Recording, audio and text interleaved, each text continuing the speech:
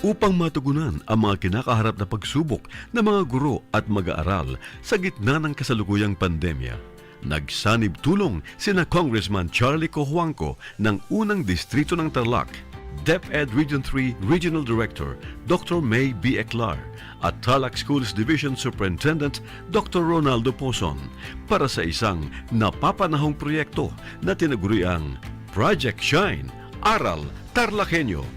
Ang mga mag-aaral ng Grade 4 at Grade 5, ganon din ang Grades 8 and 9 sa buong probinsya ng Tarlac, kasalukuyang sumasailalim sa radio-based instruction. Katuwang ang himpilang DZTZ 828 kHz AM at RTV Tarlac, Channel 26. Ang Tarlac po nangunguna po ngayon pagdating po sa radio-based instruction. Marami pong humahanga sa atin. I'm very happy this station, itong DCTC, could reach the whole of Region 3. Hindi natin alam, we are contributing. We are creating a very big dent in the history of Philippine education. And I am proud. I am here in Tarlac. This is the noble cause of education in which you and I, without you knowing it, we are bound to do.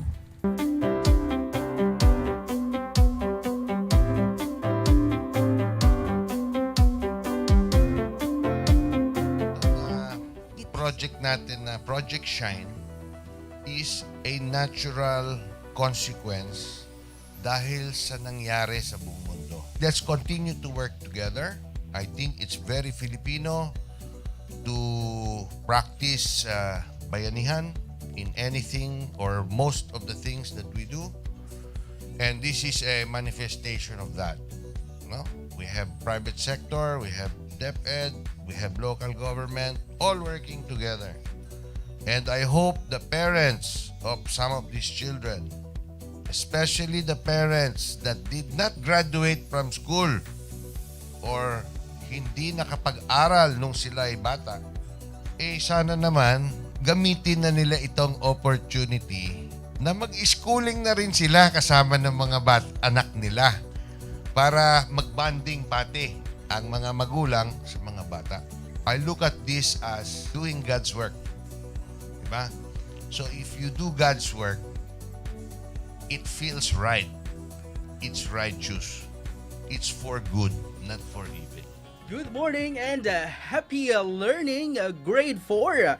Welcome to Aral TarlakHenyo here on RTV Tarlac, Channel 26. Simulcast over DZDZ 828, Radio Filipino Tarlac. I am Teacher Mercy Pacheco Bognot. This is Alistair Aidatu. I am Marie Josephine B. Andrade. I am Teacher Princess Marie M. Dueñas, and I will be your teacher broadcaster for today.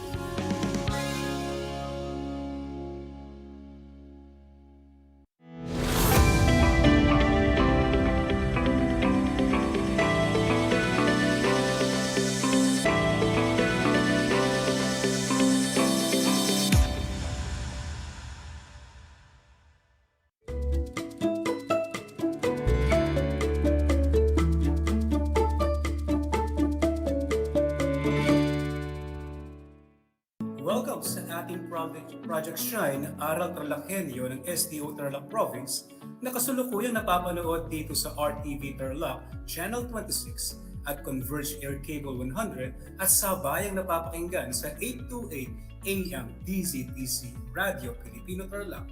Magandang buhay, mabuting tao! Kumusta kayo mga giliw kong tagapakinig? Ang aking pagbati at paghanga sa inyong pagpapahalaga sa edukasyon at pagpupursiging matapos ito ng nagtatagumpay sa kabila ng hamon ng pandemya. Ako ang inyong guro sa edukasyon sa pagpapakatao baitang 8, Ginoong RJ Dipangan na sumasayang puwit mula dito sa bayan ng Capas Tarlac na sasamahan at gagabayan ka sa Most Essential Learning Competencies na nakikilalang mga uri, sanhi at epekto ng mga umiiral na karahasan sa paaralan. Natitiyak kong kayo ay handang-handa na sa pagpapatuloy ng ating aralin sa araw na ito. Maging alerto at listo sa anumang impormasyong magbibigay sa atin ng inspirasyon, pag-asa at aral sa buhay na makatutulong sa pagiging mabuting tao. Makikita sa inyong screen mga bata ang larawan ng learner's material na ating gagamitin sa ating talakayan sa edukasyon sa pagpapakatao baitang 8. Mangyaring buksan ito sa pahina 386 hanggang pahina 387. Ngayon, bago tayo dumako sa ating bagong leksyon, ating munang balikan ang ating nakaraang aralin tungkol sa mga sanhi ng mga umiiral na karahasan sa paaralan. At dahil itinuon natin ang ating pansin sa pambubulas o bullying, ating balikan ang mga profile ng mga karakter sa pambubulas. Sino ba ang dalawang karakter sa pambubulas? Ano-ano naman ang profile ng isang batang nambubulas? Ang batang nambubulas ay mas malamang na napalaki ng isang pamilyang napabayaan na gawin ang lahat ng kanyang gustong gawin, hindi naramdaman ng pagmamahal, hindi napalago ang komunikasyon at ugnayan sa loob ng pamilya, o ginamitan ng pananakit bilang pagdidisiplina at nakita ang pagiging marahas ng magulang na nagdulot ng pagkakaroon ng damdamin ng puot sa kapwa at malaon ay makaramdam ng kasiyahan sa pananakit sa iba. Ayon nga kay Karin Itusinski, dahilan ng pambubulas ng isang tao ay maaaring mag-ugat sa pamamaraan ng pagpapalaki ng kanyang mga magulang. Ano-ano naman ang matalas na sanhi kung bakit nabubulas ang isang tao? Ang mga ito ay ang kakaibang physical o kaibahang physical o sa Ingles, physically different. Kakaibang estilo ng pananamit, sa Ingles, dresses up differently. Orientasyong sexual o sexual orientation, madaling mapikon o short-tempered, balisa at di panatag sa sarili, anxious and insecure, pababa ang tingin sa sarili o low self-esteem, tahimik at lumalayo sa nakakarami, quiet and withdrawn sa wikang Ingles, at walang kakayahan na ipagtanggol ang sarili o inability to defend oneself mula sa mga taong nambubulas. Sa episode naman natin ngayon, ating tatalakayin ay ang mga epekto ng mga umiiral na karahasan sa paaralan. Sa panahon ngayon kung saan lahat ng kabataan ay tila alam na ang lahat ng bagay sa mundo, hindi maiiwasan ang sakitan at samaan ng loob. Sa mabilis na pag-ikot ng mundo, kasabay ng mabilis na pagkatuto ng mga bata sa anumang bagay sa kanyang paligid. Laganap ang isang tipang karaniwang suliranin na kung saan ang mga kabataan ang madalas na nagiging biktima rito. Ang kabataan ay namulat sa pambubulas o ang tinatawag nating bullying. Ayon kay Michael Diamond, Director ng Plan Philippines, lubos na nakakabahala ang palaking bilang ng mga nabibiktima ng pambubulas dahil ang mga biktima na ito ay mayroong posibilidad na makalinang ng pagiging mailap at ng takot na nakakaapekto sa pamamaraan ng kanilang pagkikipag-ugnayan sa kanilang kapwa. Makahahadlang din ito sa kanilang pagkikilahok sa paaralan at makakapagpababa ng kanilang marka sa pag-aaral. At mas higit pa rito, maaari itong magdulot ng takot sa pagharap ng mga bata sa lipunan. Magdudulot ito ng madalas na paglipas sa klase, na kalaunan ay magbubunga ng paghinto sa pag-aaral at pag-ayaw na muli na bumalik pa sa paaralan. So, makikita niyo naman mga bata, talagang lubos na nakakabahala ang epekto ng pambubulas sa isang tao. Narito pa ang ilan sa mga pangunahing epekto ng mga karahasan sa paaralan. Una, nakakaranas ng matinding kalungkutan at depresyon. Ulitin natin, nakakaranas ng matinding kalungkutan at depresyon. Kadalasan, nakakaranas ng matinding kalungkutan at depresyon ang mga nagiging biktima ng pambubulas dahil sa malaking pagkakaiba ng ugali at hindi kayang ipagtanggol ang sarili mula sa mga nambubulas. Karamihan sa mga nagiging biktima ay nalulungkot at nagkakaroon ng pagbabago sa paraan ng pag-iisip. pakikisalamuha at pakikipagkapwa-tao at pakikitungo sa iba. Ang ikalawa, nagkakaroon ng suliranin sa pagtulog o sleep difficulties na maaaring humantong sa sleep disorder. At sila ay nawawalan ng ganang kumain. Isa sa maaaring epekto ng mga karahasan sa paaralan ay ang suliranin sa pagtulog at kawalan ng ganang kumain. Kapag ang isang bata ay nakaranas ng matinding karahasan sa paaralan, magsisimula na itong makaramdam ng takot hanggang sa pagtulog ay dadalhin niya ito at dahil dito ay mahirapan na siyang makatulog. Ganon din ay mawawalan na siya ng gana sa lahat ng bagay, maging sa pagkain. So pansinin natin, hindi lang pala nakaka-apekto ito sa pagtulog natin, nakaka-apekto rin ito sa pagkain ng tama dahil nakakawalan ng gana. Ang susunod ay nakakaranas ito ng takot, pagkabalisa at pangamba. Dahil sa pumupulas ay natututong isang bata o estudyante na laging mag-isa dahil sa takot nagdulot ng pambubulas. Natutroma isang bata kapag ito ay nabulas. Kung minsan, mapapansin natin na ang biktima ng pambubulas ay parang laging tapo o hindi mapakali. Ito ay dahil sa trauma na kanilang naranasan mula sa kanilang kapwa at sa kanilang pakiramdam na sila ay hindi ligtas sa kung nasaan man sila. Ito ay dala ng takot na iniwang bakas ng bullying sa kanilang buhay. Para sa mga mag-aaral, ang mga karaniwang binubulas ay nakakaranas ng takot at pangamba na ulit-ulitin ang pambubulas na ginagawa sa kanila. Dahil dito, ayaw nang pumasok ng bata sa paaralan. Inilalayo niya ang kanyang sarili sa mga taong nananakit at umaabuso sa kanilang kahinaan. Ang ikaapat, maaaring maging epekto ng mga karahasan sa paaralan ay nagkakaroon ng mababang tiwala sa sarili. Itin natin, nagkakaroon ng mababang tiwala sa sarili. Ang mga karahasan sa paaralan, lalo na ang pambubulas o bullying, ay nagdudulot ng pagbaba ng tiwala sa sarili ng isang mag-aaral.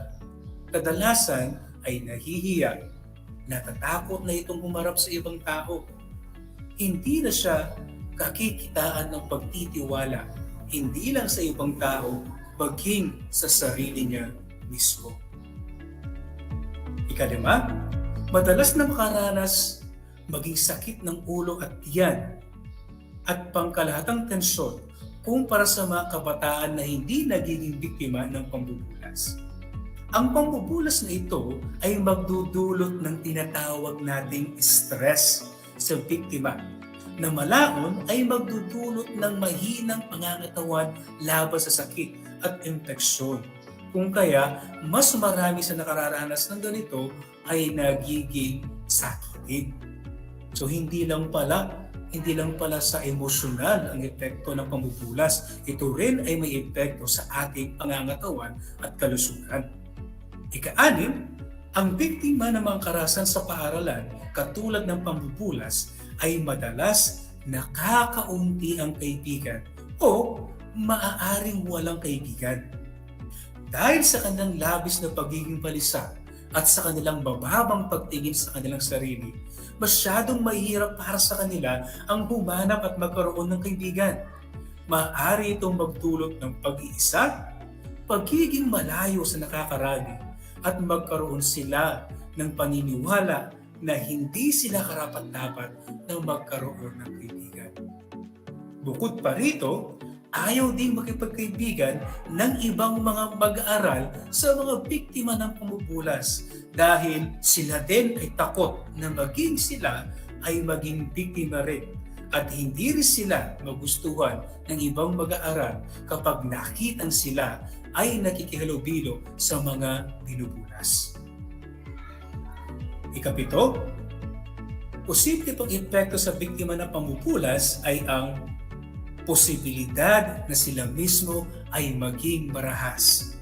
Ulitin natin, mayroong posibilidad na sila mismo ay maging marahas. Maaaring sa panahon ng pambubulas o sa hinaharap, ang karanasan na ito ay maaari nilang gawin sa kanilang sarili, sa paaralan o maaaring sa taong nambubulas sa kanila. Maaaring makagawa sila ng mas marahas na bagay, lalo pa at naging malabis ang sakit na kanilang naranasan mula sa mga nambubulas. Sila ay napipilitang kumunti at maging mapanakit. Ang susunod ay maaaring masiraan ng ulo. Oo, maaaring masiraan ng ulo o mawala sa tamang pag-iisip ang biktima ng karahasan sa paaralan. Nangyayari ito sa isang tao kapag hindi na niya kinaya o kapag hindi na kinaya ng utak niya ang mga masasamang salita na galing sa mga nambubulas. Nabubuo ito sa pamamagitan ng mga problema at depresyon. Ang pinakamabigat sa lahat ay ang pagpapatiwakal o suicide. Ang pinakamabigat sa lahat ay ang pagpapatiwakal o ang suicide. Kapag hindi naagapan ang mga biktima, ay nagpapatiwakal sila dahil sa matinding panggigipit, sa matinding kahihiyan. Sabi nga natin kanina, ang isang bata na nakaranas ng karahasan ay maaaring ma-depress, maaaring ma-stress, na kung saan maaaring humunto sa pagpapasya na kunin ang kanyang sariling buhay. Ang depresyon dahil sa bullying o anumang karahasan sa paaralan ay maaaring ikamatay ng isang tao. Ito ay dahil mas pinili nilang sarilihin ang kanilang mga problema. Narito naman ang isang isinalin na tula na sinulat ng isang batang 13 gulang na biktima ng pambubulas sa England na may temang maaalala ko habang buhay at hindi kailanman malilimutan. Narito ang tula. Lunes, kinuha nila ang aking pera. Martes, tinawag sa iba-ibang pangalan. Miyerkules, pinunot nila ang aking uniforme. Huwebes, puno ng dugo ang aking katawan. Biyernes, tapos na ang lahat. Sabado, kalayaan. Kung susuriin mabuti ang tula, ano sa tingin ninyo ang ginawa ng bata sa tula? Oo, winakasan ng batang gumawa ng tula ang kanyang sariling buhay dahil sa seryosong pambubulas ng kanyang kapwa mag-aaral. At iyan ang isa lamang sa maaaring maging epekto ng mga karahasan sa paaralan, lalo na ng tinatawag nating pambubulas o bullying. Talaga namang nakakalungkot isipin na buhay ang pinag-uusapan sakaling hindi mapaglabanan ng isang mag-aaral ang mga posibleng epekto ng iba't ibang uri ng karahasan. Buhay na pinagyaman ng Diyos at ng pamilya, subalit masisira lamang sa mga walang pakundangang kapwa mag-aaral na walang respeto at pagmamahal. Ang pambubuli at paulit-ulit na panunukso ay isang agresibong pag-uugali na nagdudulot ng negatibong epekto sa isang bata. Nakakagambala ito sa pag-aaral o kagalingan at pag-unlad ng batang may ganitong asal at sa batang naaapi. Sa pagtalakay natin sa mga posibleng epekto ng mga karahasan, naway maging mulat sana ang bawat isa na anumang uri ng karahasan sa paaralan o sa lipunan na kinabibilangan ay may masamang dulot sa pagkatao ng isang tao. Klaro ba ang lahat? Klaro ba ang lahat ng mga epekto ng pambubulas sa ating natalakay? Uulitin ko ang mga ito at pakinggang mabuti. Ang mga epekto ng pambubulas ay ang mga sumusunod. Nakakaranas ng matinding kalungkutan at depresyon, nagkakaroon ng suliranin sa pagtulog o sleep difficulties, at nawawalan ng ganang kumain, nakakaranas ng takot, pagkabalisa at pangamba, nagkakaroon ng mababang tiwala sa sarili, pagsakit ng ulo at tiyan, kakaunti ang kaibigan o maaaring walang kaibigan, maaaring magdulot ng pag-iisa at pagiging malayo sa nakakarami, at magkaroon ng paniniwala na hindi sila karapat-dapat na magkaroon ng kaibigan. Bukod pa rito, ayaw ding makipagkaibigan ng ibang mga mag-aaral sa mga biktima ng pambubulas dahil sa takot na maging sila ay maging biktima rin at hindi sila magustuhan ng ibang mag-aaral. At may posibilidad din na ang mga biktima ng pambubulas ay maging marahas, maaaring sa panahon ng pambubulas o sa hinaharap. At ang panghuli ay ang pagpapatiwakal o pagpapakamatay. Mahalagang tandaan mga anak ang mga sumusunod na konsepto mula sa ating aralin ngayong araw. Una, ang mga karahasan sa paaralan ay palatandaan na hindi nabibigyan ng tuon dahil sa pag-aakala ng marami na ang pambubulas ay bahagi ng yugto ng pagdadalaga at pagbibinata. Sabi nga ng ilan, that's part of growing up. Mahalagang maunawaan ng lahat ng kabataan na hindi normal na kasama sa paglago ang pagiging biktima ng pananakit ng kapwa. Ikalawa, kung inaakala ng marami na ang pambubulas ay tanging sa binubulas lamang nakakaapekto, ito ay isang malaking pagkakamali. Maging ang pambubulas ay mayroon ding epekto sa taong gumagawa nito.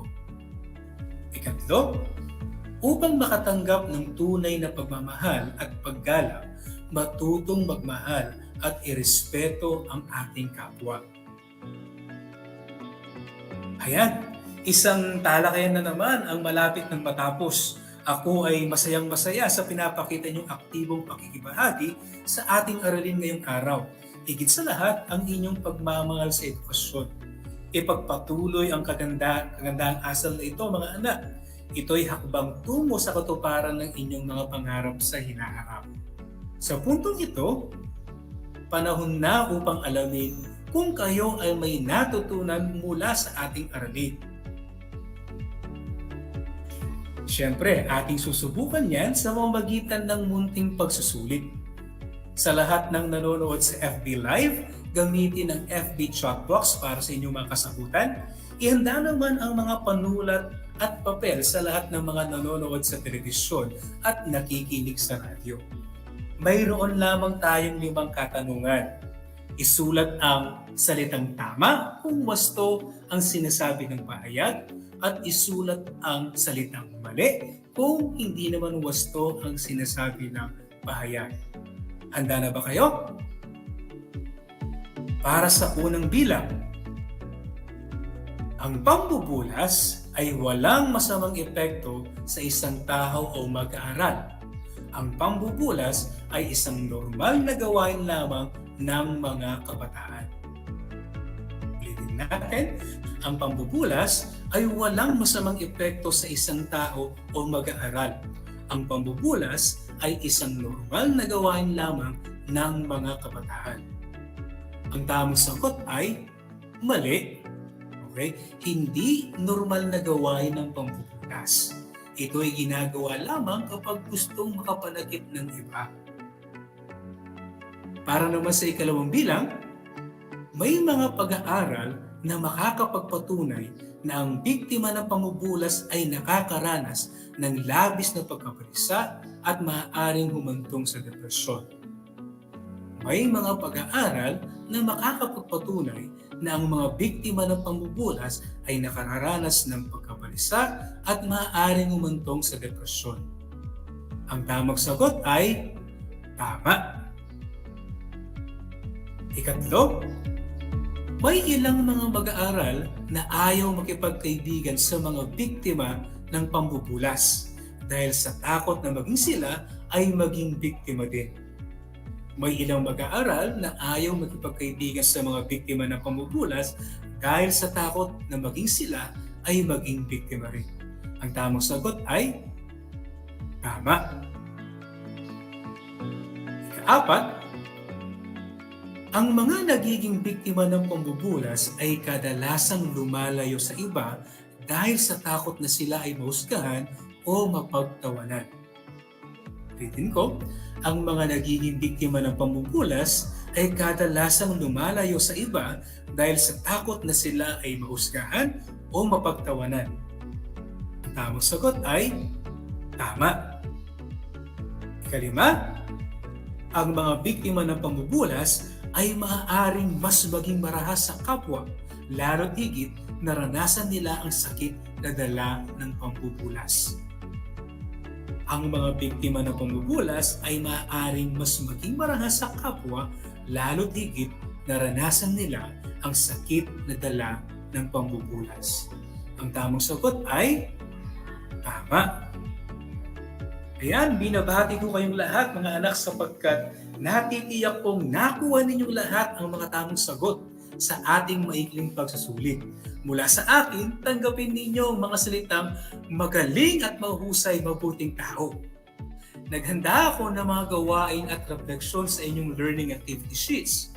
Inaasahan ko na ito ay inyong sasagutan ng buong sigasig at sa abot ng inyong makakaya. Kung sakali mang kailanganin nyo ang patnubay ng inyong kapamilya at guro, huwag kayong mag-aatubiling sila ay tawagan upang kayo ay magabayan ng tama. Panalangin ko na anumang konsepto higit lalo ang mga aral sa buhay na inyong natutunan ngayong araw na ito ay inyong maisa sa buhay sa araw-araw. Muli, ako ang inyong guro sa edukasyon sa pagpapakatao baitang 8, Ginoong RJ Pangan, na nagpapaalala na piliing maging mabuting tao sa lahat ng panahon at pagkakataon. Hanggang sa muli,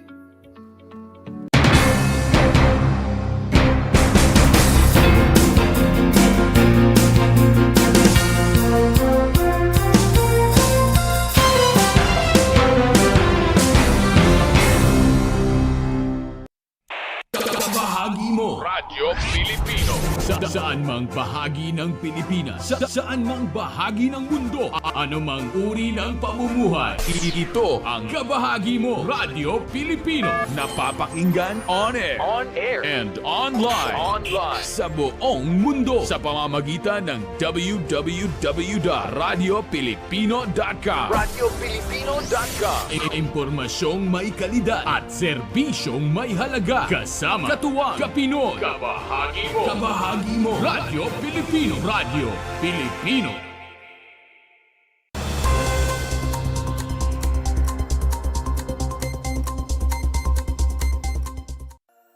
Any home must be built on a solid foundation of friendship, trust, and respect. Ito ang kailangan para sa matatag na tahanan. Ipinagdiwang kamakailan ng mga miyembro ng Nationalist People's Coalition o NPC ang birth anniversary ng yumaong dating gobernador at statesman na si Eduardo Danding Murphy Cojuangco Jr. For the past 31 years of NPC's existence, it has proven its relevance and significance to the political landscape of our country and of Tarlac. Despite the diversity of NPC, it has withstood the challenges and trials of the times. This strength came from the values and principles inculcated by my grandfather, Lolo Danding. His most valuable saying is that a political party that does not touch upon or improve the lives of the people has no reason to exist. I hope that this reminder will always be the prime intention and commitment of every member of our party. Ang aktibidad na may temang ito ang tahanan mo, noon, ngayon at sa kinabukasan ay dinaluhan ng mga local officials sa probinsya ng Tarlac kung saan ilan sa mga ito ay nagbigay ng kani-kanilang mga mensahe. Ang importante, makakonect ako, connected pa rin ako sa mga taga-Tarlac. And that's how he was. Someone I saw na napakataas, pero yung loob, yung kalooban niya was very, he felt the people. That's why there's no better way that andito tayo ngayon lahat ng magkakasama under his party. I'm sure he is smiling that We send our love and wishes to him, and we ask for his guidance. We are gathered here in the presence of commemorating, thanking a person na, to me, to my mind, is somebody that is very hard to forget. And I think many of you have personal relationships with this person or with his family or with probably the party that he stood for. So ako ay masaya dahil kahit na wala na si boss, nakikita ko na maari pa rin mabuo ang grupo na minahal niyang mga tao dito sa ating lalawigan. Lalo-lalo na sa 1st District. A political party that does not touch upon the lives of the people has no reason to exist. So yun po ay isinabuhay ng ating mahal na Danding Cojuangco. Makita lang natin ang litrato ni Boss Danding ay inspired na tayo. Di ba? Yun po ang aking paniwala. So muli, sa inyo pong lahat, kasama ko po kayo na babati at bumabati kay Boss Danding in heaven ng happy birthday. So, ulitin ko, are we all at home? Yo. Kasabay ng pagdiriwang ay ang panunumpa ng mga bagong membro ng NPC mula sa iba't ibang bayan sa probinsya ng Tarlac. Para sa RTV Tarlac Channel 26, ako si Jam Torio, nagbabalita.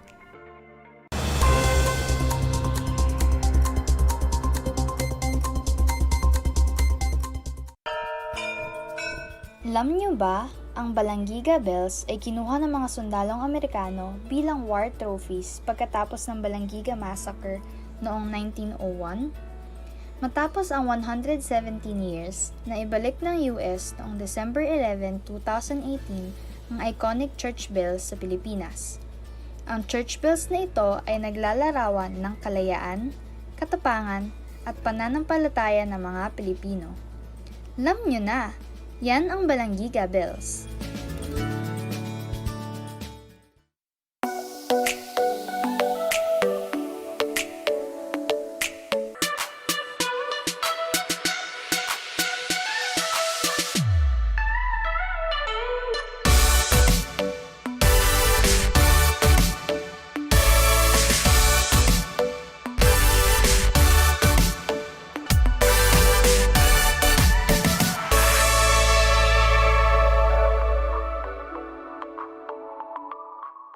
Did you know that children learn more when they initiate an activity and are actively engaged in it? This is your science teacher broadcaster, Princess Diana L. Ronquillo for Aral TarlakHenyo. Let's learn science together on Aral TarlakHenyo. Catch us live every Monday to Friday from 8:30 a.m. to 5:30 p.m. Watch Aral TarlakHenyo on RTV Tarlac, Channel 26, simulcast over Radyo Pilipino, DZTC, 828 kHz, and streamed live on FB page and YouTube channel of RTV Tarlac, Channel 26.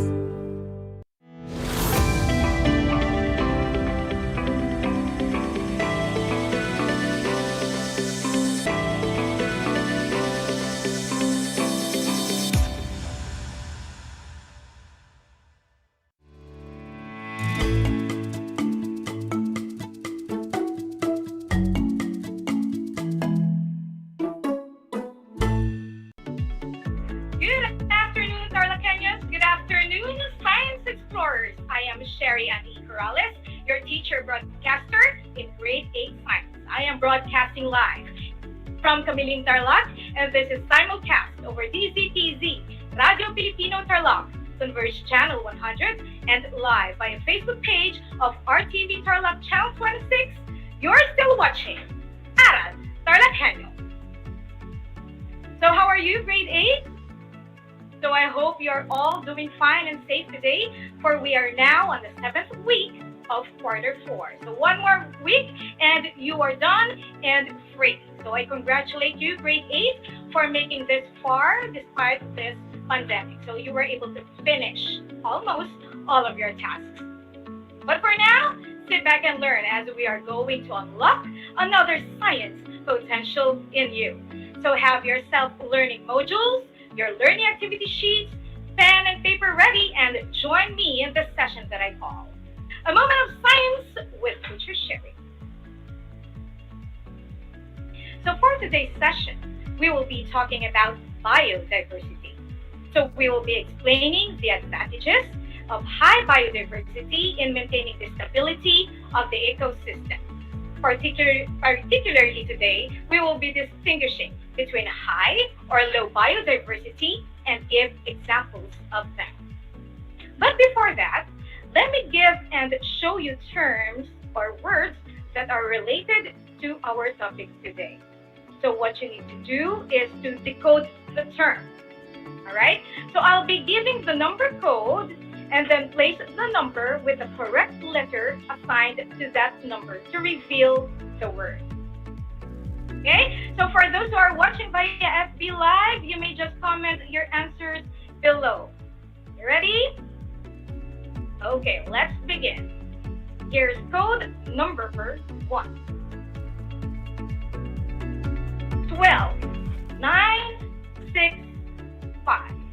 So look for number 12 and then look for the designated letter and then complete the word. So your clue would be the existence of an individual human being or animal.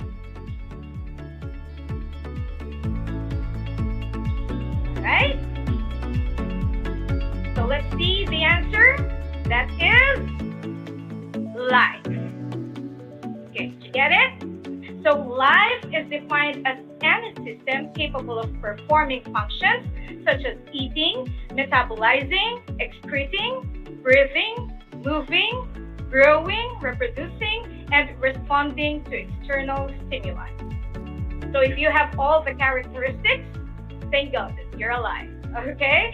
All right, let's move on with code number 2.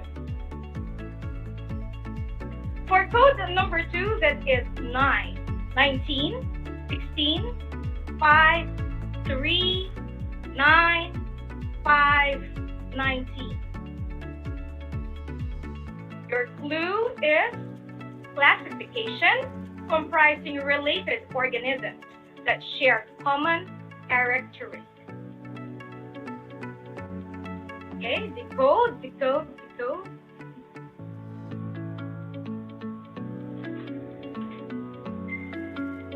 Okay, so let's reveal the correct answer. That is species. Yes, so a species is a group of animals, plants, or other living things that all share common characteristics and that are all classified as alike in some manner. An example of a species is, of course, us, human beings. Did you get that? Grade 8? Very good. All right, let's move on with number 3. The code is 5, 3, 15, 19. So I've given a bonus letter, that's Y, 19, 20, 5, and a letter M. So your clue is a system consisting of biotic and abiotic components that function together as a unit.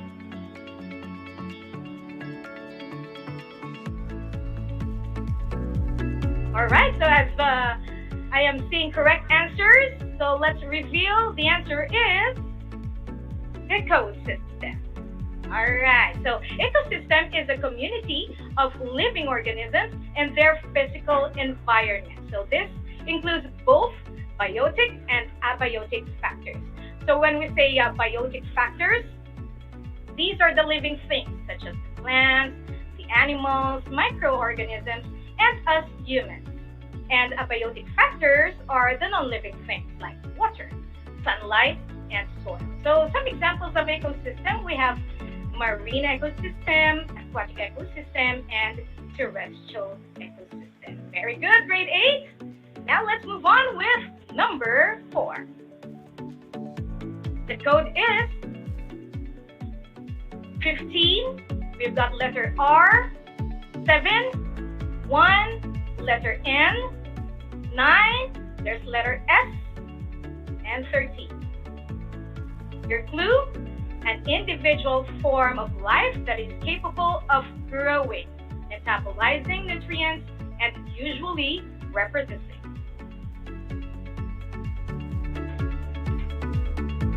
Okay, correct answer, we've got organism. Yes. Thank you so much. There are lots of correct answers in our comment section. Okay, so again, organism is an individual form of life such as plant, animal, bacterium, protist, or fungus. Or it is also a body made up of organs, organelles, or other parts that work together to carry on the various processes of life. Very good. Now, finally, number 5. The code is 2. Letter I, 15. 4, 9. Letter B, 5. 18. Letter S, 9. 20. And Y. Your clue, it refers to the variety of living organisms. Alright. So the correct answer we've got biodiversity. Yes, they got that correctly. Very good. Okay, so those are the terms related to our topic for this session. So let's explain them further. So our topic is all about biodiversity. So what is biodiversity? Find that out. So biodiversity is the variety of life on Earth. This life in all its shapes and sizes occurs in the context of ecosystems. So it relies on and interacts with other organisms and the physical environment. So biodiversity boosts ecosystem productivity where each species, no matter how small, has a vital role to play. So let's take for an example. A larger number of plant species means a greater variety of crops. So greater species diversity ensures natural sustainability and for all life forms. Okay? So let me show you some animated pictures and try to describe the biodiversity in each picture. Okay? So here is picture number 1. Okay, so in here, how can you describe the biodiversity?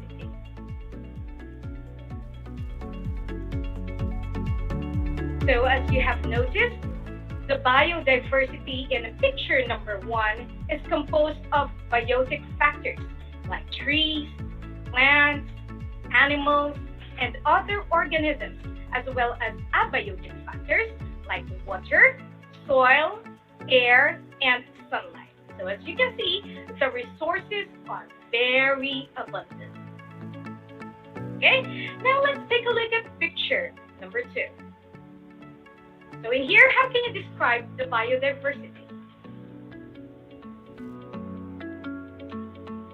Right, so the biodiversity in this picture has few trees, plants, animals, and the trees were also cut down. So you see there are few prominent species and a low number of other species within the habitat. So from the pictures, we can say that biodiversity is the mix of different animals, plants, and microorganisms that make up our natural world. But then, it's in different scenarios. So that would lead us to the types of biodiversity. So biodiversity has 2 types. First one is high biodiversity, and the second one is the low biodiversity. So when we say high biodiversity, This refers to a number of either simple or complex organisms interacting with one another and comprises a community in the environment. So for example, a forest containing many types of trees, dozens of bird species, and both big and small mammals is described as having a high biodiversity. So high biodiversity is good since there are many species present in an area. So this usually means that an ecosystem is healthy and is relatively undisturbed by humans. Now, let's have low biodiversity. So low biodiversity refers to an environment or ecosystem with few or less number of organisms that interact with one another. So this usually resulted to the destruction of habitat because of human activities and natural disaster. So let's say a forest having just one type of tree or only 2 bird species and a single type of mammal. So that is described as having low biodiversity. So low biodiversity is a characteristic of an unhealthy or degraded environment. So let's go back to the pictures that I have shown you earlier. Okay, which picture do you think has a high biodiversity, and which one has the low biodiversity? So write down or comment down your answers.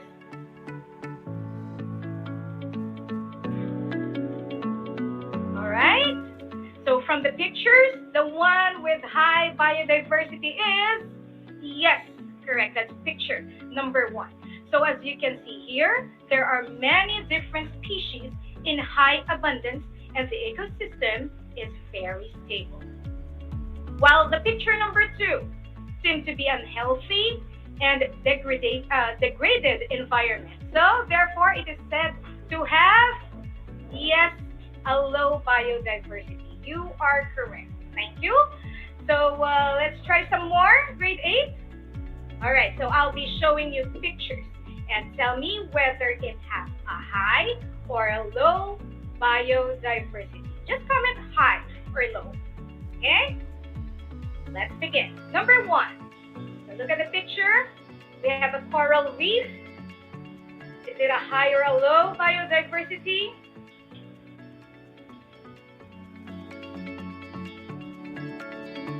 Okay, so definitely that is high biodiversity. Yes, so, okay, let's move on with number 2, picture number 2. So this seems to be an area experiencing drought. Is it a high or low?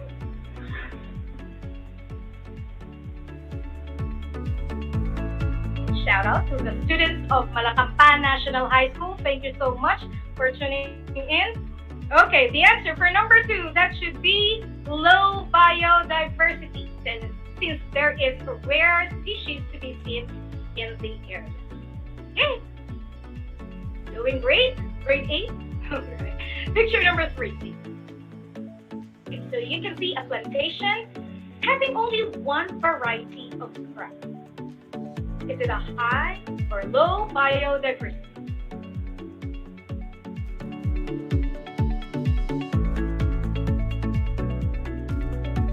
Alright, answer reveal, that is low biodiversity. You are all correct, since there is only one kind of plant, hence there is no variation of species.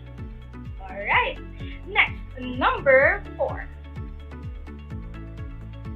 Okay, so it is a rainforest.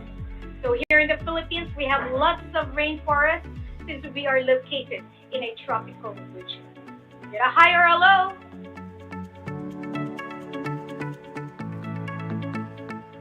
Okay, so the answer is, of course, that is high biodiversity. So there are lots of different species which are found in this kind of ecosystem. All right. Finally, number 5. Okay, so here is a picture of a pond with different animals? Is it a high or a low? Okay. So the answer is, of course, that is high biodiversity, since there are lots of species within this area. So did you get them all correctly? All 5? Grade 8? Yes, that's great. Thank you so much. Okay, so always remember, grade 8, that in a high biodiversity, it is a region with greatest number of species living in it. This condition provides shelter, water, and food to many species that can survive drought or disasters, as well as competition with other species, which results to a stable ecosystem with lesser rate of species loss. So a typical example would be a rainforest, which has the highest biodiversity.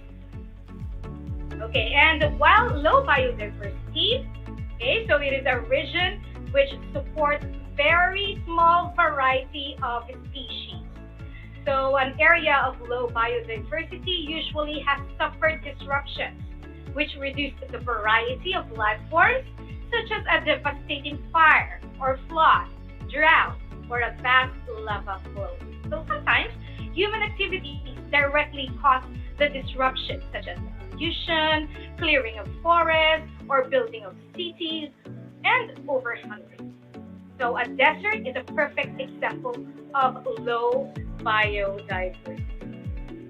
Okay, so did you understand our lesson today, grade 8? Yes?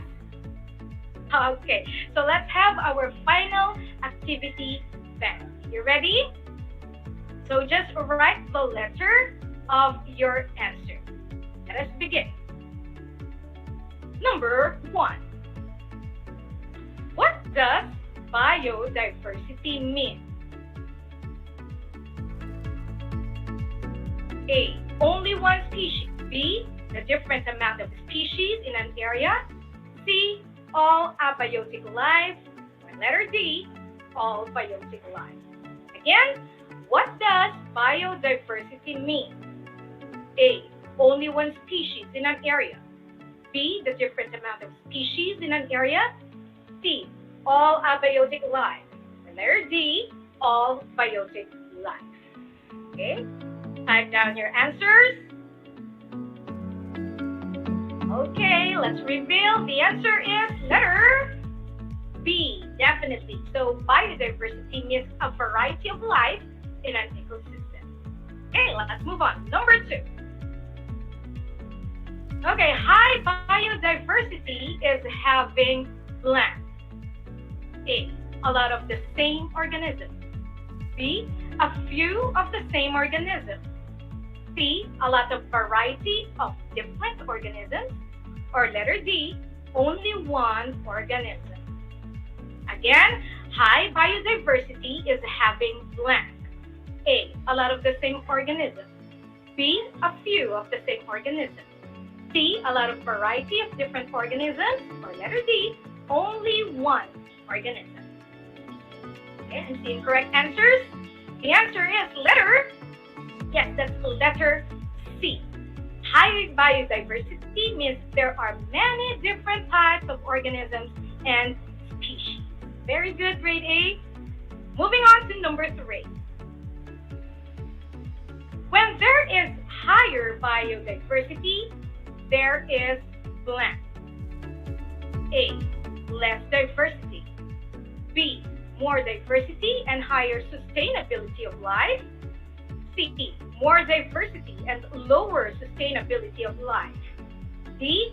More organisms are likely to die because they can't adapt to environmental changes.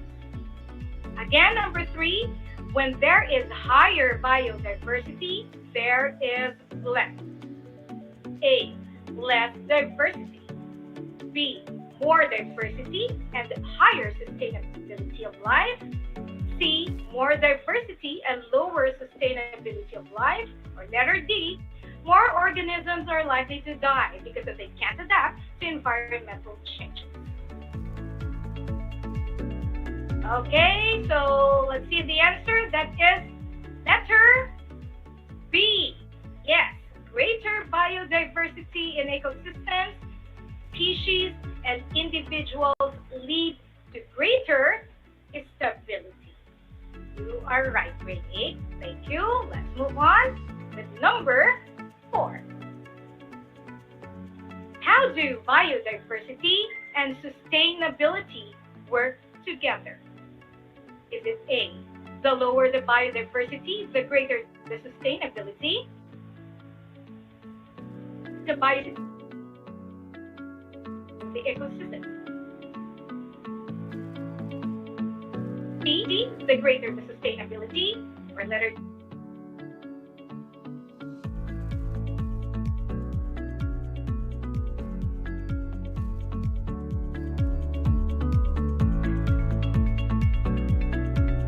number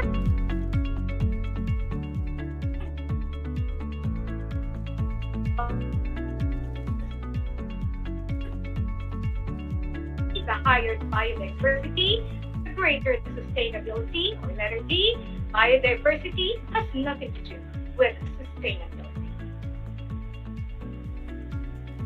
Okay, so the correct answer, that is letter C. Yes, you're right. So most of you got that correctly. Thank you so much, grade 8. So the higher the biodiversity, the greater the sustainability. Okay, let's move on. Finally, with number 5.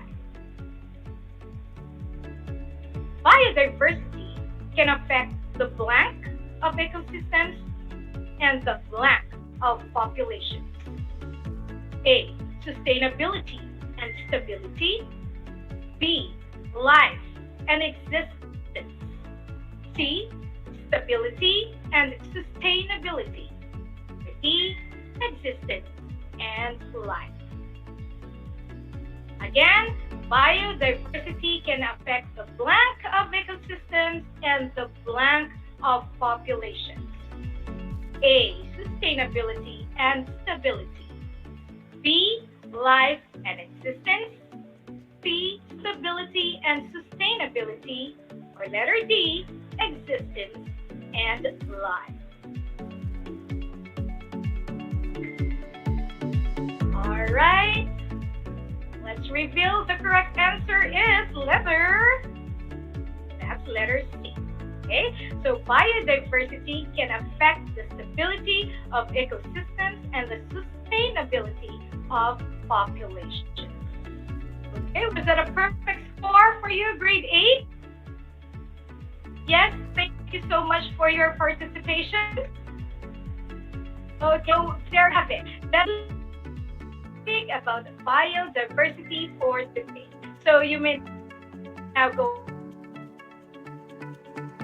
about this topic.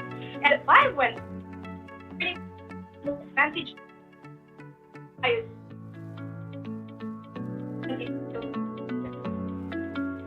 so I hope you have something from me. And ever if you got questions, feel free to message Correct. At 08466907. And remember, grade 8, to keep tuned in every month at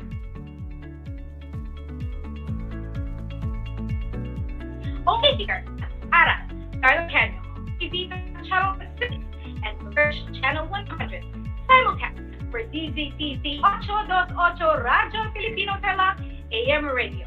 So I'll see you again on Wednesday. This has been your teacher broadcaster, Sherry Ann Corrales, on A Moment of Science with Teacher Sherry. Bye!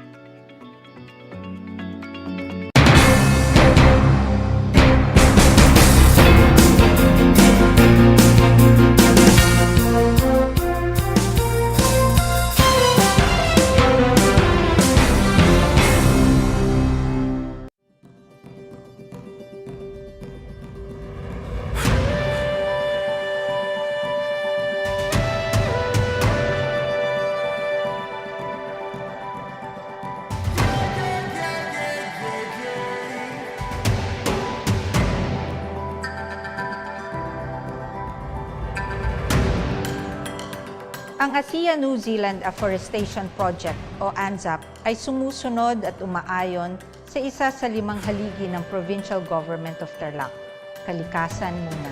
Although Tarlac is landlocked, the province is teeming with natural resources and beauty, and we TarlakHenyos are the stewards of this bounty.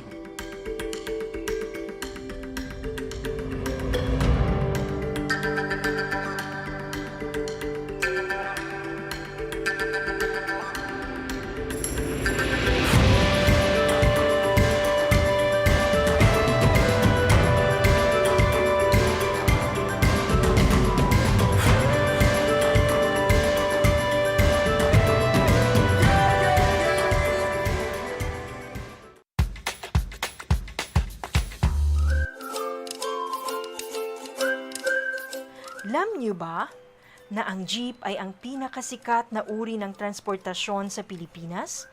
May nagsasabi na ang pangalang jeep ay hango sa salitang jeepy na ang ibig sabihin ay general purpose or government purpose na naglalarawan ng military jeep na ginamit noong World War II. Pagkatapos ng digmaan, iniwan na ng mga sundalong Amerikano ang libu-libong jeep sa kalsada ng Maynila. Ang matibay at makulay na jeepney nga raw ay truly mestizo dahil sa half local at half foreign na katangian nito. Alam nyo na, yan ang jeepney. One FM. One lang yan. This is your one. My only one. One lang yan. The only one. One FM. 96.1 Tarlac, 98.3 Lucena, 88.3 Legazpi, 96.1 Surigao, 95.9 Butuan, 92.1 Mindoro, 96.7 Tacloban, 99.3 Baler, 95.1 Puerto Princesa, Palawan. This is your one. Your only one. Your only one. One FM. One FM. Your only one FM. Handa ka na bang pumasok sa mundo ng sports? Kung ready ka na, welcome sa headquarters ng Usapang Sports. Sports Minded. Saksihan ang inspiring, unfiltered moments kasama ang mga paborito mong athletes and sports legends at ang mga secrets to win mula mismo sa mga bigating coaches. Sports Minded. Uplifting stories. Breathtaking adventures. And real-life conversations on and off the court. This is your exclusive access to the celebrities of sports. Sports Minded. Sports Minded. Sports Minded. Sabado, alas 11 ng umaga sa Radyo Pilipino at alas 12 ng tanghali sa 1FM. Mapapanood rin sa Radyo Pilipino at 1FM Facebook pages. Sports Minded. Sports Minded. Sports Minded. Multiply 1089 by 9, you will get an answer, the exact reverse, which is 9,801. My name is JRP Duldulao, your teacher broadcaster on Aral TarlakHenyo. For more math trivia and answers to your math questions, catch Aral TarlakHenyo every Monday to Friday from 8:30 a.m. to 5:30 p.m. Learning math is so much fun!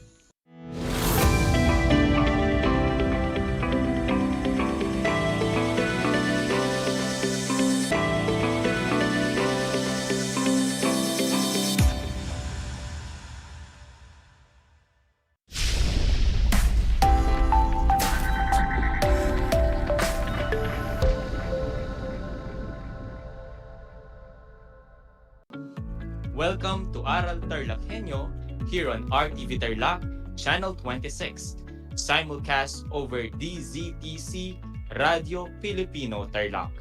We are also live on Channel 100 of the Converge Cable TV.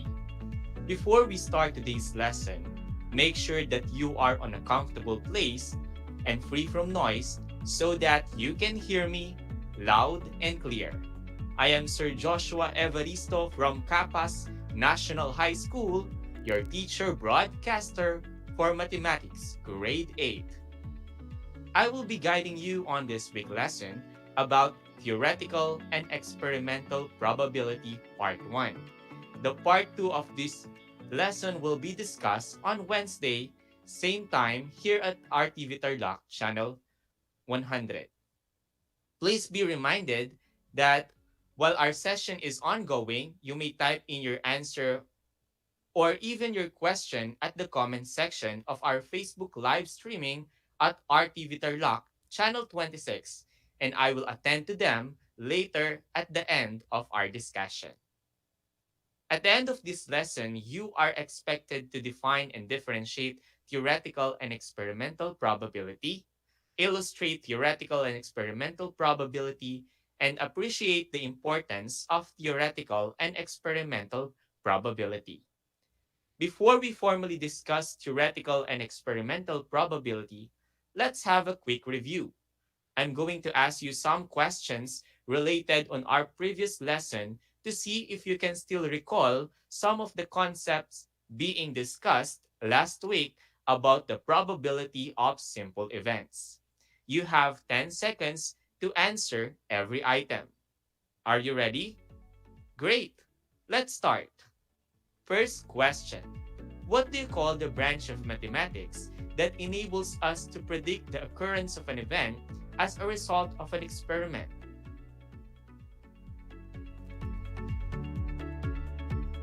If your answer is probability, then you are correct. More so, the different examples of experiment in probability are tossing a coin, rolling a die, randomly picking a marble in a jar, choosing a card in a standard deck of cards. The experiments are activities which could be repeated and which have a well-defined results. Question number 2. What do you call the well-defined results of an experiment in probability? That is correct. The answer is outcomes. Great job, grade 8 learners. It is the set of all the outcomes in an experiment. It is usually denoted by letter S and can be written using a set notation. The answer for this item consists of 2 words.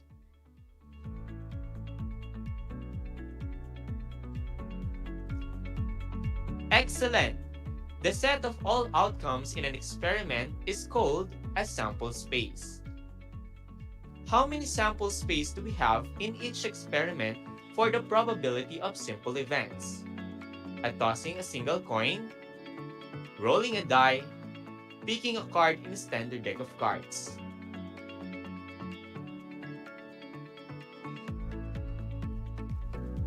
For the first experiment, which is tossing a coin, we have 2 sample spaces, the set of head and tail.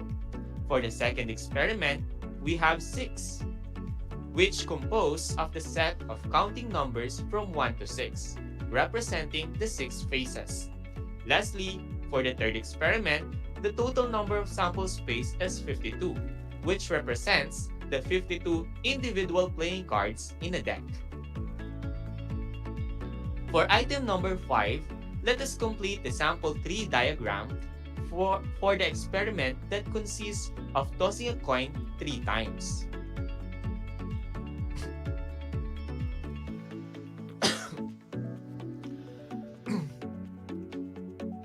We will toss a coin. For the first toss, we have 2 outcomes. Second toss, we have head and tail. Then another head and tail. For the third toss, we have head, tail, head, tail, head, tail. Excellent, grade 8 learners. The sample space tree diagram for tossing a coin 3 times is already complete. Let us now list the sample space of our given experiment. We have the set of HHH, HHT, HTH, HTT, THH, THT, TTH, TTT. In your previous lesson, you learned how to find the probability of a simple event using the ratio number of favorable outcomes over the total number of outcomes. For example, using the given spinner, the probability of spinning a blue is given by 1/6, since there is one possible outcome spinning a blue and there are 6 possible outcomes. Each outcome is equally likely. Since we found the probability without actually spinning the spinner, it is called the theoretical probability. In other words, in theory, there is 1/6 chance of spinning a blue. Theoretical probability is a probability that is determined based on reasoning. To find the probability of an event, also called the likelihood of an event, we can use the formula probability of an event is equal to the number of ways event can occur over the number of possible outcomes. In symbol, we have the probability of E is equal to the number of event over the number of sample space. Let's have some illustrative examples. Example number 1. A die is rolled. What is the probability of obtaining a number less than 5? First, let us determine the sample space or the set of outcomes in rolling a die. So, the sample space is a set of 1, 2, 3, 4, 5, and 6. Therefore, the number of sample space is 6. Also, the event is getting a number less than 5. The number less than 5 in the sample space is the set of 1, 2, 3, and 4. Thus, we have a total of 4 numbers less than 5. After identifying the given values, we can now apply the formula for probability of getting less than 5, which is equal to the number of less than 5 in the sample space over the number of sample space. Applying substitution, we have the probability of getting less than 5 is equal to 4 over 6. We can simplify 4 over 6 by dividing the numerator and denominator by 2. 4 divided by 2 is 2, then 6 divided by 2 is 3. Hence, we have 2/3. Therefore, the probability of getting a number less than 5 when a die is rolled in theoretical probability is 2 over 3. Illustrative example number 2. What is the probability of getting a face card in a standard deck of 52 cards? The sample space are the set of 52 individual playing cards. So the number of sample space is 52. Then, the event is getting a face card. The face cards in a standard deck of 52 cards are the Jack, Queen, and King of Clubs, the Jack, Queen, and King of Diamonds, the Jack, Queen, and King of Hearts, and the Jack, Queen, and King of Spades. Thus, we have a total number of 12 face cards. After identifying the given values, we can now apply the formula for probability of getting a face card, which is equal to the number of face cards in the sample space over the number of sample space. Applying substitution, we have the probability of getting a face card is equal to 12 over 52.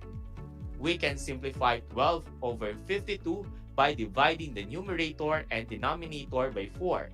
12 divided by 4 is 3, then 52 divided by 4 is 13. Hence, we have 3 over 13.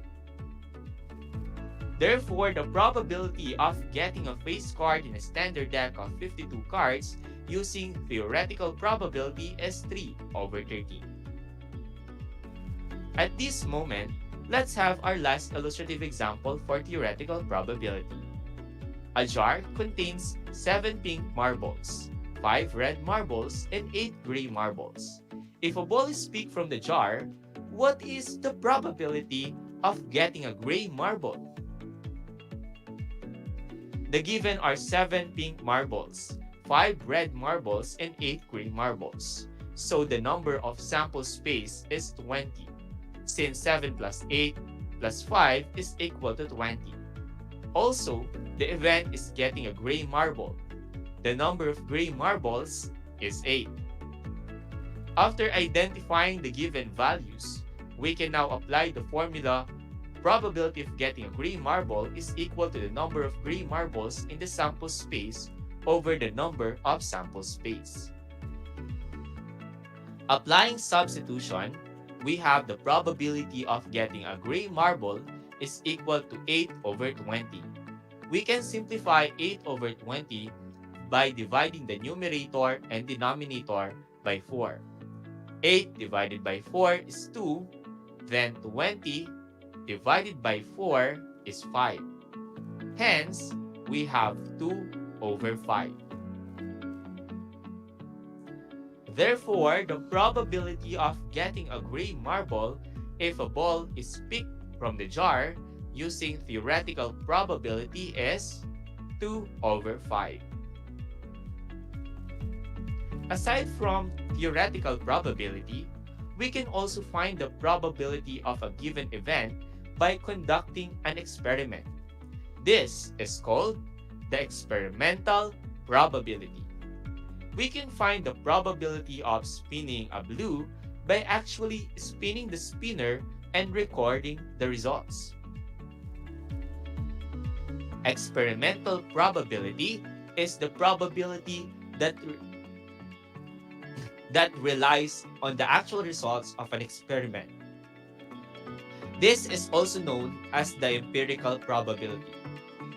This can be determined by the ratio of the number of times an event actually occurs to the total number of times the activity is repeated. Let's try to conduct an experiment of spinning a spinner 15 times and find the probability of getting each color in the wheel.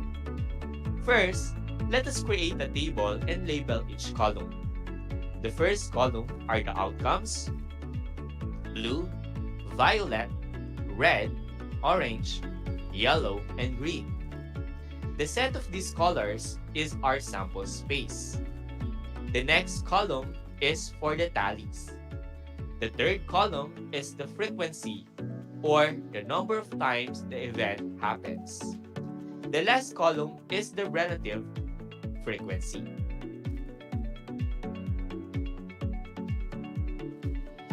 Now, let us spin the spinner 15 times and record the result in the tally column in our table. Blue, green, orange, green, red, yellow, yellow, red, blue, yellow, green, green, violet, blue, and violet. Then, we will count the number of tallies in each outcome and put it on the frequency column in each outcome. We have 3 for blue, 2 for violet, 2 for red, 1 for orange, 3 for yellow, and 4 for green. To determine the relative frequency, we're going to get the ratio of the frequency to the total number of frequency. The relative frequency in each row determines the relative frequency that determines the probability of an event to happen for each outcomes in an experimental probability. Again, the probability of an event is equal to the number of times event occurred to the number of times the experiment is repeated. Since we spun the wheel 15 times, the total number of frequency is 15. You can check it by adding all the frequencies. 3 plus 2 plus 2 plus 1 plus 3 plus 4 is equal to 15. The relative frequency is also the probability of each outcomes in an experimental probability. the probability of getting a blue outcome is 3 over 15 because we spun blue 3 times out of 15 total spins. We can simplify it by dividing the numerator and denominator by 3. So we have 1 over 5. Hence, the experimental probability of spinning a blue is 1 over 5. Next, the probability of spinning a violet. The probability of getting a violet outcome is 2 over 15.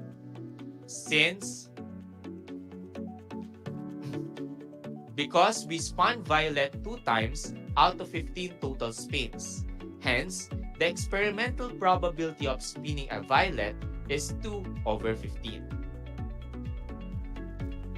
The probability of getting a red outcome is also equal to 2 over 15 because we spun red 2 times out of 15 total spins. Hence, the experimental probability of spinning a red is 2 over 15.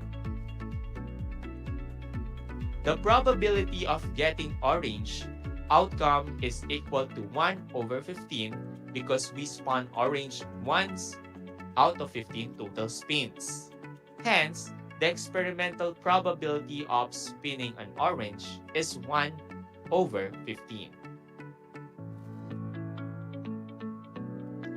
The probability of getting a yellow is equal to 3 over 15 or 1 over 5 because we spun yellow 3 times out of 15 total spins.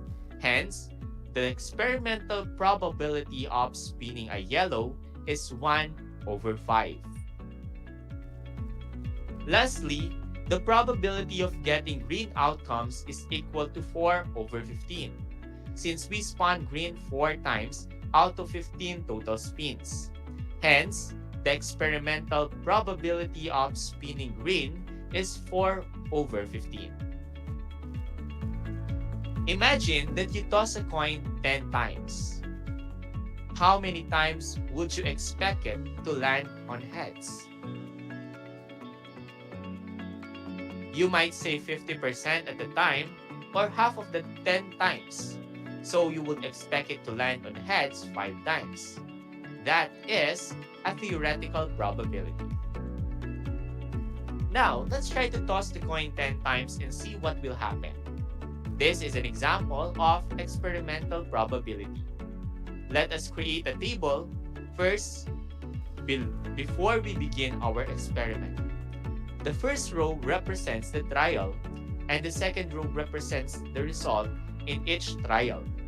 It can be a head or it can be a tail. For the first toss, we have head. Then the second toss, we have head and another head for the third toss. On our fourth toss, it landed on tail. However, on our fifth toss, the coin shows head. The tail shows up on the sixth trial. The head shows up in the seventh trial. The coin shows tail on the 8th and 9th trial. Lastly, the results on the last trial is a head. After 10 trials, we get a total of 6 heads and 4 tails. Notice that it landed on heads more times than we expected. We expect that the head shows up 5 times and the tail shows up also 5 times. You can think of an experimental probability as the probability determined from the results of an experiment. It is what happens instead of what you were expecting to happen.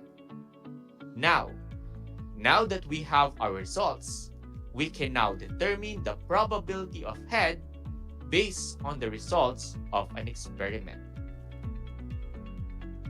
For the solution, the number of times the event that is getting ahead occurred is 6. Then the number of trials is 10. Using the formula for experimental probability, we have the probability of getting ahead is 6 over 10. We can divide the numerator and the denominator by 2, so we have 3 over 5. In percentage, we have 60%. To determine the probability of getting a tail, we have the number of times event that is getting a tail occurred is 4, and the number of times the experiment is repeated is 10. Using the formula for experimental probability, we have the probability of getting a tail is 4 over 10. We can divide it, or we can divide the numerator and denominator by 2, so we have 2 over 5. In percentage, we have 40%. For the summary of our discussion, when we say theoretical probability, this is the probability that is determined based on reasoning. In this probability, equally likely outcomes are required. However, the experimental probability relies on the actual results of an experiment. It is what happens instead of what you were expecting to happen.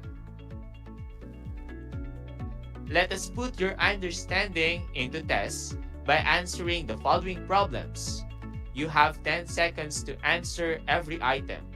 Write your answer on your paper or type your answer in the comment section of our FB live streaming. Item number 1. What is the theoretical probability of that an even number will be rolled on a number cube? Again, what is the theoretical probability of that an even number will be rolled on a number cube? Okay, time's up. The correct answer for item number 1 is 1/2. The probability of getting an even number is 3 over 6. Since we have 3 even number out of 6 sample space, then 3 over 6 is simplified, so it is equal to 1/2. If your answer is 50%, you are also correct. Item number 2. What was the experimental probability of how many times an even number actually rolled using the table?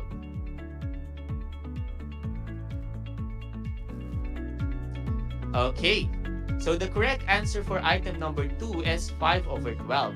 The even number in a die are 2, 4, and 6. The probability of getting an even number is equal to the number of times event E occurred. In this item, we have 3 plus 6 plus 6 over the number of times experiment is repeated, which is 8 plus 3 plus 9 plus 6 plus 4 plus 6. We can simplify. 3 plus 6 plus 6 is 12. 8 plus 9 plus 6 plus 4 plus 6 is equal to 36. 15 over 36 is equal to 5 over 12. Did you get them all correctly? Congratulations! That is all for now. The part 2 of our discussion about theoretical and experimental probability will be on Wednesday. Same time here on RTV Tarlac, Channel 26. Simulcast over DZTC Radio Filipino Tarlac. We are also live on Channel 100 of the Converge Cable TV. Again, I am your teacher broadcaster, Sir Joshua Evaristo, saying the probability of your possibility depends on your level of positivity.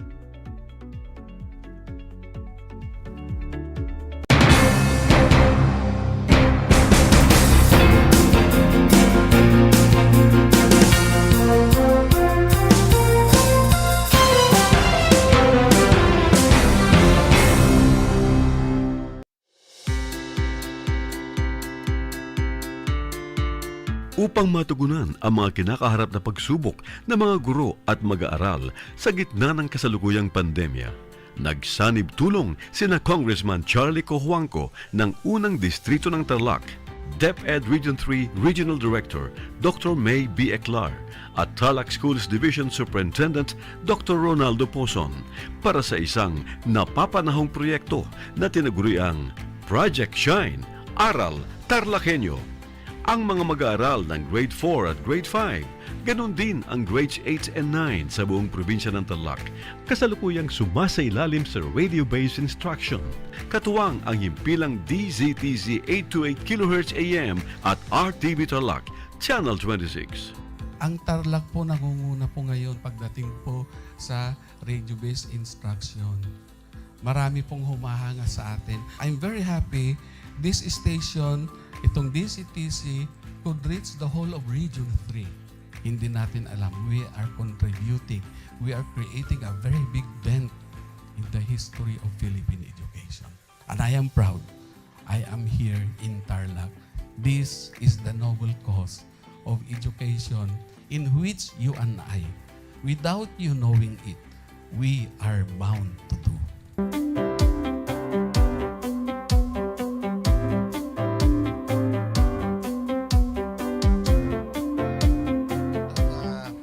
Project natin na Project Shine is a natural consequence dahil sa nangyari sa buong mundo. Let's continue to work together. I think it's very Filipino to practice bayanihan in anything or most of the things that we do. And this is a manifestation of that. No?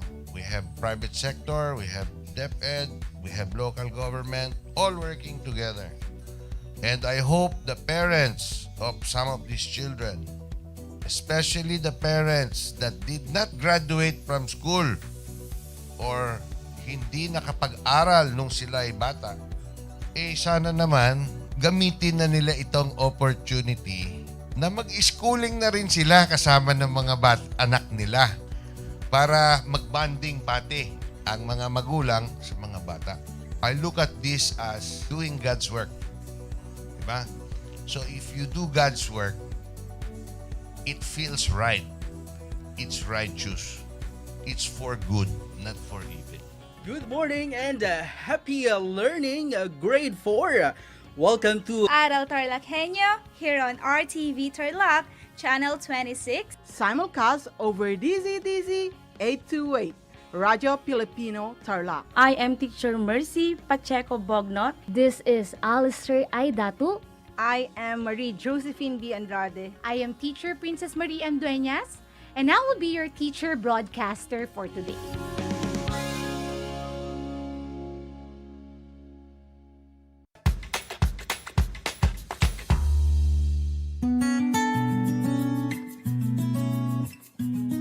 Alam niyo ba na ang kinikilalang Guinness Book of World Records holder bilang pinakamaliit na commercially harvested fish ay isang sinarapan? Ito ay matatagpuan lamang sa Pilipinas, sa Lake Buhi sa Bicol River. Isa itong uri ng goby na may transparent na katawan na may sukat na 12.5 mm. Alam mo na, yan ang sinarapan. Ang Tagalog ay ang wika ng mga taga-Quezon, Batangas, Bulacan at ng iba pang katutubong nagsasalita nito. Ang Filipino ay ang pambansang wika batay sa tinadhana ng 1987 Constitution.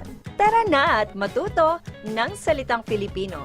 Manood at makinig ng Aral TarlakHenyo sa RTV Tarlac, Channel 26 at sa bayang naririnig sa Radyo Pilipino, DZTZ 828 at napapanood din live sa FB page at YouTube channel ng RTV Tarlac, Channel 26. Manood at matuto ng ating mga aralin sa Filipino. Dito lang yan sa Aral TarlakHenyo. Ako si Ma'am Crystal May Aquino, ang inyong teacher broadcaster sa Filipino.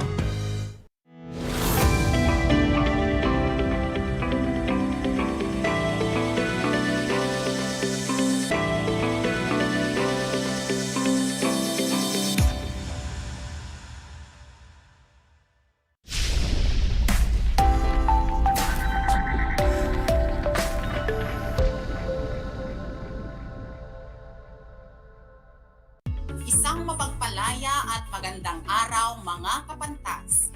Maligayang pagsalubong sa ating Project Shine, Aral TarlakHenyo ng Schools Division of Tarlac Province na kasalukuyang napapanood sa RTV Tarlac, Channel 26, Converge, Channel 100 at sa bayang naririnig at napapakinggan 828 AM DZTC Radyo Pilipino Tarlac. Kumusta kayo mga ginigiling naming taga-subaybay at tagapakinig? Ang aking pagbati at paghanga sa inyong pagpapahalaga sa obra maestra, ang Florante at Laura, at pagpupursiging matapos ito ng nagtatagumpay sa kabila ng hamon ng pandemya. Panatilihing malinis ang ating pangangatawan upang tayo'y ligtas sa anumang uri ng sakit na magdudulot sa atin ng kapahamakan. Ang paalalang ito ay hatid sa inyo ng himpilang ito. Ako ang inyong lingkod, Ginoong Raymond J.R. Manzano Apalia, ang inyong teacher, broadcaster sa araw na ito sa Pilipino, Baitang 8, na nagmula sa paaralan ng Malakampan National High School at sumasahimpapawid mula rito sa bayan ng Kamiling, lalawigan ng Tarlac, makakasama ninyo sa pagkatuto. Binabati ko ang lahat ng mga mag-aaral sa 8 baitang, maging ang kanilang mga magulang. Habang kayo ay nakikinig ng radyo o nakatutok sa pamamagitan ng inyong mga cellphone through Facebook Live o sa YouTube, ating pagyamanin at paunlarin ang ating kamalayan sa asignaturang Filipino. Bago tayo magsimula sa ating aralin, ay siguraduhing nakahanda na ang inyong self-learning module, learning activity sheet, maging ang inyong kwaderno at panulat para sa pagtatala ng mga mahalagang kaalaman na nakapaloob sa ating tatalakayin sa sandaling ito. Siguraduhin ding kayo ay nasa isang komportableng lugar at maayos na nakapanonood sa live broadcast at nakapakikinig sa radyo. Handa na ba kayo mga kapantas? Mahusay. Kung gayon, makinig ng mabuti upang buhay ay bumuti. Atid kong handang-handa na kayo sa panibago nating aralin. Subalit, bago tayo tumungo sa ating pangunahing paksa, ay nais ko munang magbalik tanaw hinggil sa ating tinalakay noong nakaraan. Sino pa sa inyo ang nakaaalala ng ating tinalakay noong nakaraan? Maaari ninyong ilagay sa comment section sa ating Facebook Live ang inyong mga kasagutan. Magaling mga kapantas! Ang ating tinalakay noong nakaraan ay ukol sa mga damdaming namayani sa mga tauhan ng obrang Florante at Laura.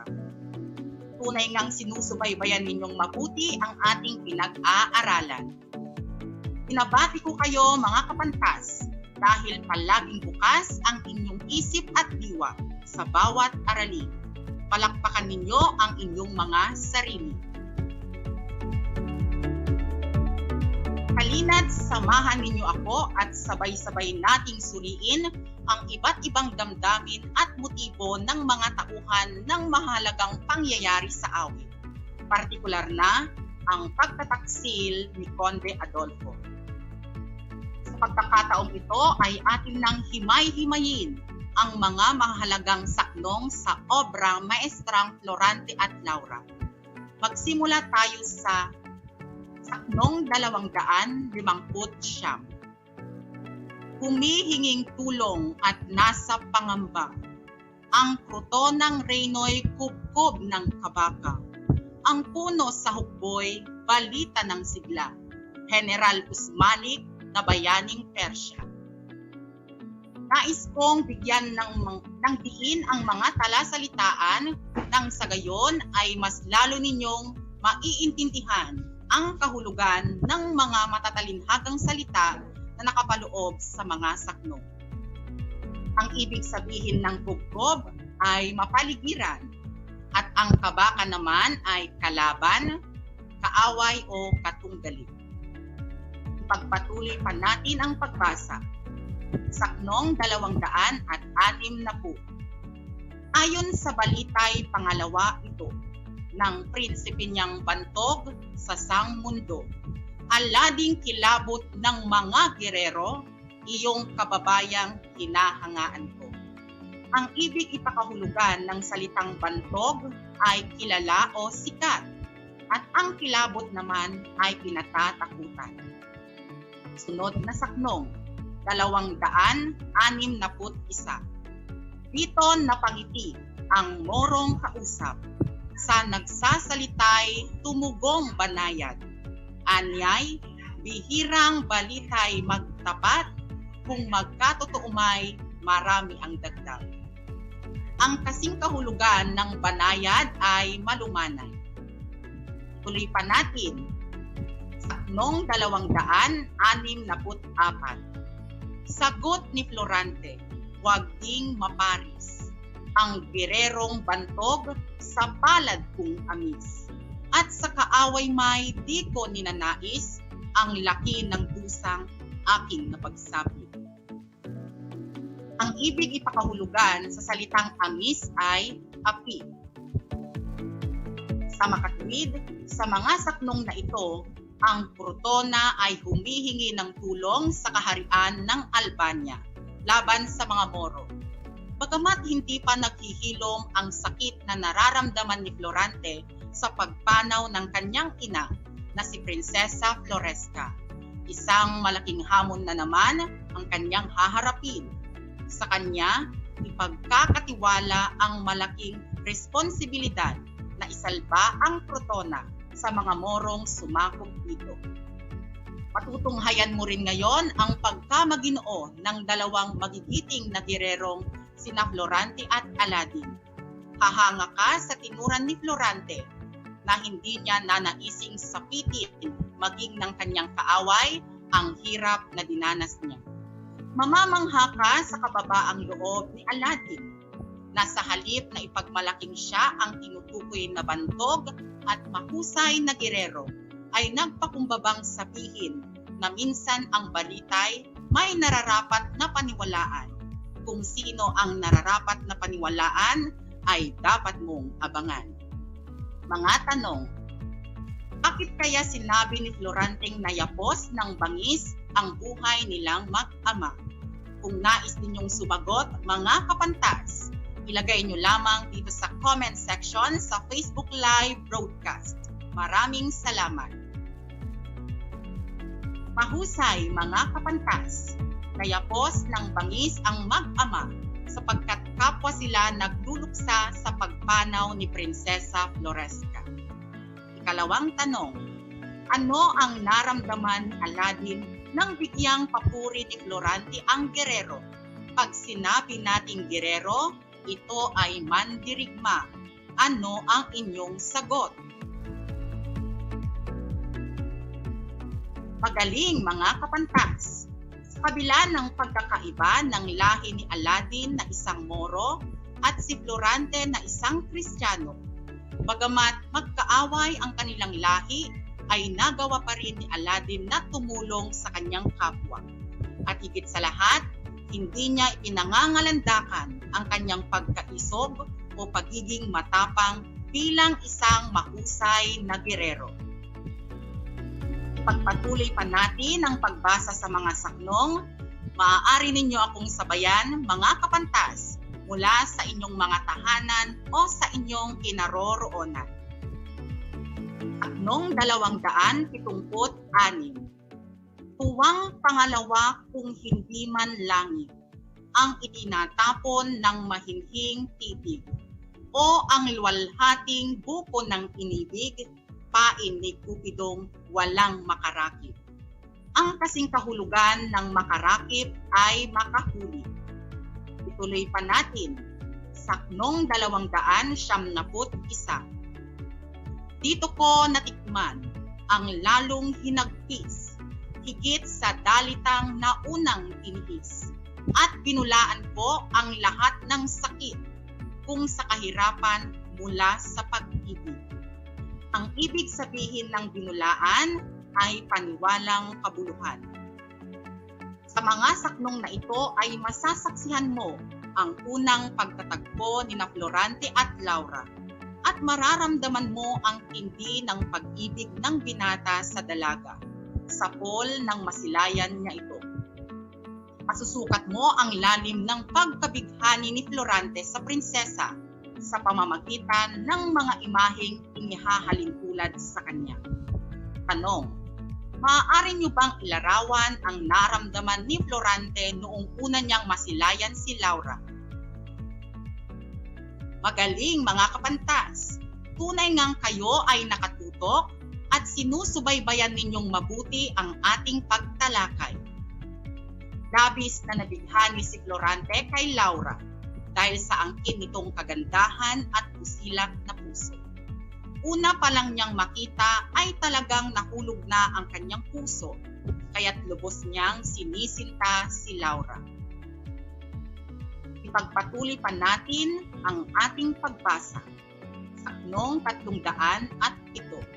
Sinalubong kami ng Haring Dakila kasama ang buong bayang Matimawang. Ang pasasalamat ay di maapula sa di magkawastong nagpupuring dila. Ang ibig ipakahulugan ng salitang di maapula ay di matapos-tapos. Sa bahaging ito, katatapos lamang magtapat ng pag-ibig ni Florante kay Laura nang kinakailangan niyang umalis papuntang Crotona. Kinakailangan niyang lisanin si Laura kahit ito'y mabigat sa kanyang loob upang tupdin ang kanyang tungkulin bilang general ng kanilang hukbo. Pinamunuan niya ang pagliligtas sa kaharian ng Crotona mula sa mga Morong kaaway. Ang mga luhang pabaon ni Laura ang nagbigay lakas sa kanya para sa mahirap na misyon. Nagtagumpay silang isalba ang Crotona at dahil dito'y nagdiwang ang buong kaharian at pinapurihan sina Florante. Tanging si Adolfo lamang ang hindi naging masaya sapagkat ang tunay niyang inaambisyon ay makuha ang pag-ibig ni Laura at mamuno sa kaharian ng Albania. Tanong, bakit kailangang umalis ng Albania si Florante? Magaling mga kapantas! Kahit masakit sa kanyang loob na lisanin si Laura, ay kinakailangan niyang umalis para iligtas ang kaharian ng Crotona mula sa mga Morong kaaway. At siya ang naging general ng hukbo, isang tungkulin na dapat niyang masunod ang pagtulong sa mga kahariang naaaba o naaapi. Ngayon ay dumako na tayo sa mga huling mahahalagang saknong. Saknong 318. Isang binibini, ang gapos na taglay, nasa ramdam nami tangkang pupugutan. Ang puso ko'y lalong naipit ng lumbay, sa gunitang baka si Laura kong buhay. Ang ibig sabihin ng binibini ay dalaga o paraluman. Ituloy pa natin ang pagbasa. Saknong 322. Aking dali-daling kinalag sa kamay, ang lubid na walang awa at pagitan. Mga daliri ko'y naaalang-alang, madampi sa balat na kagalang-galang. Ang kasing kahulugan ng madampi ay madikit. Piling saknong ay 326. Labis ang ligayang kinamtan ng hari at ang natimawang kamahalang pili. Si Adolfo lamang ang nagdadalamhati sa kapurihan kong tinamo ang sanhi. Ang ibig ipakahulugan ng nagdadalamhati ay nalulungkot o nagluluksa. Sa mga saknong na ito, pagkalipas ng 5 buwan, sa Crotona ay nagpilit ng makabalik sa kaharian ng Albania si Florante. Labis na ang kanyang pananabik kay Laura, kaya't halos liparin nila ang daang pabalik. Nakakita sila ng pulutong ng mga sundalong Moro na may dalang babaeng nakagapos. Naisip ni Florante na baka si Laura ang babae at hindi nga siya nagkamali. Si Laura ay hinatulang mapupugutan ng ulo dahil hindi niya tinanggap ang panliligaw ni Emir na isa sa mga pinunong Moro. At nang magpumilit ay sinampal siya ng dalaga. Iniligtas ni na Florante si Laura. Muli ring nabawi ni na Florante ang kaharian ng Albania at napalaya sa pagkakakulong sina Haring Lenceo, Duque Briseo at maging ang taksil na si Adolfo. Tanong, sa inyong palagay, bakit kaya nagawang magtaksil ni Adolfo sa kanyang bayan? Napakahusay mga kapantas. Lubos nyo akong pinahanga sa inyong mga sagot. Tama, sapagkat si Adolfo, kaya yan nagawa iyon ay labis ang kanyang pagmamahal sa sarili. Kahit ikawasak na ito ng sarili niyang pinagmulan o ng kanyang sariling bayan.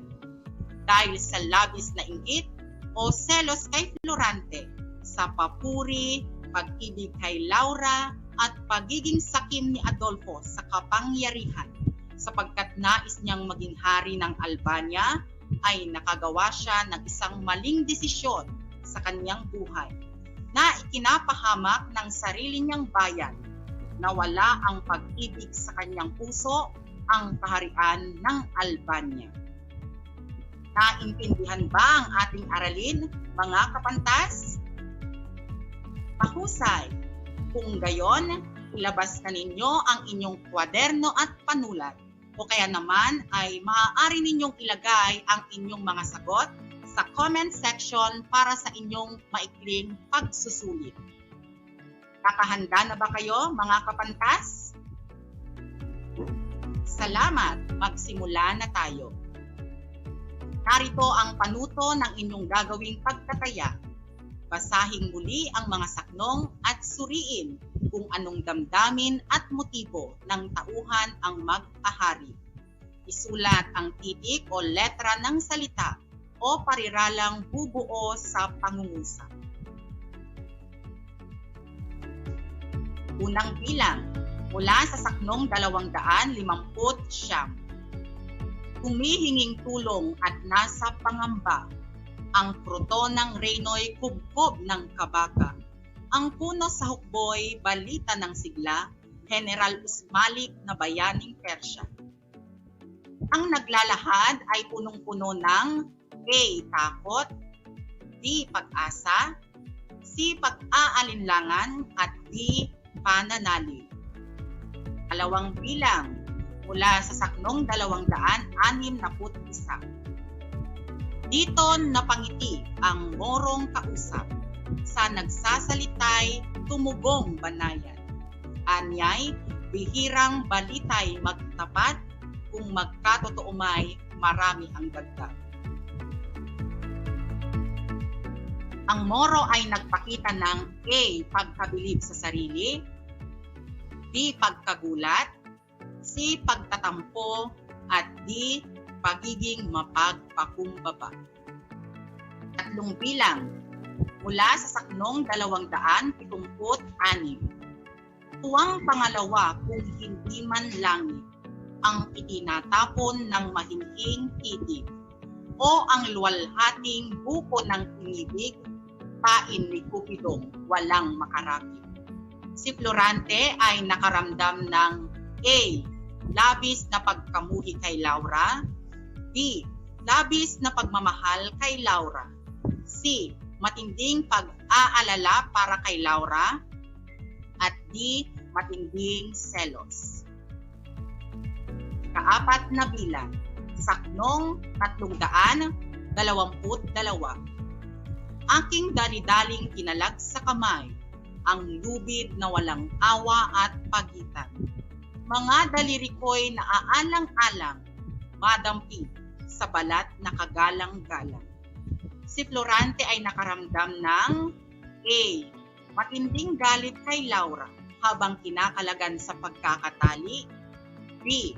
Iba yung lakas upang makalag sa pagkakatali si Laura at masakit. C. Pagkainip dahil sa taglay ng hindi pagkikita ni Laura. At D.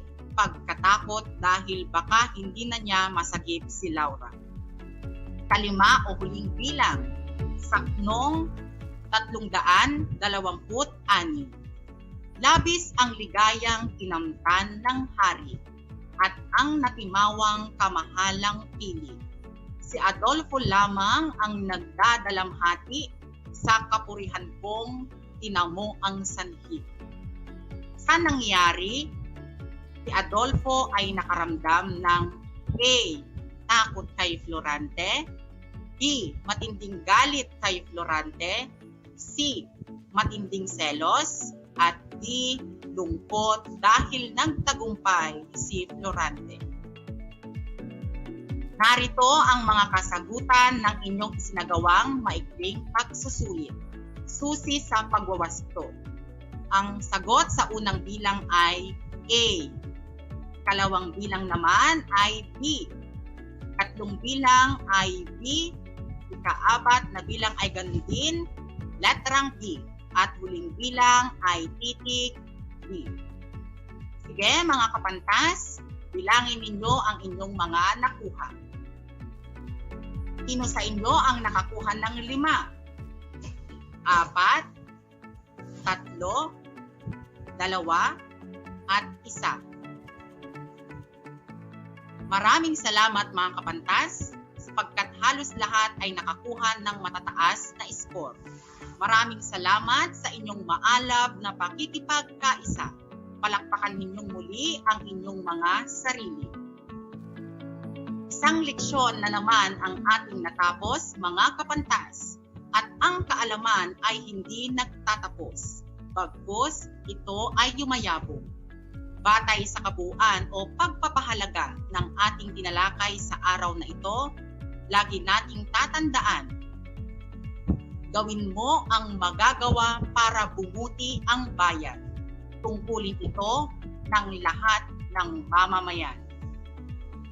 Kung nais ninyong matugunan ang paglilinaw sa ilang mga bagay tungkol sa ating pinag-aralan sa araw na ito, ay maaari ninyong ipadala ang inyong text message sa numero 0991-9028612 o maaari kayong magpadala sa aking email raymond.apalyajr@deped.gov.ph.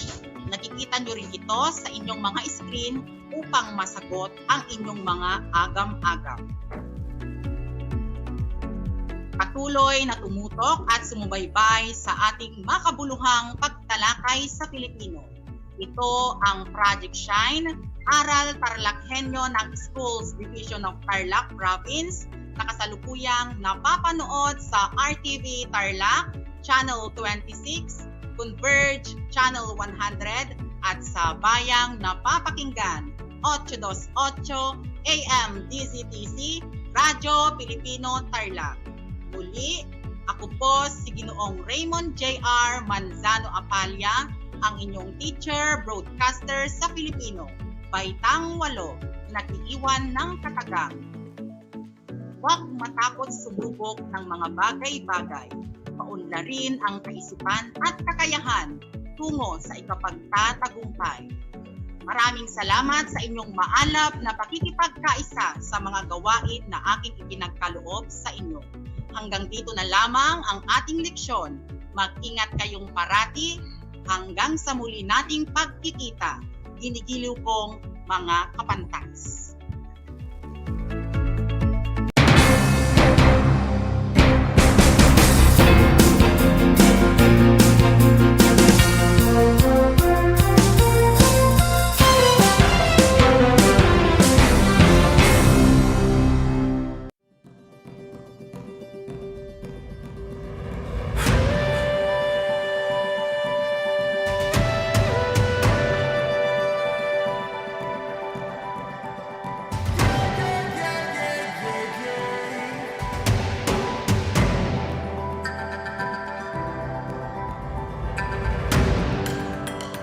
Ang ASEAN New Zealand Afforestation Project o ANZAP ay sumusunod at umaayon sa isa sa 5 haligi ng Provincial Government of Tarlac, kalikasan muna. Although Tarlac is landlocked, the province is teeming with natural resources and beauty, and we TarlakHenyos are the stewards of this bounty.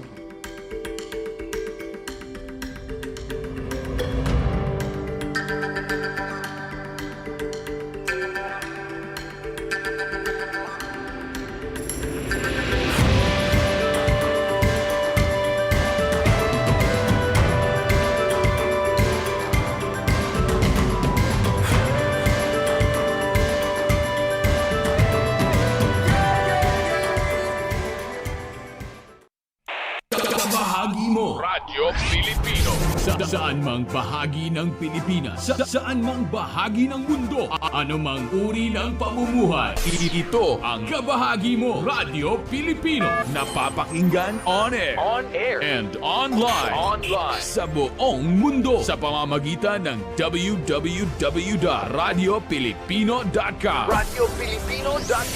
Impormasyong may kalidad at serbisyong may halaga, kasama katuwang kapinoy. Kabahagi mo Radyo Pilipino. Radyo Pilipino.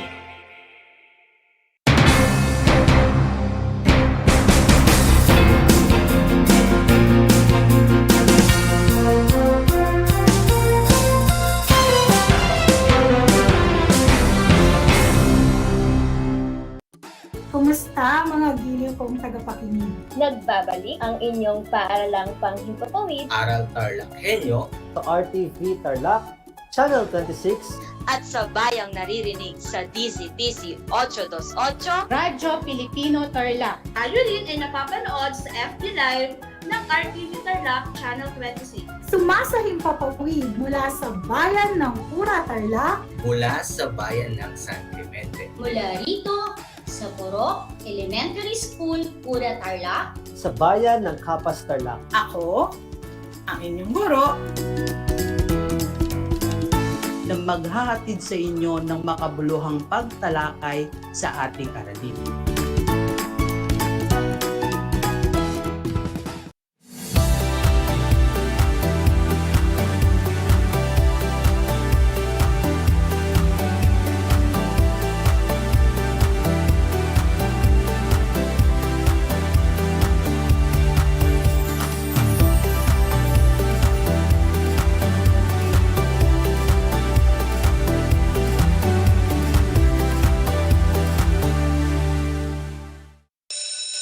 Gutom ka ba sa impormasyon? May na-miss ka bang subject at leksyon? Gusto mo bang alalahanin ang nakaraan o dagdagan ang iyong kaalaman? Lahat yan alamin natin because the professor is in. Professor on air and online. Kasama si Professor Willie Perez. Isang oras na kaalaman, isang oras na makabuluhan. Professor on air. Mamangha at tumawa sa mga tips at trivia. Sa gabay at tanong, sagot ka rin niya. Professor on air and online. Kasama si Professor Willie Perez. Tuwing Sabado, alas 10 hanggang alas 11 ng umaga. Mapapakinggan sa Radyo Pilipino at mapapanood sa RTV Tarlac Channel 26. Professor on air.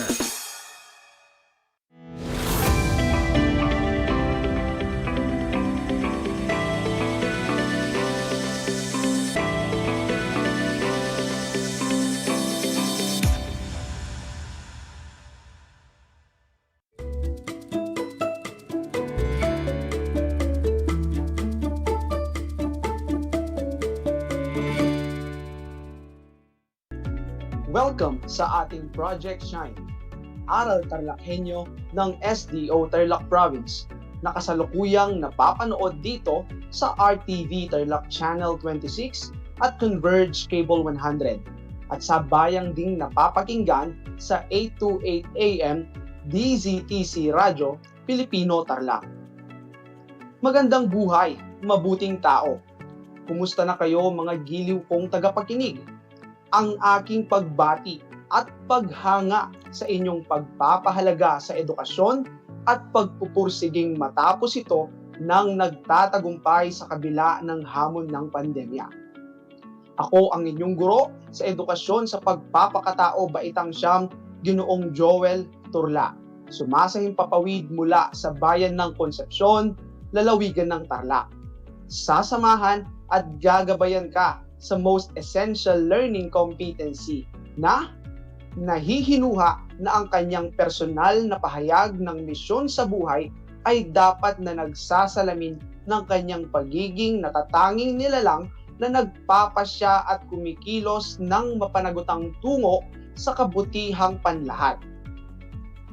Natitiyak kong kayo ay handang-handa na mga anak sa pagpapatuloy ng ating aralin sa araw na ito. Maging alerto at listo sa anumang impormasyong magbibigay sa atin ng inspirasyon, pag-asa, at aral sa buhay na makatutulong sa pagiging mabuting tao. Makikita sa inyong screen mga bata ang larawan ng learner's material na ating gagamitin sa ating talakayan sa edukasyon sa pagpapakatao baitang siyam. Mangyaring buksan ito sa pahina 242 hanggang 246. Bago tayo dumako sa pagpapatuloy ng ating aralin, ating balikan ang nakaraang talakayan natin. Una, sa nakaraang paksa ating naipaliwanag ang kahalagahan ng personal na pahayag ng misyon sa buhay ng isang tao. Iyong nalaman na ito ay isang kredo o isang moto na nagsasalaysay kung paano mo ninanais na dumaloy ang iyong buhay. Ito rin ay magiging batayan mo sa iyong gagawin na mga pagpapasya sa araw-araw. Ikalawa, natukoy din natin ang mga hakbang sa pagbuo ng personal na pahayag ng misyon sa buhay. Ating ipinaliwanag na sa paggawa nito, kailangang suriin ang inyong ugali at mga katangian. Tukuyin ang inyong mga pinahahalagahan at sa inyong mga naitalang impormasyon, laging isaisip na ang layunin ng panggawa ng personal na pahayag ng misyon sa buhay ay malaking magagawa sa kabuuan ng iyong pagkatao.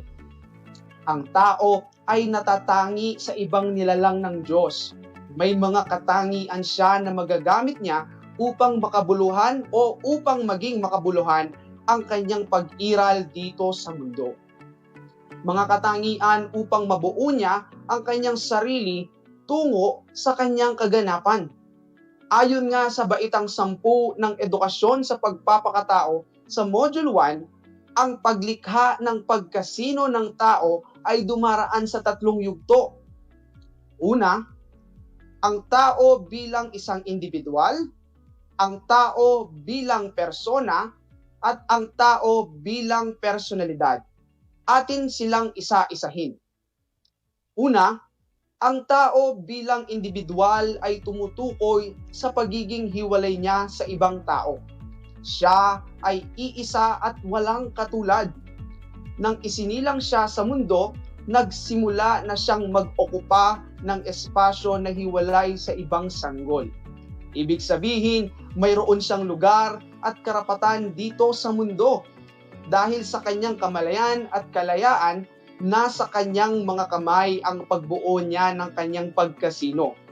Ang kanyang pagka-individual ay isang proyektong kanyang bubuuin habang buhay bilang nilalang na hindi patapos o unfinished. Ang galing ano? Ang taong individual ay isinilang na hindi kumpleto, pero habang siya ay nabubuhay, mayroon siyang kailangang kumpletuhin. Siya bilang individual na may espasyo at lugar dito sa mundo na hindi paganap ay kailangang patungo siya sa kaganapan. Ang tao bilang individual ay natatangi sa ibang nilalang dahil sa kanyang kamalayan. Ibig sabihin, may kakayahang mag-isip ang tao. Kaya niyang isipin ang dahilan ng kanyang pag-iral dito sa mundo. Mayroong siyang kakayahang naisipin at pagnilayan ang mga hakbang upang maisakatuparan niya ang kanyang tunay na layunin sa buhay o sa kanyang buhay at sa kanyang paglalakbay, unti-unti niyang napagninilayan na kailangan niyang isaalang-alang ang kapakanan ng iba. Siya ay may kakayahang alamin na ang mga makabuluhang pag-iral ng tao ay pagsasaalang-alang niya ng paglilingkod at pagmamahal sa kapwa niya individual. Ikalawa, ang tao bilang persona ay proseso ng pagpupunyagi tungo sa pagiging ganap na siya. Bilang persona, may halaga ang tao sa kanyang sarili mismo. Ito ay dahil bukod tangi siya. Hindi siya mauulit at hindi niya mauuwi o hindi siya mauuwi sa anuman. Ibig sabihin, hindi siya mababawasan at maibababa sa kanyang pagkatao dahil buo siya bilang tao. Kaya napakahalaga ang pagtuklas at pagpapaunlad niya ng kanyang mga talento, hilig at kakayahan upang mabuo niya ang kanyang pagiging sino. Ang persona ang tumutukoy sa paglikha ng pagkasino ng tao. Ikatlo, ang tao bilang personalidad ay ang pagkamit ng tao ng kanyang kabuuan. Ang resulta ng pagpupunyagi sa pagbuo ng kanyang pagkasino. Ang tao na itinuturing na personalidad ay may mga matibay na pagpapahalaga at paniniwala, totoo sa kanyang sarili at tapat sa kanyang misyon. Kaya anuman ang mga natutunggaliang impluwensya ng kapaligiran o teknolohiya, hindi siya nagpapadala o naiimpluwensyahan ng pananaw ng nakararami dahil sa kanyang matibay na paninindigan. Mga paninindigang iniisip ang paglilingkod at ikakabuti ng lahat. Sa inyong nakaraang aralin, iyong nalaman ang kahulugan at halaga ng personal na pahayag ng misyon sa buhay. Iyo ring nalaman kung ano ang mga hakbang na dapat isaalang-alang sa paggawa nito. Sa araw na ito, sana ay maging malinaw sa iyo na huwag sayangin ang pagiging natatanging nilalang bilang individual na may espasyo at lugar dito sa mundo. May kakayahan ka na isipin ang kapakanan ng iba at hindi lang ang iyong sarili. May kakayahan ka na gumawa at mag-isip ng personal na pahayag ng misyon sa buhay na layunin nito ay para sa paglilingkod at pagmamalasakit sa kapwa. Ikalawa, bilang persona, huwag hayaang masayang ang talento, hilig at kakayahan na ipinagkaloob sa iyo ng Diyos.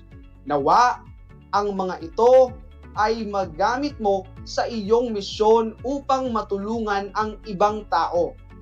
Isipin na ang iyong talento, hilig at kakayahan ay ibinigay hindi lang para sa iyo, kundi ito ay magamit para sa paglilingkod, pagmamalasakit at pagmamahal sa ibang tao.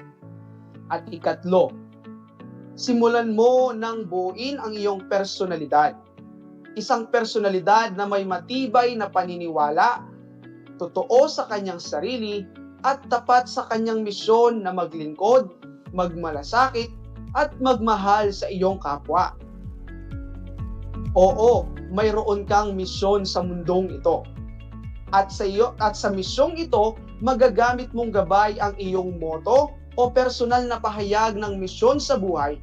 Subalit huwag mong kakalimutan na sana ang iyong pagkatao ay patungo sa isang personalidad na may puso ng paglilingkod at hangad lagi ay kabutihan sa lahat ng tao.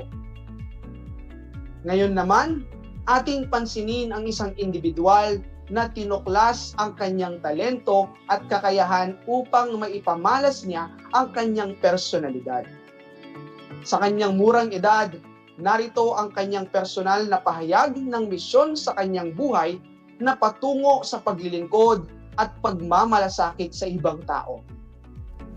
Si Chris Kez Valdez ay tumanggap ng International Children's Prize or Peace Prize noong 2012 isang pagkilala sa mga kabataang nagpakita ng bukod-tanging paggawa at ideya upang makatulong sa paglutas ng mga suliraning kinakaharap ng mga kabataan sa buong mundo.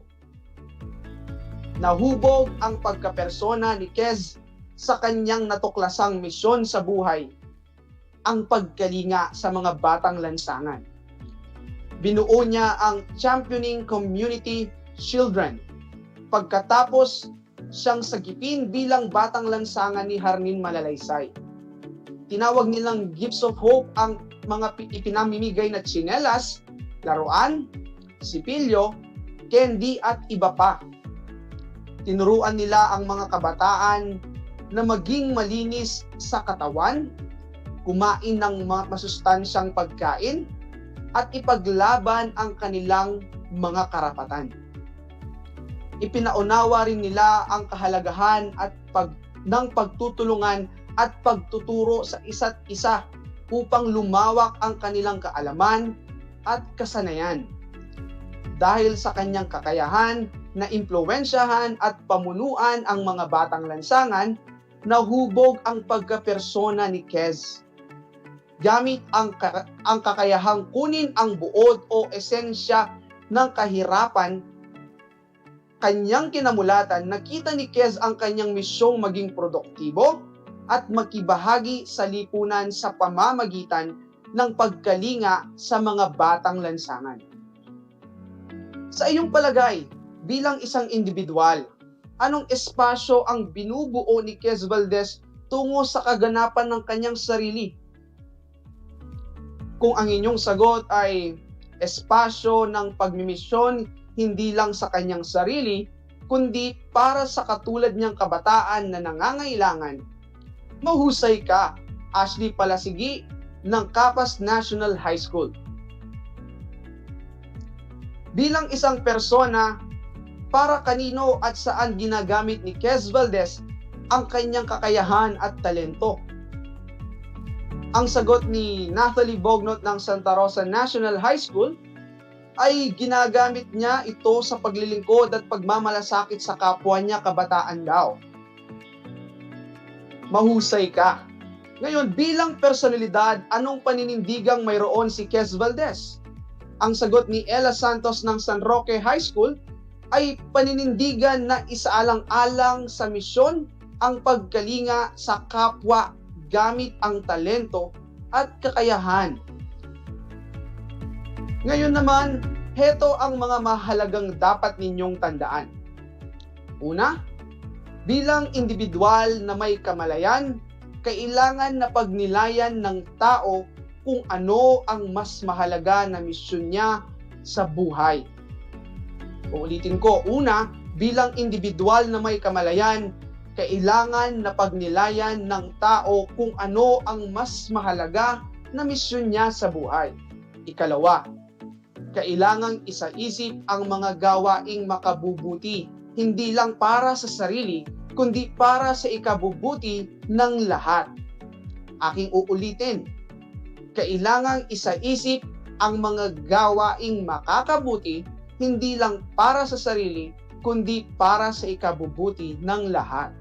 At ikatlo, bilang persona, kailangang gamitin ng tao ang kanyang talento at kakayahan hindi lang para sa sarili, kundi para sa kanyang kapwa.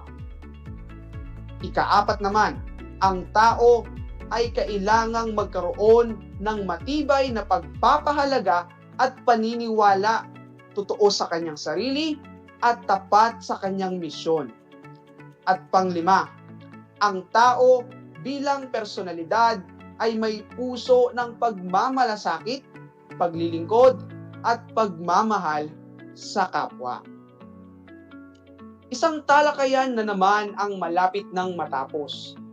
Ako ay masayang-masaya sa ipinakita ninyong aktibong pagkikibahagi sa ating aralin ngayong araw, higit sa lahat ang inyong pagmamahal sa edukasyon. Ipagpatuloy ang kagandahang asal na ito, mga anak, hakbang tungo sa katuparan ng inyong mga pangarap sa hinaharap. Sa puntong ito, Panahon na upang alamin kung kayo ay may natutunan mula sa ating aralin sa pamamagitan ng munting pagsusulit. Sa lahat ng nanonood sa FB Live, gamitin ang FB chat box para sa inyong mga kasagutan. Ihanda naman ang panulat at sagutang papel sa lahat ng mga nanonood sa telebisyon at nakikinig sa radyo. Panuto. Pakinggan at unawaing mabuti ang mga sitwasyon. Piliin ang titik ng pinakaangkop na sagot sa bawat bilang. Para sa unang tanong, saan dapat makabubuti ang isasagawang pagpapasya? Aking uulitin. Saan dapat makabubuti ang isasagawang pagpapasya? A. Sarili, kapwa, at lipunan. B. Sariling kapakanan. C. Nakatuon lamang sa espiritual na aspeto. D. Kailangang bigyang pansin lamang ang pamayanan. Kung ang inyong sagot ay A, ikaw ay mahusay. Sarili, kapwa, at lipunan. Para sa ikalawa at ikatlong tanong, si Harold ay isang mag-aaral sa Baitang Siyam. Mithiin niyang maging isang guro sa hinaharap dahil nakita niya ang matinding kakulangan sa aspeto ng edukasyon sa Pilipinas at maraming mga batang kagaya niya ang wala ng kakayahang makapag-aral.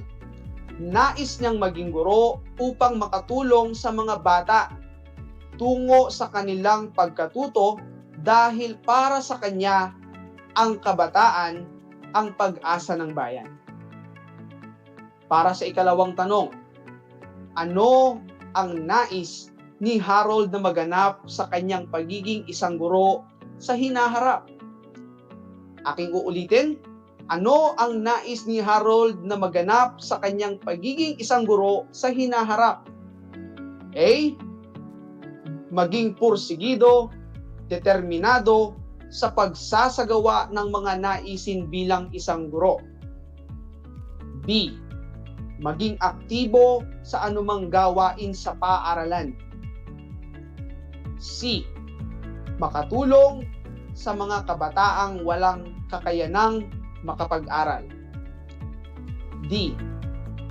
Maging abala sa araw-araw upang maging maunlad sa buhay. Kung ang inyong sagot ay letter C, ikaw ay mahusay. Makatulong sa mga kabataang walang kakayanang makapag-aral. Ikatlo, ang mithiin ba ni Harold ay naghahangad ng kabutihang panlahat?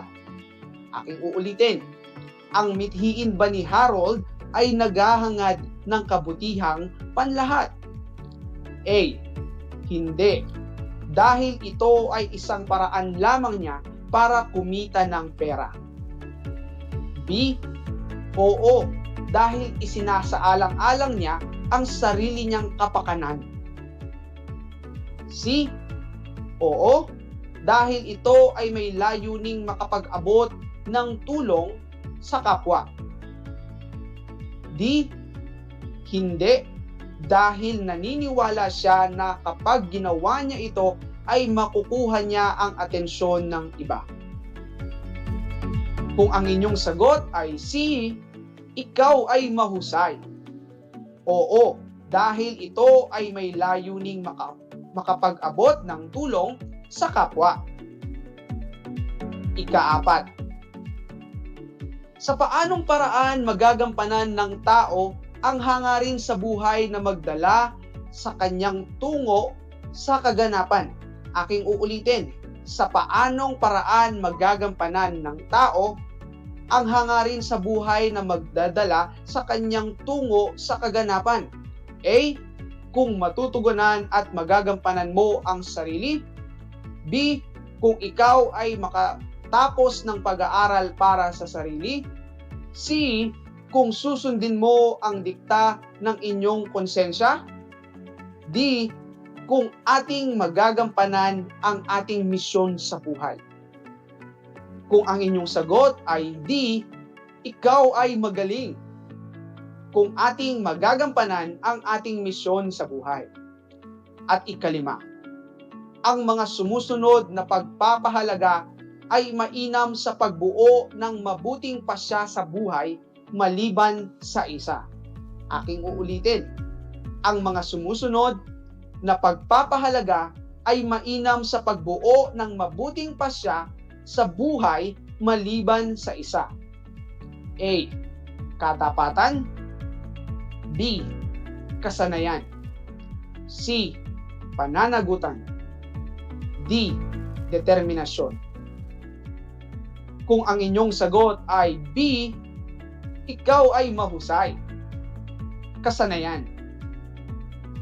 Binabati ko kayong lahat mga anak sapagkat natitiyak kong nakuha ninyong lahat ang mga tamang sagot ng ating pagsusulit. Mula sa akin, tanggapin ninyo ang mga salitang magaling at mahusay mabuting tao. Mga bata, ako ay naghanda ng mga gawain at refleksyon sa inyong learning activity sheets. Inaasahan ko na ito ay inyong sasagutan ng buong sigasig at sa abot ng inyong makakaya. Sakali man na kailanganin ninyo ng patnubay ng inyong kapamilya at guro, huwag kayong mag-atubiling sila ay tawagan upang kayo ay magabayan ng tama. Panalangin ko na anumang konsepto, higit lalo ang mga aral sa buhay na inyong natutuhan sa araw na ito ay inyong maisa sa buhay sa araw-araw. Muli, ako ang inyong guro sa edukasyon sa pagpapakatao Baitang Siyam, Ginoong Joel Turla, na nagpapag-alala, piliing maging mabuting tao sa lahat ng panahon at pagkakataon. At laging tandaan mga anak na ugaliing manood sa RTV Tarlac Channel 26 at Converge Cable 100. At makinig sa inyong talapihitan sa 828 AM DZTZ Radio Filipino Tarlac tuwing Lunes at Miyerkules sa ganap na alas 3 hanggang alas 3:25 ng hapon para sa ating mga aralin sa edukasyon sa pagpapakatao Baitang Siyam. Hanggang sa muli.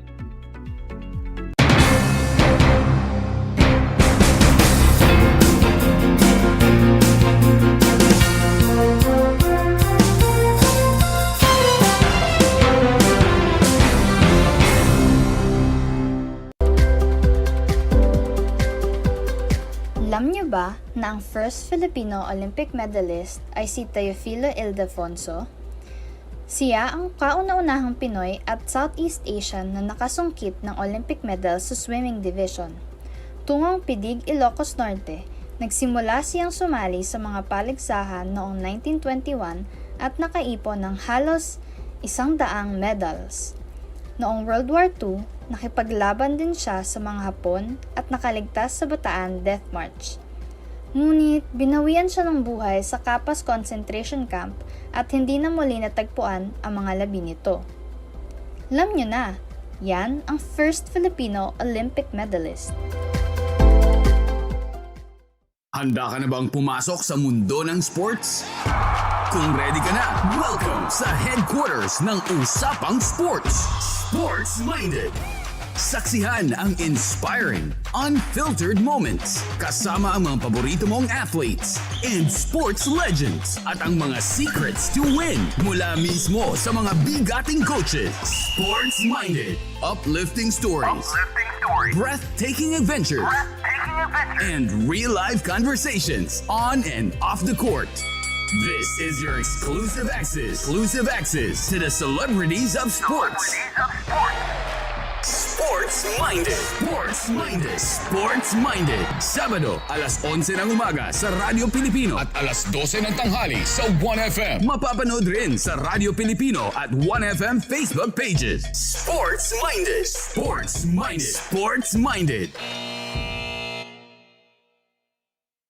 1FM. This is your one. My only one. One lang yan. The only one. One. 96.1 Tarlac, 98.3 Lucena, 88.3 Legazpi, 96.1 Surigao, 95.9 Butuan, 92.1 Mindoro, 96.7 Tacloban, 99.3 Baler, 95.1 Puerto Princesa, Palawan. This is your one. Your only one. Your only one. One FM. Your only one FM. Bahagi mo. Radyo Pilipino.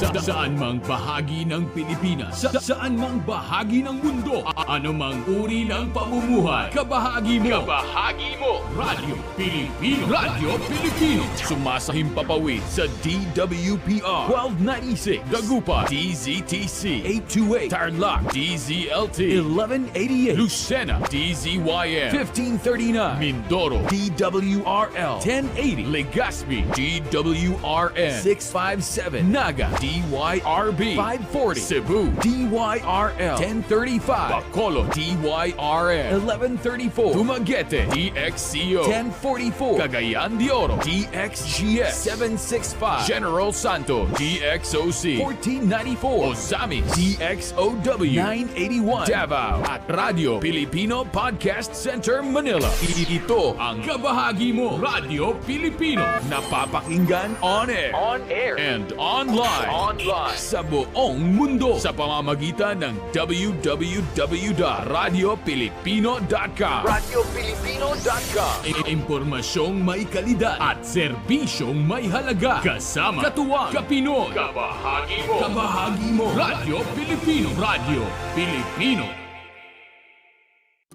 Kumusta mga giliw kong tagapakinig? Nagbabalik ang inyong paaralang panghimpapawid. Aral TarlakHenyo sa RTV Tarlac, Channel 26 at sa bayang naririnig sa DZTC 828 Radyo Pilipino Tarlac. Tayo rin ay napapanood sa FB Live ng RTV Tarlac Channel 26. Sumasahimpapawid mula sa bayan ng Pura Tarlac, mula sa bayan ng San Clemente, Mula rito sa Borok Elementary School, Pura Tarlac, sa bayan ng Kapas Tarlac. Ako, ang inyong guro, na maghahatid sa inyo ng makabuluhang pagtalakay sa ating aralin. Did you know that children learn more when they initiate an activity and are actively engaged in it? This is your science teacher broadcaster, Princess Diana L. Ronquillo for Aral TarlakHenyo. Let's learn science together on Aral TarlakHenyo. Catch us live every Monday to Friday from 8:30 a.m. to 5:30 p.m. Watch Aral TarlakHenyo on RTV Tarlac, Channel 26, simulcast over Radyo Pilipino, DZTC 828 kHz, and streamed live on FB page and YouTube channel of RTV Tarlac, Channel 26.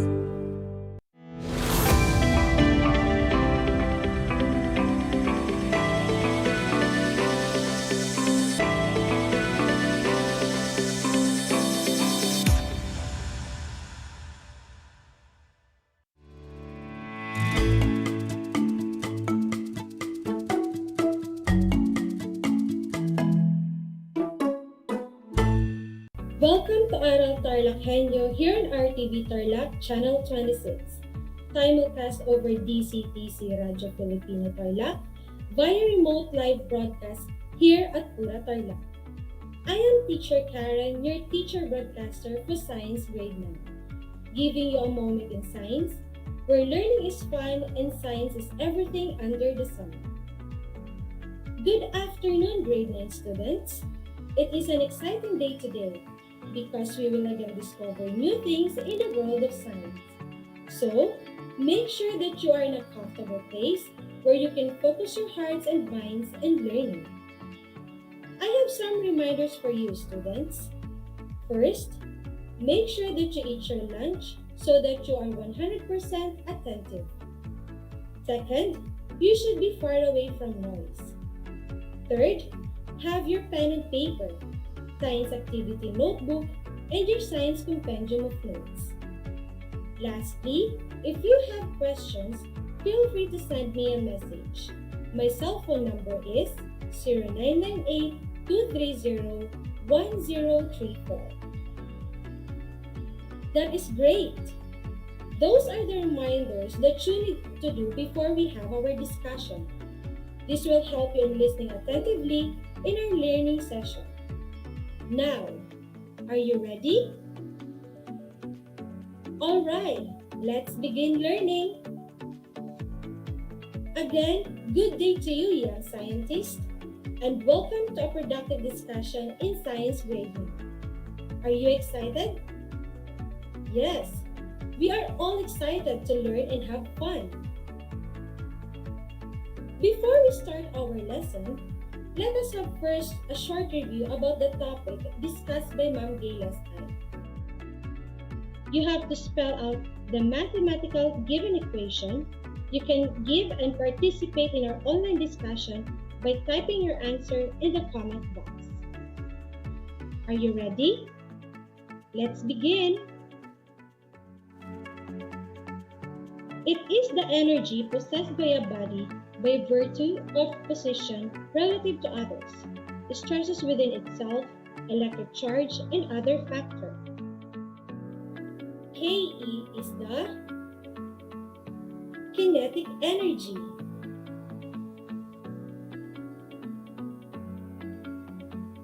It is an energy which a body possesses by a virtue of being in motion. Pe is the potential energy. One of the students from Estepono National High School, Joshua Obiena, write his answer in the comment box. He got the correct answer. Very good, Joshua. Did you get all the correct answer? Very good. The law of conservation of mechanical energy states the sum of kinetic energy and potential energy in a conservative system is constant and equal to the total energy of the system. Now, let's have a simple game. 4 picks, 1 word. I will show you 4 pictures and you will identify the word being described. Are you ready? Let's begin. Let's have the first one. That is heat. Very good. In physics, heat is the thermal energy that flows from a substance of a higher temperature to a substance of lower temperature. Next picture. If your answer is thermodynamics, then you are correct. Thermodynamics is a branch of physics that deals with the physical laws that relate heat and mechanical work. Thermo means heat. Dynamics means motion. Let's have the third set of pictures. Very good. The answer is work. Scientifically speaking, in physics, measure of energy transfer that occurs when an object is moved over a distance by an external force, at least part of which is applied in the difference of displacement. Work may be computed by multiplying the length of path by the component of the force acting along the path. To express this concept mathematically, the work W is equal to the force F times the distance D, or W is equal to FD. Now, let's proceed to the fourth picture. If your answer is energy, then you are correct. Energy in physics is the capability of doing work. It may exist in potential, kinetic, thermal, electrical, chemical, nuclear, or other various forms.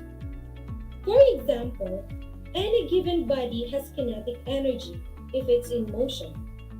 A tension device such as a spring through at rest has the potential for creating motion. It contains potential energy because of its configuration.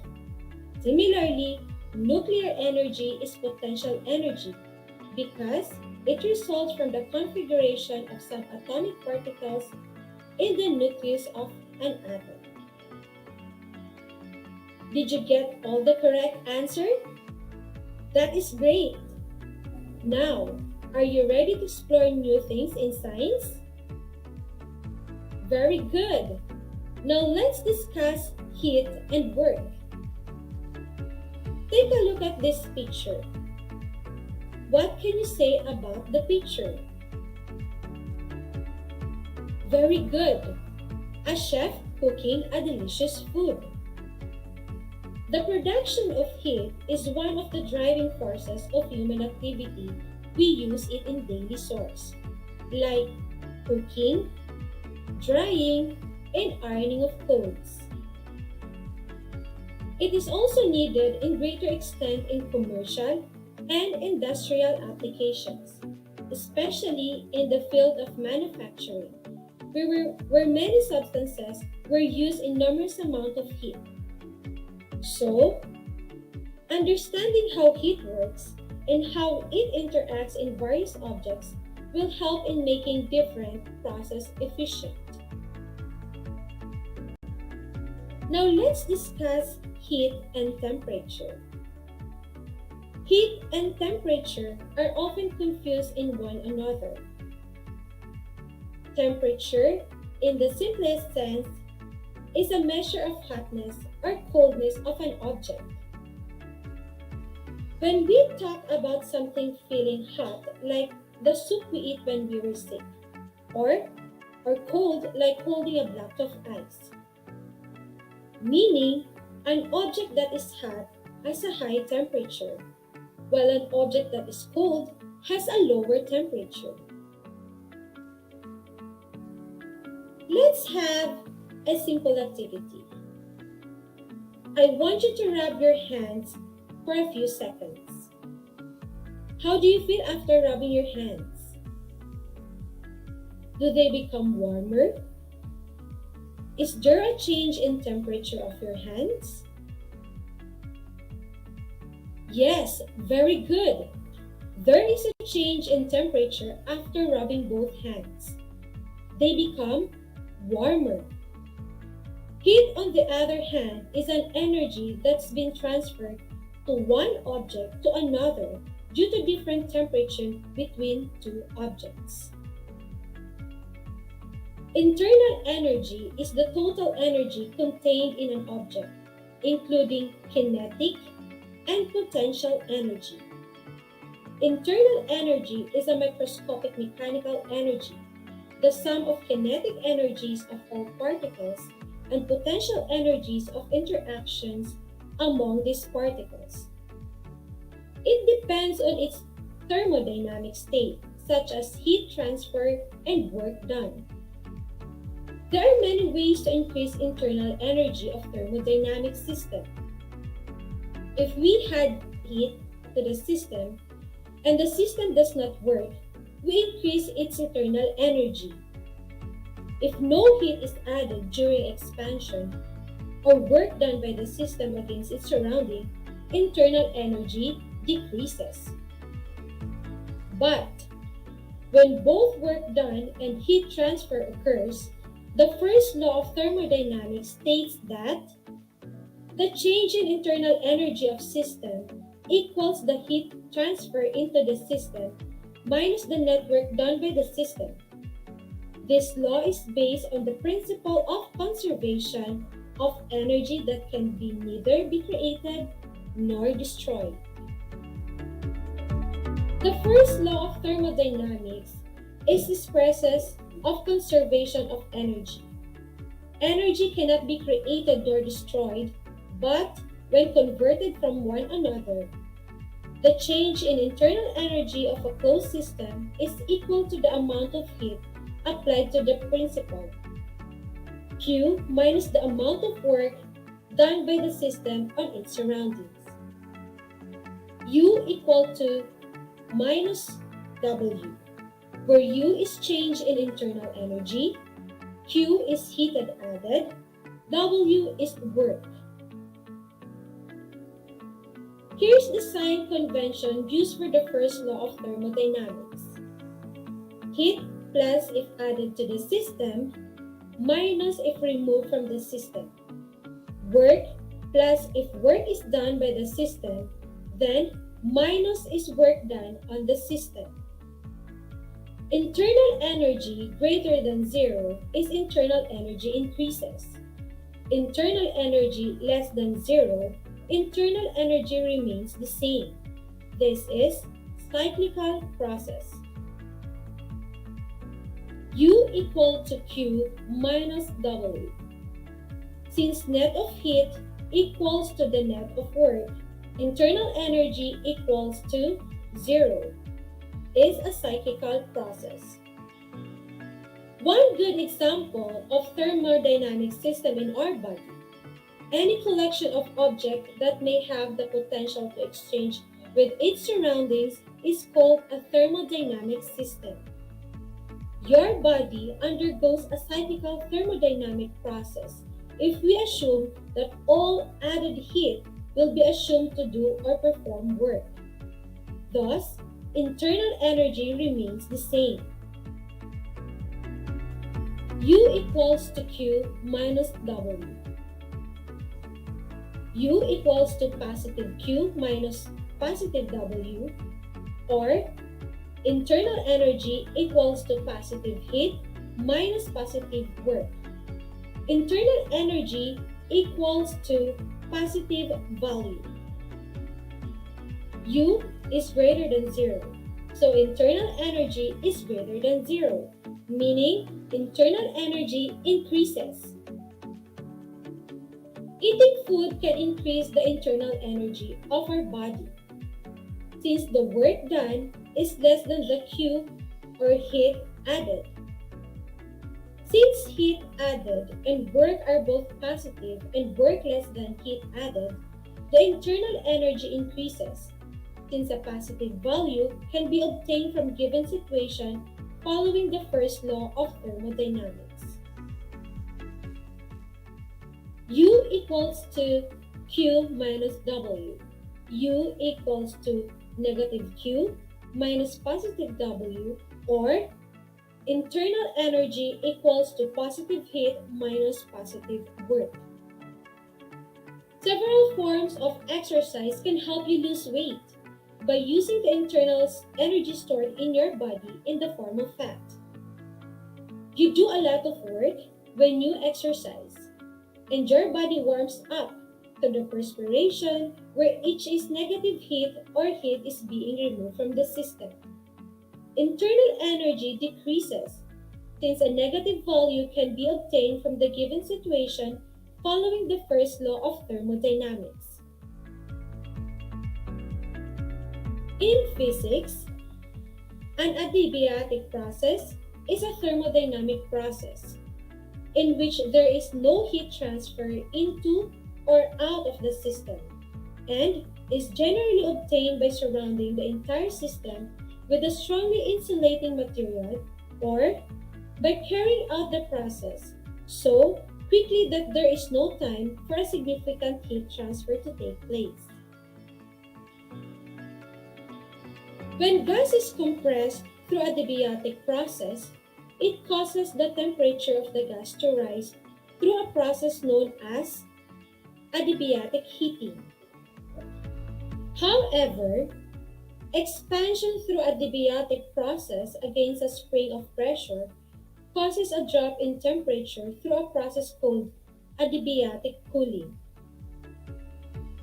Adiabatic heating happens when a gas is pressurized by the work done on it by surroundings, like the piston compression in a diesel engine fuel cylinder.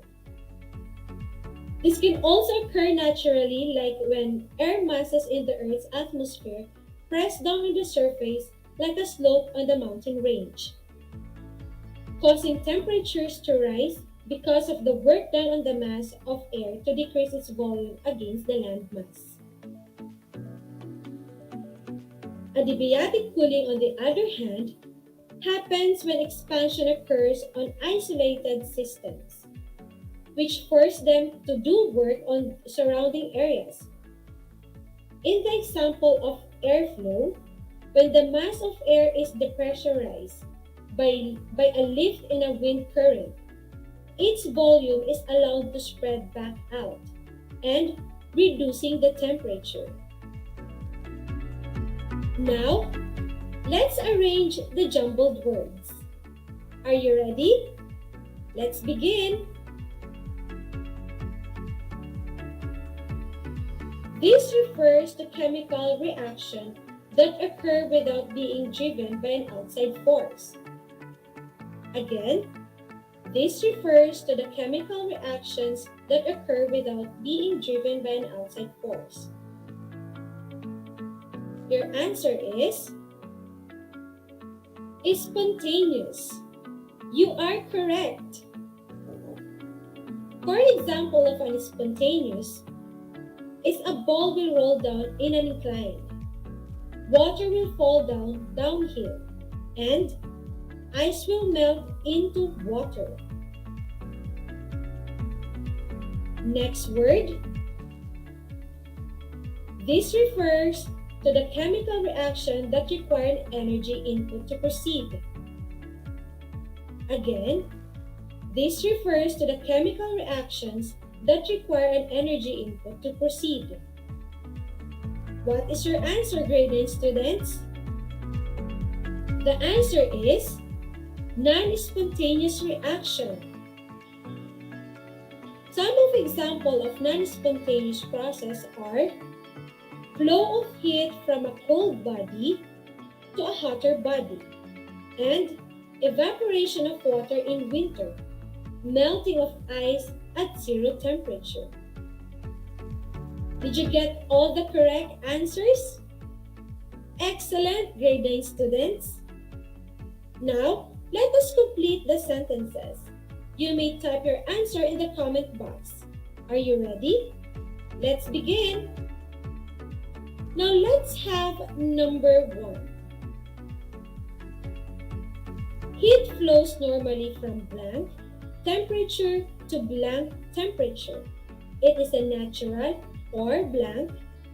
It does not require any external energy to occur. Again, number 1. Heat flows normally from blank temperature to a blank temperature. It is a natural or blank. It does not require any external energy to occur. The answers are higher and lower and spontaneous. Heat flows normally from a higher temperature to lower temperature. It is a natural or spontaneous process. It does not require any external energy. Now let's have number 2. Number 2, the blank take place on their own under a given set of conditions. However, energy should be provided for the blank to proceed. Again, number 2, the blank take place on their own under a given set of conditions. However, energy should be provided for the blank to proceed. The correct answer is spontaneous reaction take place on their own under the given set of conditions. However, energy should be provided for the non-spontaneous reaction to proceed. Did you get all the correct answer? Excellent, students! Let's have a recap from our discussion. Heat transfer, a temperature change in an object, indicates that there is a transfer of heat. When an object's temperature rises, the object gains heat. A decrease in temperature indicates that heat is given off. Heat is a form of energy to a molecular motion. It is an energy transfer from a warmer body to a cooler body. In our bodies, the food that we eat, when completely digested,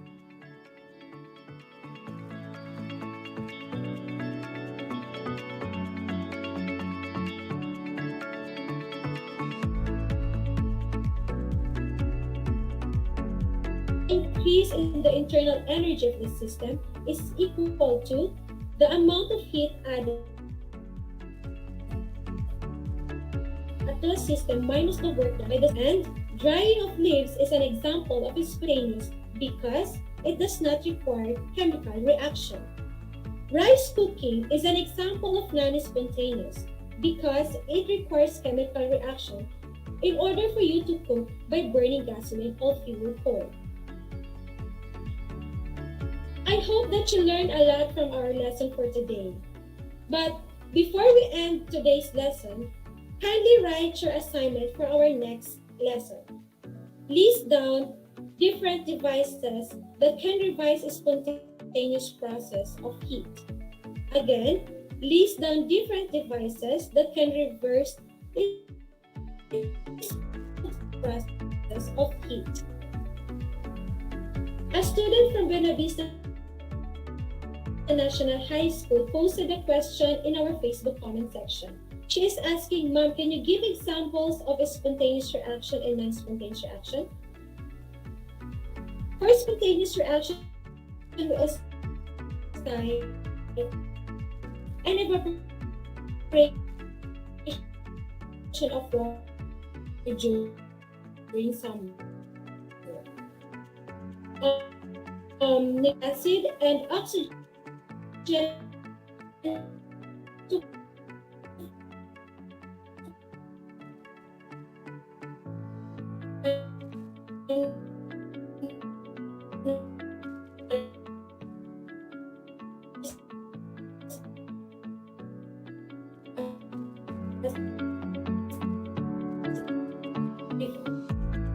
is already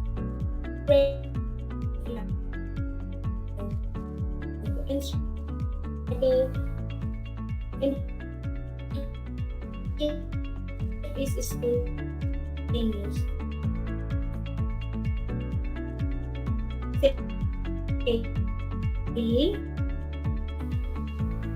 Never stop dreaming, never stop believing, never give up, never stop trying, never stop learning.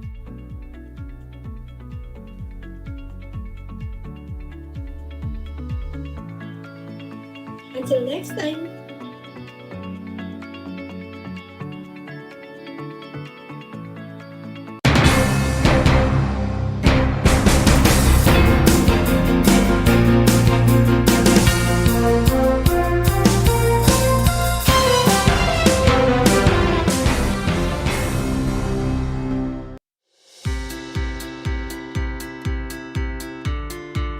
Upang matugunan ang mga kinakaharap na pagsubok ng mga guro at mag-aaral sa gitna ng kasalukuyang pandemya, nagsanib tulong sina Congressman Charlie Cojuangco ng unang distrito ng Tarlac, DEPED Region 3 Regional Director Dr. May B. Eclar at Tarlac Schools Division Superintendent Dr. Ronaldo Pozon para sa isang napapanahong proyekto na tinaguriang Project Shine, Aral TarlakHenyo.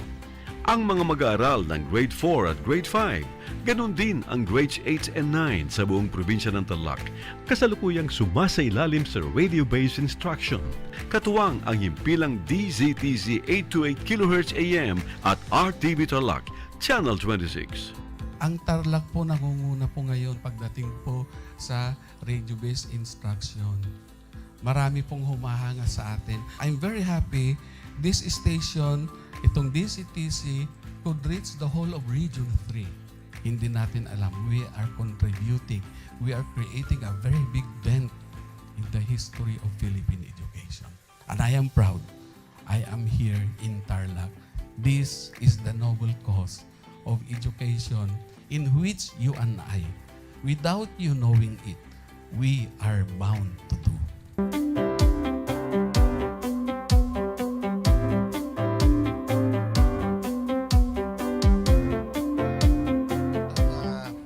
project natin na Project Shine is a natural consequence dahil sa nangyari sa buong mundo. Let's continue to work together.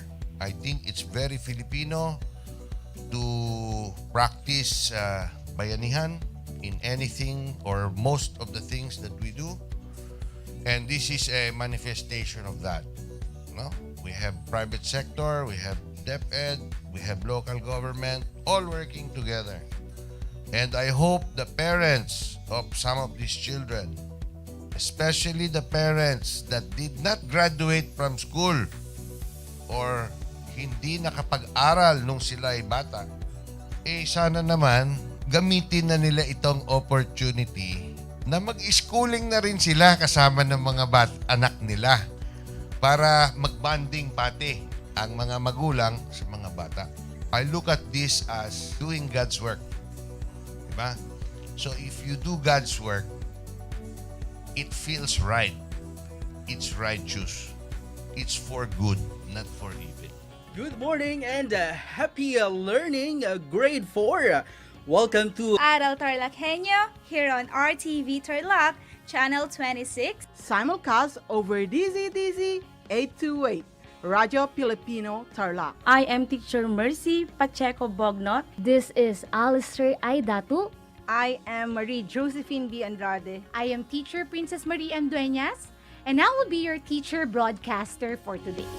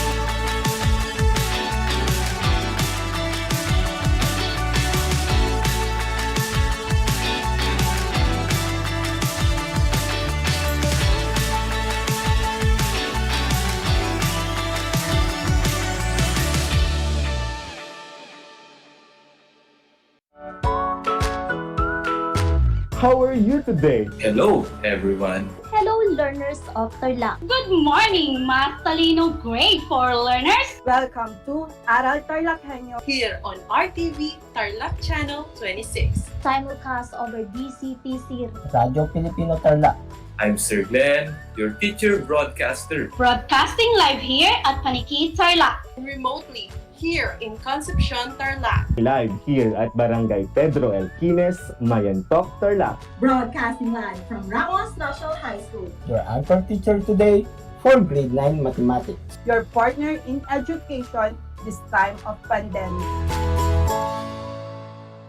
Multiply 1089 by 9, you will get an answer, the exact reverse, which is 9,801.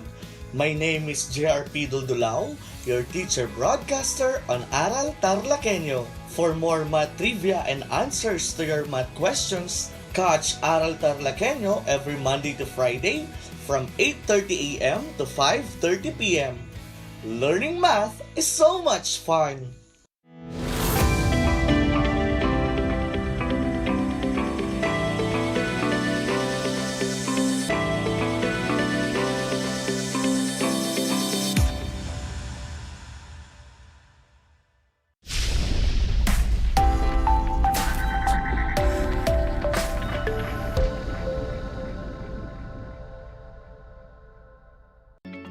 Good afternoon, grade 9 learners. Welcome to Aral TarlakHenyo here on our TV Tarlac, Channel 26. Simulcast over DZTZ, Radyo Pilipino Tarlac. And we are also live on Channel 100 of Converge Cable TV. This is Ma'am Cecil H. Villamayor, your anchor teacher today for Mathematics Grade 9. Streaming live from Tarlac City. Get ready to listen and try your best to participate. for a reward is awaiting those who will actively participate in today's activity. For today, you will be applying what we have learned about triangle trigonometry from our previous teacher broadcasters. And you are expected to solve problems using the concept you learned from triangle trigonometry, which includes the 6 trigonometric ratios: angle of elevation and angle of depression, and laws of sine and cosine to right and oblique triangles. Not setting aside the Pythagorean theorem, which is the major formula for solving problems on right triangles. Of course, do not forget the steps in solving problems involving triangle trigonometry and other problems. Now, I want you to understand very well my instruction. First, participate in answering each of the questions which I am going to ask at a given time limit to earn additional points from your math teacher. Second, write the number of the question which you are answering before you answer to easily determine which answer or item you answered correctly. Lastly, screenshot your correct answer and report to your teacher the problems you have answered correctly to give you the corresponding plus points you deserve. So, are you ready, guys? Bring out your papers or notebooks with your pencil or ball pen and your scientific calculators. Write your answer in the comment box. To those who are listening or watching on TV, please test yourself by answering the problems. Let's begin.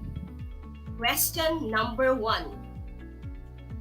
This is a 15 seconds question. The trigonometric ratio of the acute angle theta of a right triangle denoted by sine is blank. The trigonometric ratio of the acute angle theta of a right triangle denoted by sine is blank. Go!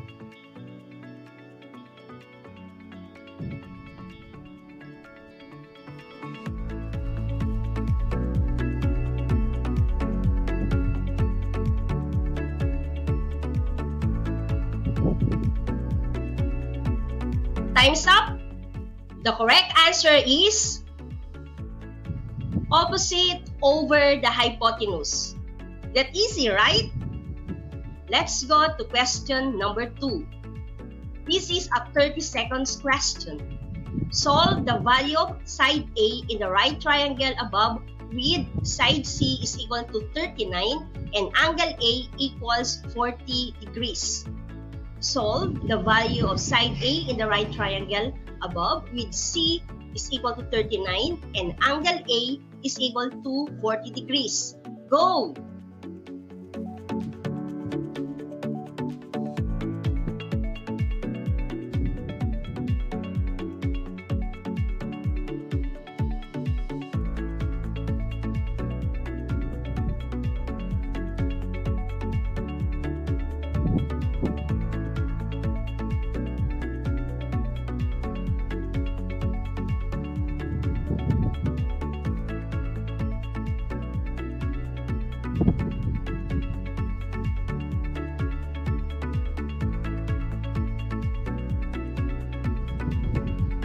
Time's up. The correct answer is 25.02. Did you get it right? Very good. Now, let's have question number 3. This is a 15 seconds question. The trigonometric ratio of the acute angle theta of a right triangle denoted by a cosine is blank. The trigonometric ratio of the acute angle theta of a right triangle denoted by cosine is blank. Go!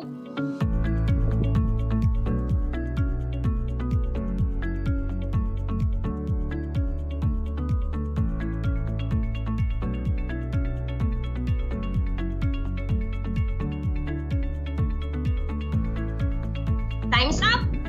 The correct answer is adjacent over the hypotenuse.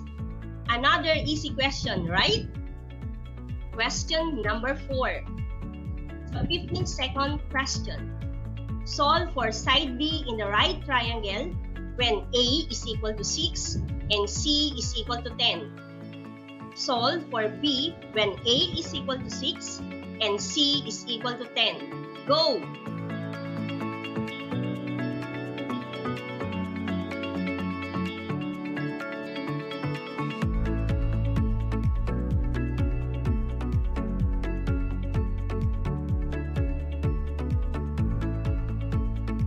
Time's up.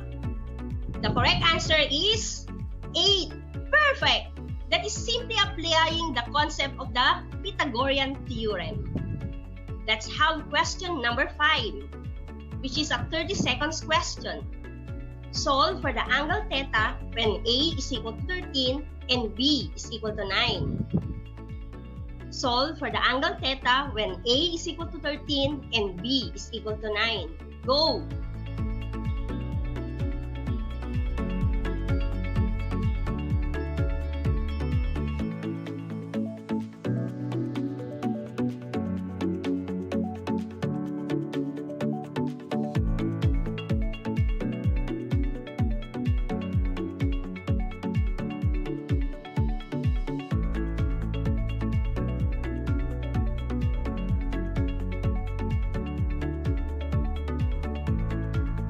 Time's up.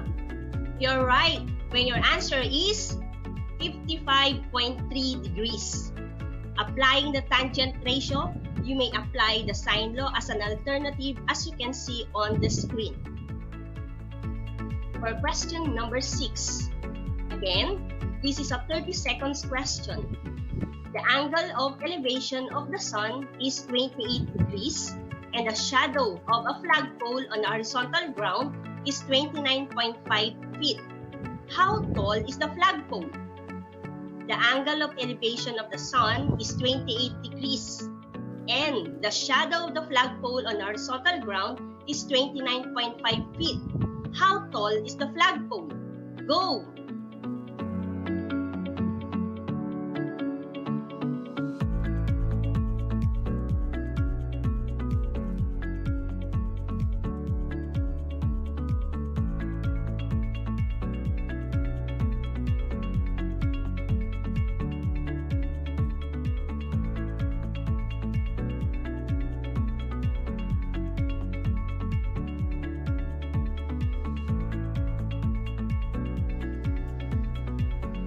Time's up.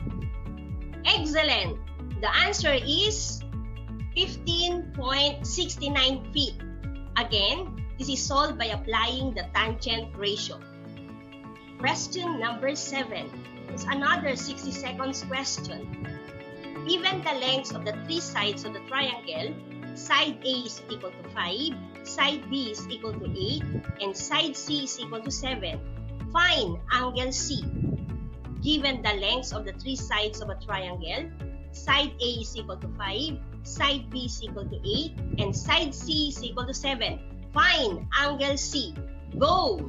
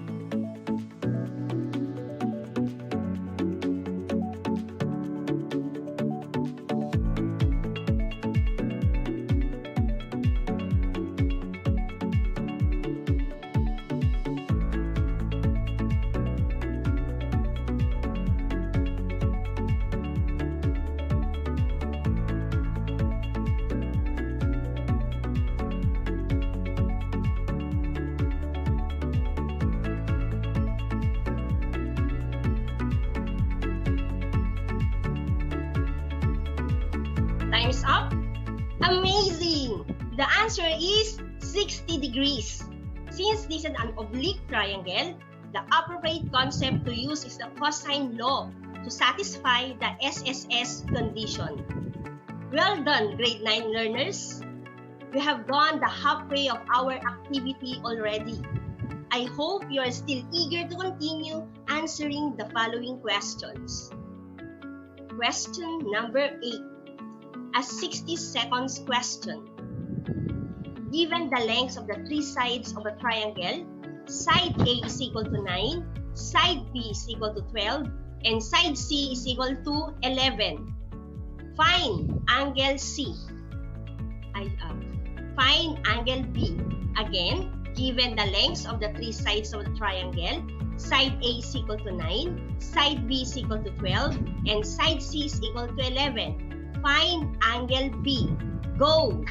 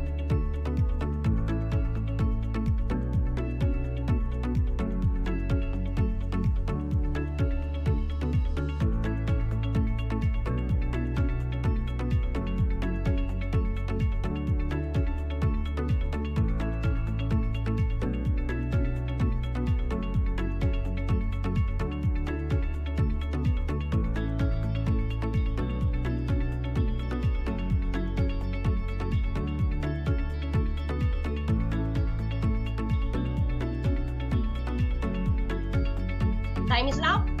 The correct answer is 72.97 degrees. Very good to those who got it correctly. You notice that same concepts as the previous question is used to satisfy the SSS condition applying the cosine law. For question number 9, this is a 30-second question. Suppose a 50 feet high tree casts a shadow of length 60 feet. What is the angle of elevation from the end of the shadow to the top of the tree with respect to the ground? Suppose a 50 feet high tree casts a shadow of length 60 feet. What is the angle of elevation from the end of the shadow to the top of the tree with respect to the ground? Go!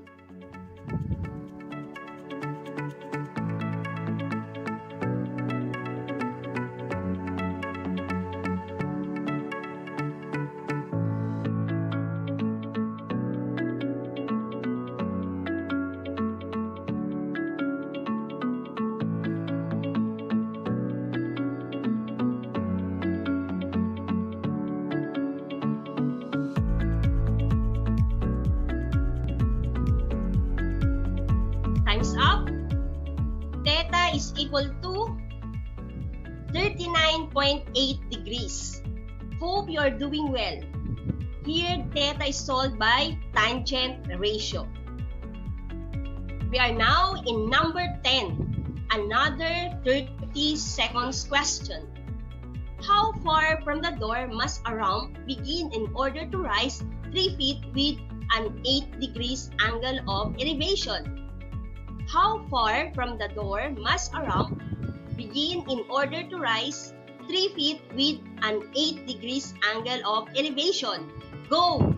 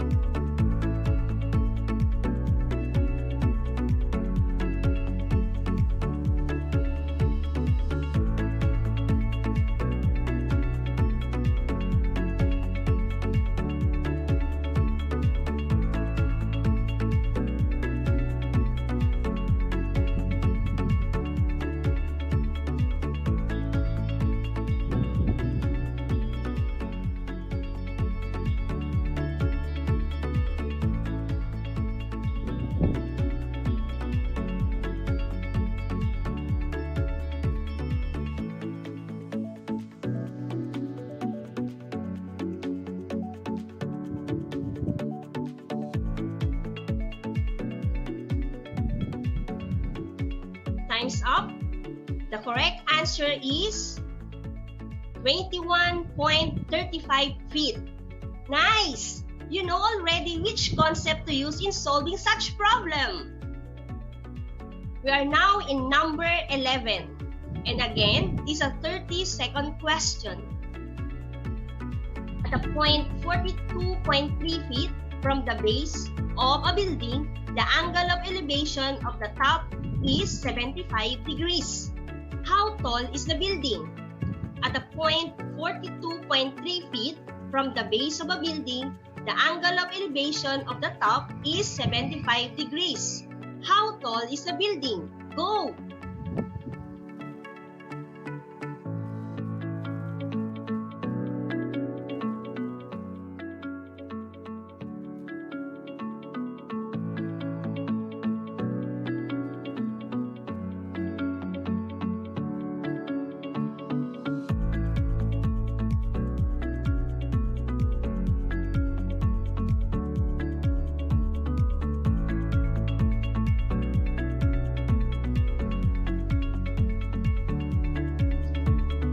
Okay, time's up. The correct answer is 157.9 feet. Well, tangent ratio is very popular now, but it's not always the case. Always analyze the problem. You can use an alternative solution like the sine law. It is up to you which one you are going to use. How many numbers have you answered already? I hope you are doing well and putting all your best to gain the plus points. Let's proceed to the last 3 questions. Question number 12. For this question, you will be given 60 seconds.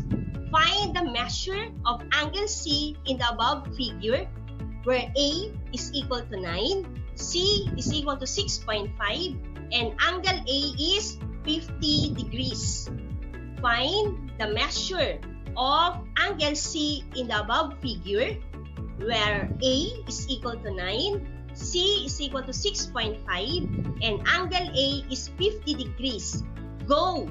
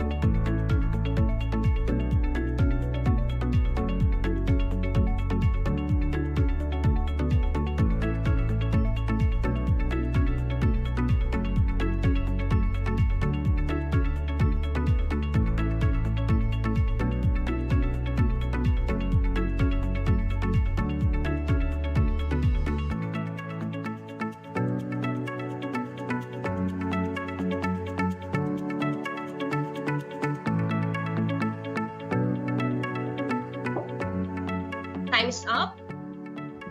Did you get 33.59 degrees as your answer? Perfect! What concept is used? Correct! Since the condition is SSSA, apply the sine law. For the next question, you will be given 30 seconds to answer.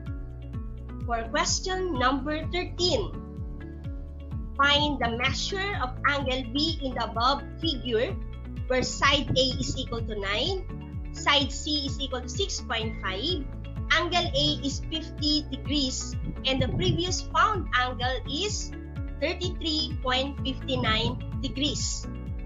Find the measure of angle B in the above figure, where side A is equal to 9, side C is equal to 6.5, and angle A is equal to 50 degrees, and the previous found angle is C is equal to 33.59 degrees.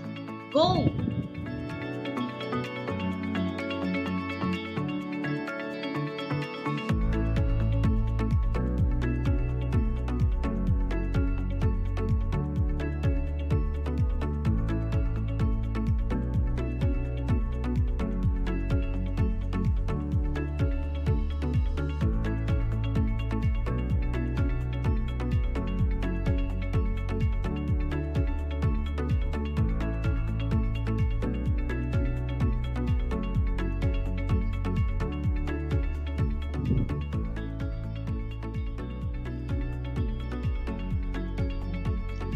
Time's up.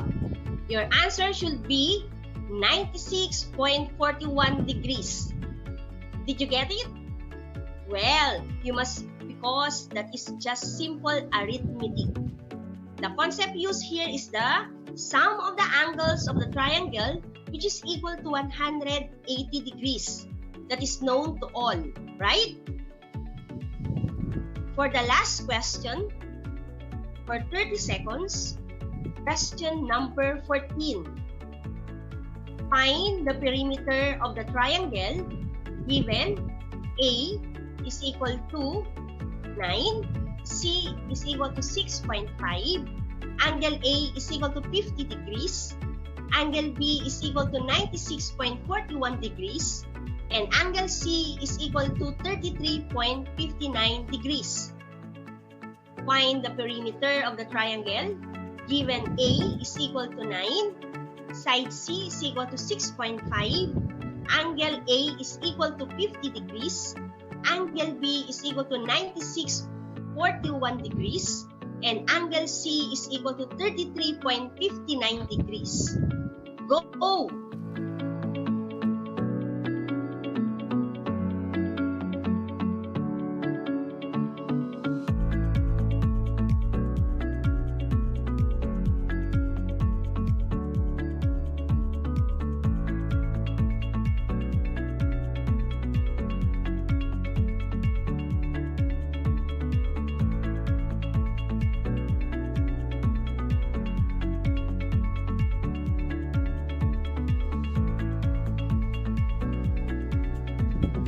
Time's up.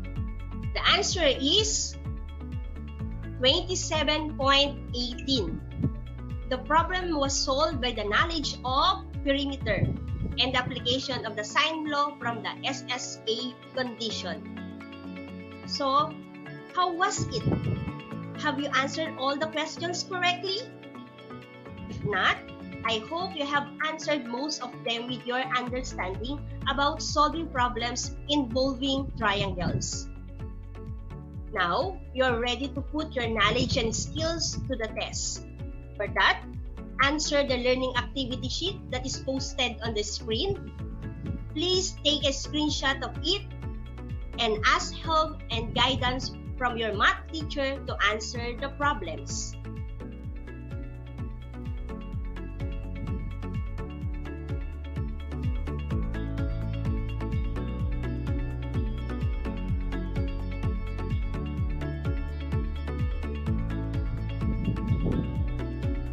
Are you done? Well, that is for now. I hope you learned a lot from our activity today and that you will join me again next meeting for more challenging real-life problems to solve involving triangles and more plus points.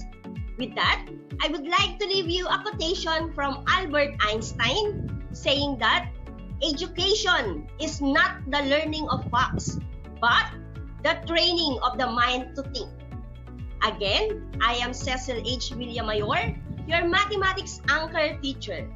May you always have the joy of learning at home. Till next time, keep safe and God bless everyone.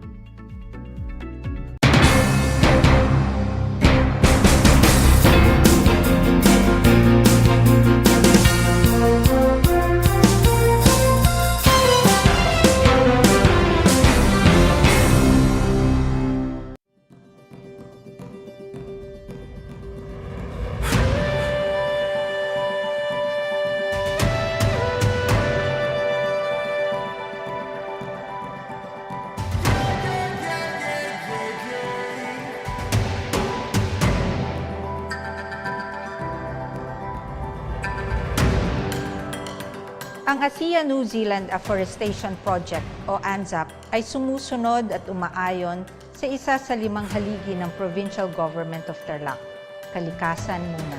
Although Tarlac is landlocked, the province is teeming with natural resources and beauty, and we TarlakHenyos are the stewards of this bounty.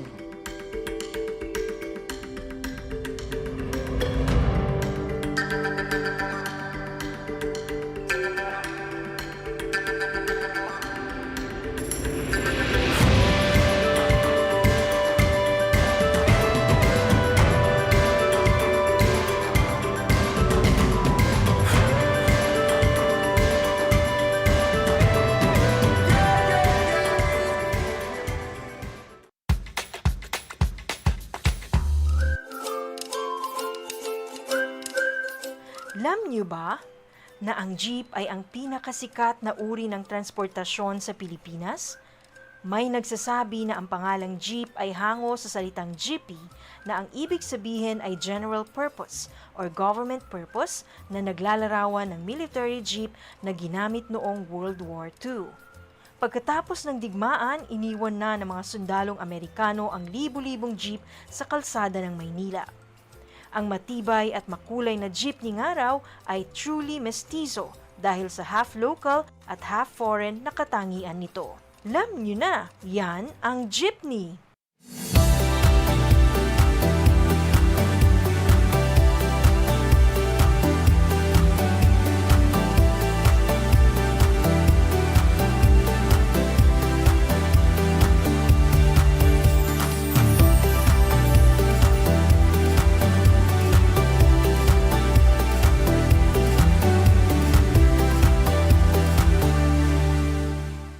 Handa ka na bang pumasok sa mundo ng sports? Kung ready ka na, welcome sa headquarters ng Usapang Sports, Sports Minded. Saksihan ang inspiring, unfiltered moments kasama ang mga paborito mong athletes and sports legends at ang mga secrets to win mula mismo sa mga bigating coaches. Sports Minded. Uplifting stories. Breathtaking adventures. And real-life conversations on and off the court. This is your exclusive access to the celebrities of sports. Sports Minded. Sports Minded. Sports Minded. Sabado, alas 11 ng umaga sa Radyo Pilipino at alas 12 ng tanghali sa 1FM. Mapapanood rin sa Radyo Pilipino at 1FM Facebook pages. Sports Minded. Sports Minded. Sports Minded. Gutom ka ba sa impormasyon? May na-miss ka bang subject at leksyon? Gusto mo bang alalahanin ang nakaraan o dagdagan ang iyong kaalaman? Lahat yan alamin natin because the professor is in. Professor on air and online. Kasama si Professor Willie Perez. Isang oras na kaalaman, isang oras na makabuluhan. Professor on air. Mamangha at tumawa sa mga tips at trivia. Sa gabay at tanong, sagot ka rin niya. Professor on air and online. Kasama si Professor Willie Perez. Tuwing Sabado, alas 10 hanggang alas 11 ng umaga. Mapapakinggan sa Radyo Pilipino at mapapanood sa RTV Tarlac Channel 26. Professor on air. Ang Tagalog ay ang wika ng mga taga-Quezon, Batangas, Bulacan at ng iba pang katutubong nagsasalita nito. Ang Filipino ay ang pambansang wika batay sa tanathana ng 1987 Constitution. Tara na at matuto ng salitang Filipino. Manood at makinig ng Aral TarlakHenyo sa RTV Tarlac Channel 26 at sa bayang naririnig sa Radyo Pilipino DZTZ 828 at napapanood din live sa FB page at YouTube channel ng RTV Tarlac Channel 26. Manood at matuto ng ating mga aralin sa Filipino. Dito lang yan sa Aral TarlakHenyo. Ako si Ma'am Crystal May Aquino, ang inyong teacher broadcaster sa Filipino.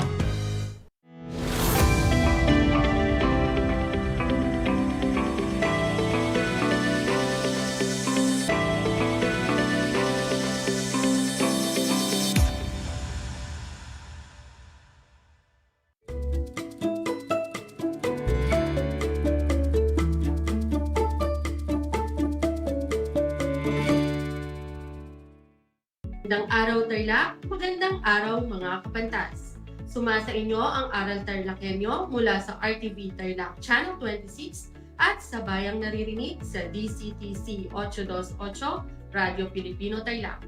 Ako si Ginang Beulah Rose Catalan Valdez, ang inyong teacher broadcaster sa Filipino Night. Ako ay inyong napapanood at naririnig mula sa Pura Tarlac sa pamamagitan ng remote live broadcast. Kamusta mga kapantas? Sa panibagong araw na ito, tandaan ang 3 S.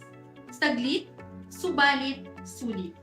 Saglit lamang ang 25 minutong talakayan, subalit sulit naman ang inyong matututunan na may 3 T. Tumpak, tiyak, at tatatak. Handa ka na ba sa gagawing talakayan at pagsasanay ngayong araw? Mabuti! Kung ganon, handa na ang iyong sarili, ang iyong self-learning modules at panulat. Kung may katanungan, maaari ninyong i-type sa chat box ng ating Facebook page ng RTV Tarlac Channel 26 o i-send sa aking cellphone number na 0912-518-2255. Uulitin ko, ito ay 0912-518-2255 at aking sisikaping tugunan ang inyong mga katanungan. At sa mga nakikinig ng radyo sa DCTC 828 Radyo Pilipino, ilagay lamang sa tamang lakas ang inyong radyo upang mas maging malinaw at maayos ang inyong naririnig. Halina't matuto sa mga aralin ng Filipino. Noong nakarang linggo ay naipaliwanag ni Ma'am Apple ang ilang kaugaliang ipinakita sa binasang kabanata na kung saan nakatutulong sa pagpapayaman ng kulturang Asyano. Natuklasan natin na si Maria Clara ay mabining kumilos, mapagmahal sa kasintahan at magulang. Bagamat nagpakita ng kahinaan sa larangan ng pag-ibig, nangangahulugan lamang na mas pinili niya ang sariling kabiguan kaysa sariling kaligayahan. Mapasaya lamang ang mga magulang. Marahil ito'y taglay din ng mga Pilipinas sa kasalukuyan. Makikita naman kay Elias ang ilang paniniwala at katangian ni Rizal. Ang pagiging tapat at mapagmahal na kaibigan. Mapagmahal sa bayan at paniniwalang ang bayan ay pinakamahalaga higit sa lahat ng bagay. Likas sa tao ang kabutihan, subalit kapag pinagmalupitan at pinagkaitan ng katarungan, natututong maghimagsik at lumaban. Isa rin sa mga katangian ng mga Pilipino ay ang pagiging hospitable o maalalahanin. Sa tuwing nagkakaroon tayo ng mga panauhin sa ating mga tahanan, ay buong puso at sigla natin silang sinasalubong at pinaghahandaan. Mapapansin na lutang sa mga akdang pampanitikan ang pagkamaka-Pilipino dahil sa ating katangiang inilalapat sa mga tauhan at iniuugnay sa mga pangyayari. Saan man padparin ng kinabukasan ang katangiang taglay ng mga Pilipino, ay mananatili at mag-uumalpas sa diwa at patuloy itong isusulat sa mga babasahin o akda upang ipakita ang mga katangian ng mga Pilipino. Inaasahan kong tumimo sa iyong isipan ang ating nakaraang aralin. Naway manatili ito at magamit pa ninyo sa mga susunod na araling ating tatalakayin. Pinabati kita dahil nakarating na tayo sa linggong ito. Gunitain mo muna sa iyong isipan ang mga natapos mong gawain. Naaalala mo pa ba ang mga iyon? Mahusay kung ganon. Muli nating subukin ang iyong mga kaalaman sa pamamagitan ng isang gawain na tatawagin natin, ilalarawan ko, tukuyin mo. At para sa panuto, tukuyin mo ang pagkamakatotohanan ng mga pangyayari na nakikita pa natin sa kasalukuyan.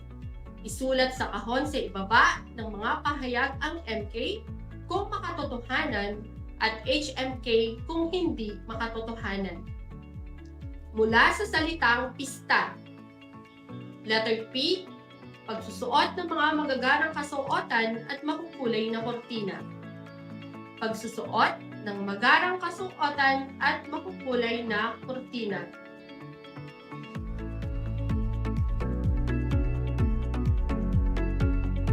Kung ang inyong sagot ay MK, makatotohanan, mahusay ka kapantas. Susunod, letter I. Ingay na nagmula sa mga paputok. Ingay na nagmula sa mga paputok.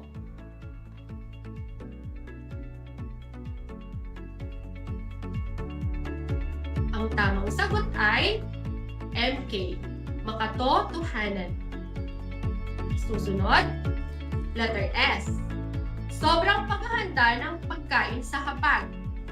Sobrang paghahanda ng pagkain sa hapag.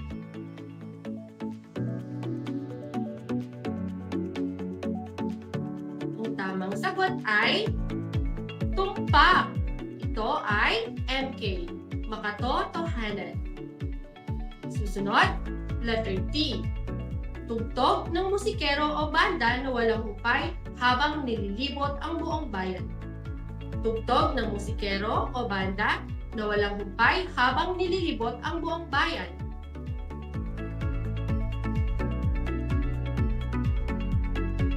Kung ang inyong sagot ay MK, makatotohanan, tumpak ang iyong kasagutan. At panghuli, letter A, alay sa patron bilang pasasalamat sa pagsamba. Alay sa patron bilang pasasalamat sa pagsamba. Kung ang inyong sagot ay MK, makatotohanan, mahusay ka, kapantas! Nakuha ba ninyo ang lahat ng tamang sagot? Mabuti! Ngayon naman, ay ating talakayin ng isang aralin na kung saan ay naipapaliwanag ang iba't ibang paraan ng pagbibigay ng pahiwatig sa kahulugan. Halina't simulan natin! Ang ating aralin ay may layong na ipapaliwanag ang iba't ibang paraan ng pagbibigay pahiwatig sa kahulugan na may code na F9, PT, IVEF 59. Napakahalaga ng pagbibigay kahulugan ng salita. Ito ay upang mas maunawaan ng mas malalim ang salitang ginagamit at paano ito gamitin sa tamang paraan. Kapag hindi sinasagawa ang pagbibigay kahulugan sa mga salitang ginamit, lalo na sa mga hindi pamilyar na salita, tiyak na magkakaroon ng hindi pagkakaunawaan at magagamit sa hindi tamang paraan ang mga salitang mabibigkas o ginagamit natin. May iba't ibang paraan sa pagbibigay pahiwatig sa kahulugan. Halina't umpisahan natin. Taglay ng mabisang akda ang pagiging makatotohanan nito sa pamamagitan ng pag-uugnay nito sa mga pangyayari sa kasalukuyan. Kalimitan, gumagamit ng iba't ibang paraan sa pagbibigay ng pahiwatig sa kahulugan. Narito ang iba't ibang paraan ng pagbibigay ng pahiwatig sa kahulugan gamit ang mga palatandaang kontekstual. Una, pagbibigay kahulugan o talinhaga o idioma.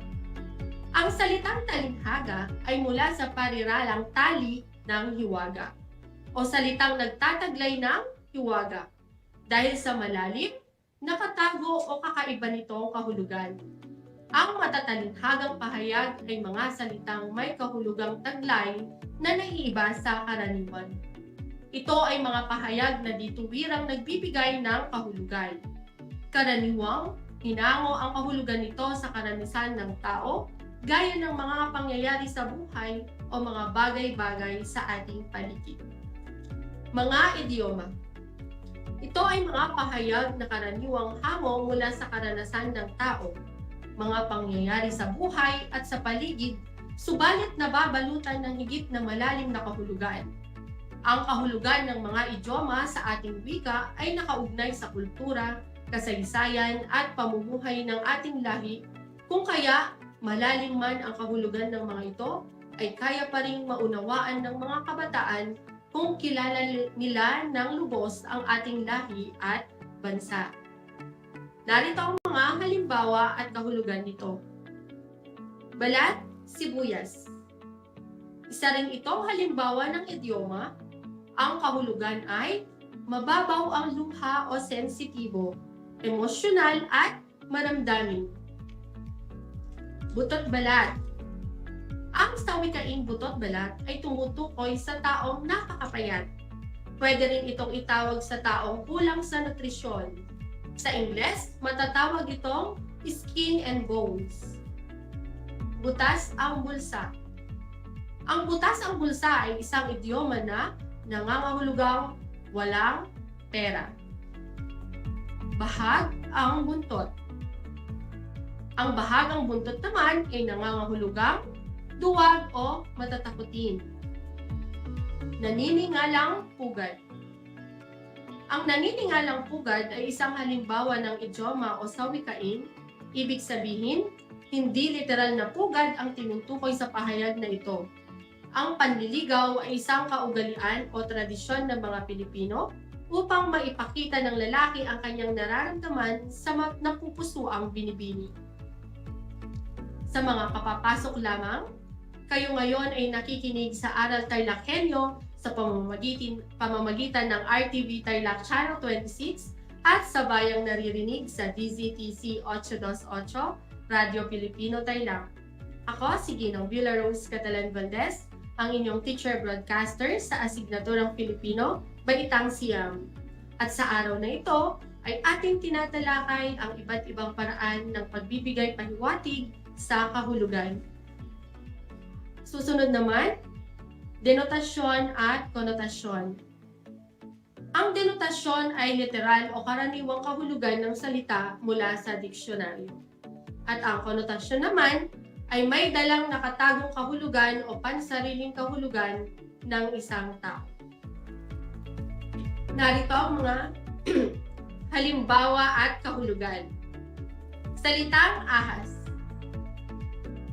Ang kahulugan nito sa denotasyon ay isang reptilya na makaliskis, mahaba ang katawan, madulas, walang paa at may makamandag na pangil. At sa konotasyon na pakahulugan ay isang taong taksil o traitor. Susunod, salitang basang sisiw. Sa denotasyon ay sisiw na basa. At sa konotasyon naman, ang kahulugan nito ay kawawa o maralita. Susunod na halimbawa ay salitang buwaya. Ito ay isang reptilya na naninirahan sa katubigan. Sa konotasyon ng pakahulugan nito, ito ay taong manlilinglang o gahaman. Susunod ay salitang nagsusunog ng kilay. Sa denotasyon, sinusunog ang kilay. At sa konotasyon naman, ito ay nag-aaral ng mabuti. Salitang maitim na ulap. Sa denotasyon, ito ay nagbabadya ng ulan. Sa konotasyon naman, ito ay nagbabadya ng masamang pangyayari.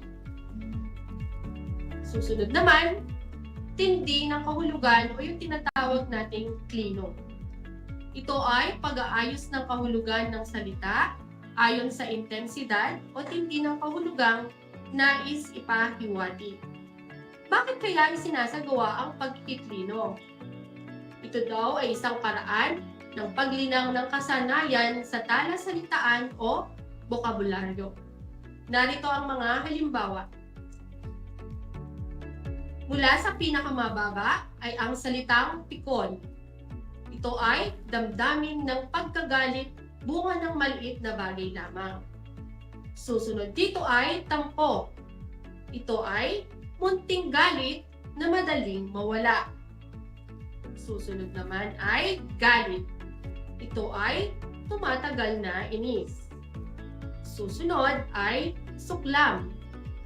Matinding galit sa dibdib na matagal bago mawala. Susunod ay ang pinakamataas at ang matinding intensidad ay ang salitang poot. Ito yung matinding galit na halos gusto nang makapanakit.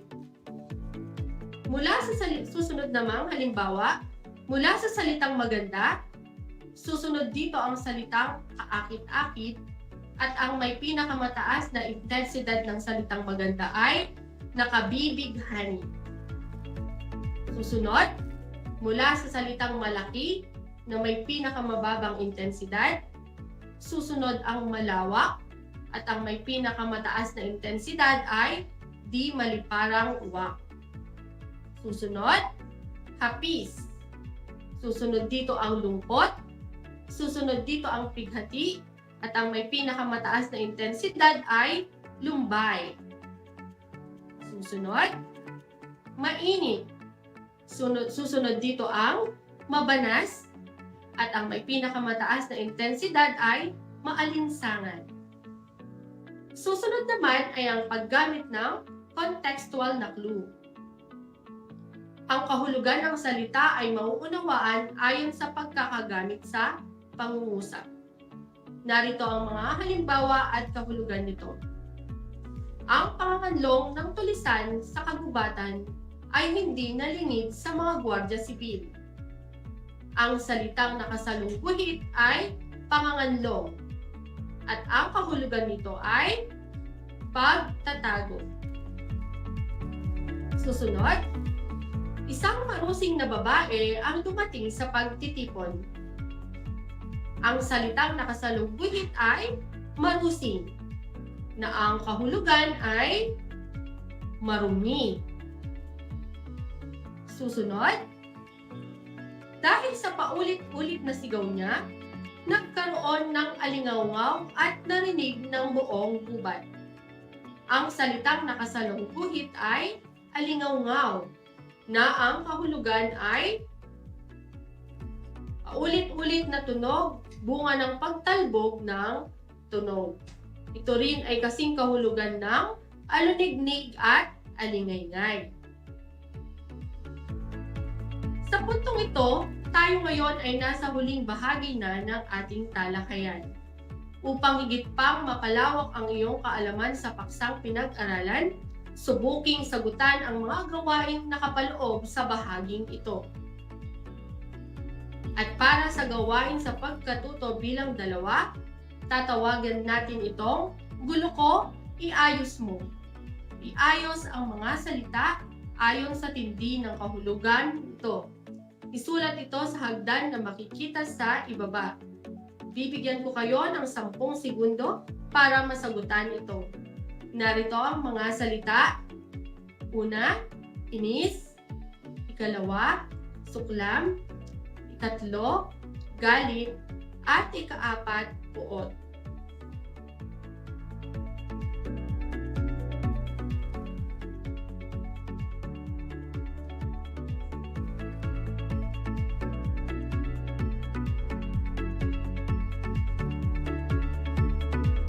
Ngayon naman, ating iwasto ang inyong mga kasagutan.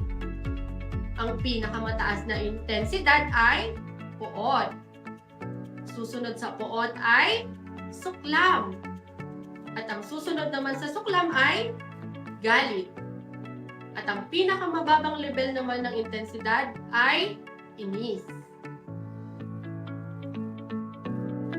At para sa gawain sa pagkatuto bilang 3, kahulugan ko, tukuyin mo. Tukuyin sa loob ng kahon ang kahulugan ng mga salitang may salungguhit sa pangungusap. Bibigyan ko kayo ng 1 minuto para masagutan ang mga ito. Narito ang mga salita: may kapangyarihan, sarado, sumisingit, sinisigurado, at himpilan ng mga sundalo. Para sa unang bilang, ang mga hostage individuals ay idinala sa kwartel upang doon makapanayam. Ang nakasalungguhit na salita ay kwartel. Sa ikalawang bilang, ayon sa mga otoridad, naging malagim ang sinapit ng mga biktima. Ang nakasalungguhit na salita ay autoridad. Sa ikatlong bilang, nananatiling selyado ang compound kung saan naganap ang trahedya. Ang salitang nakasalungguhit ay selyado.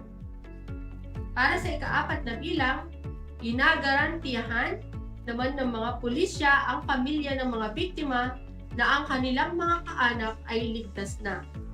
Ang salitang nakasalungguhit ay ginagarantiyahan. At para sa panghuling bilang, hindi naman mawala sa isipan at patuloy pa rin umuukilkil sa alaala niya ang pangyayari. Ang salitang nakasalungguhit ay umuukilkil.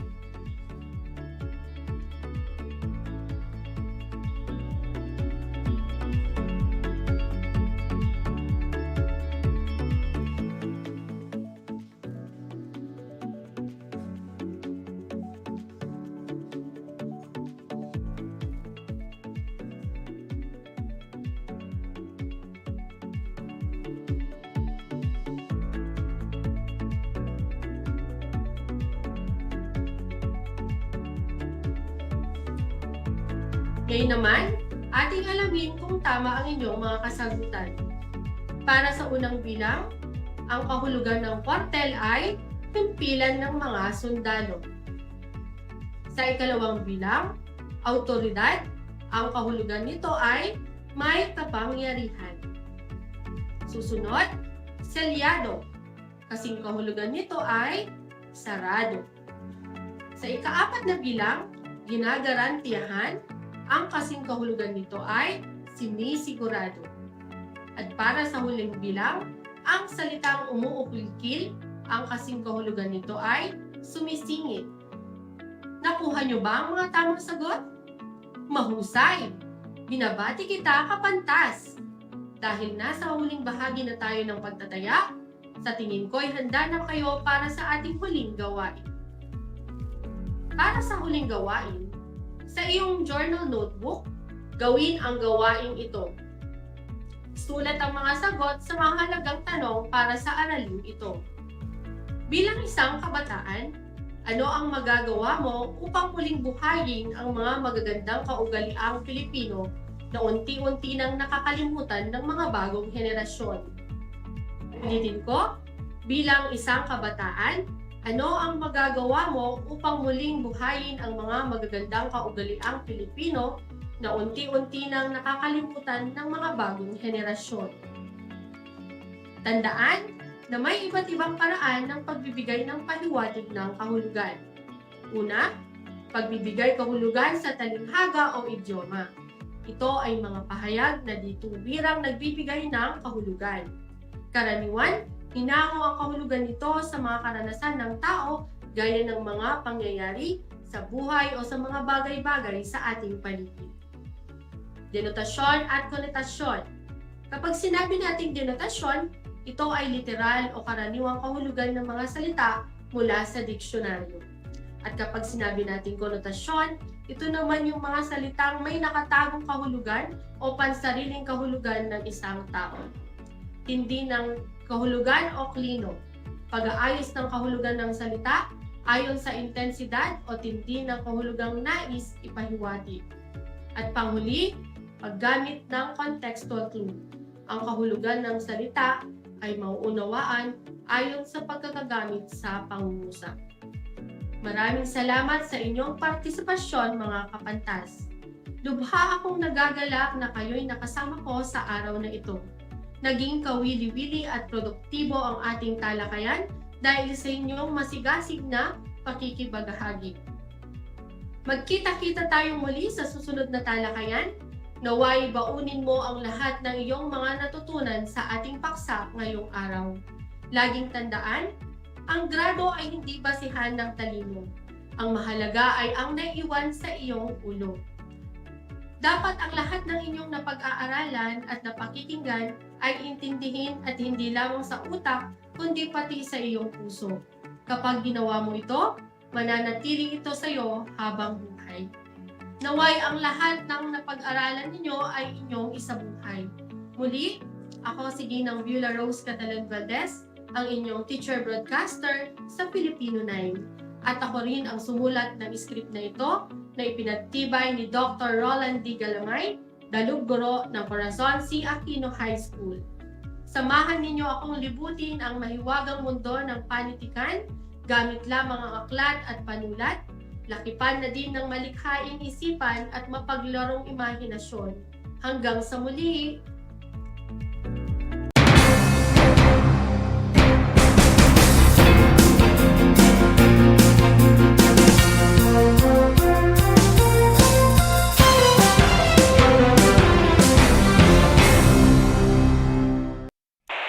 Bahagi mo Radyo Pilipino. Saan mang bahagi ng Pilipinas, saan mang bahagi ng mundo, anumang uri ng pamumuhay, kabahagi mo. Radyo Pilipino. Radyo Pilipino. Sumasahimpapawid sa DWPR 1296, Dagupan, DZTC 828, Tarlac, DZLT 1188, Lucena, DZYM 1539, Mindoro, DWRL 1080, Legazpi, DWRN 1657. Naga, DYRB 540. Cebu, DYRL 1035. Bacolod, DYRL 1134. Dumaguete, DXCO 1044. Cagayan de Oro, DXGS 765. General Santos, DXOC 1494. Ozamis, DXOW 981. Davao at Radio Filipino Podcast Center Manila. Ito ang kabahagi mo, Radio Filipino, napapakinggan on air, and online, sa buong mundo sa pamamagitan ng www.radiofilipino.com. Impormasyong may kalidad at serbisyong may halaga. Kasama, katuwang, kapinoy, kabahagi mo, Radio Filipino. Radio Filipino.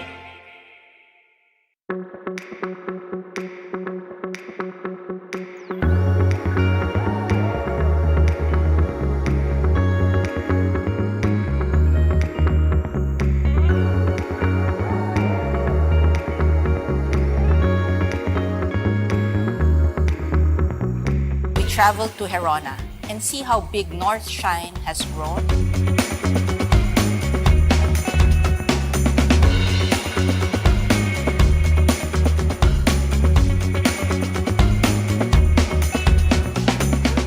Sa bayan ho namin, nakilala ho kami dahil sa North Shine. Nakita man yun, dati ho, parol capital ho kami dati ng Tarlac.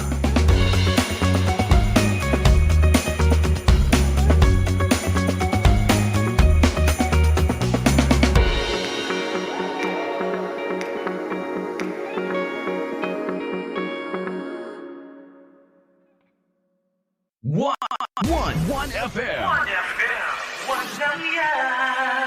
This is your one. My only one. One lang yan. The only one. One FM. 96.1 Tarlac, 98.3 Lucena, 88.3 Legazpi, 96.1 Surigao, 95.9 Butuan, 92.1 Mindoro, 96.7 Tacloban, 99.3 Baler, 95.1 Puerto Princesa, Palawan. This is your one. Your only one. Your only one. One FM. One FM. Your only one FM. One FM.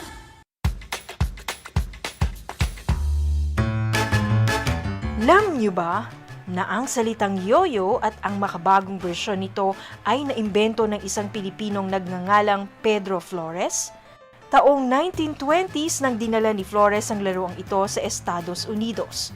Sinimulan niya ang paggawa nito sa kanyang maliit na pabrika sa California at ipinakita sa mga tao ang iba't ibang tricks ng paggamit nito. Alam mo na, yan ang yoyo!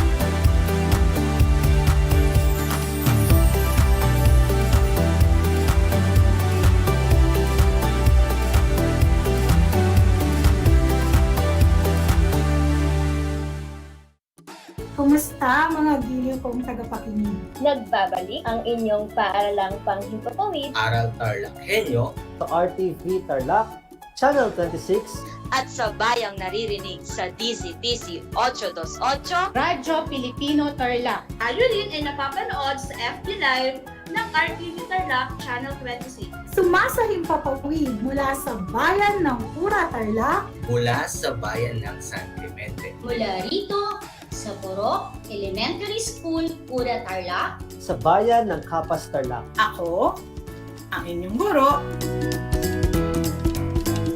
na maghahatid sa inyo ng makabuluhang pagtalakay sa ating aralin.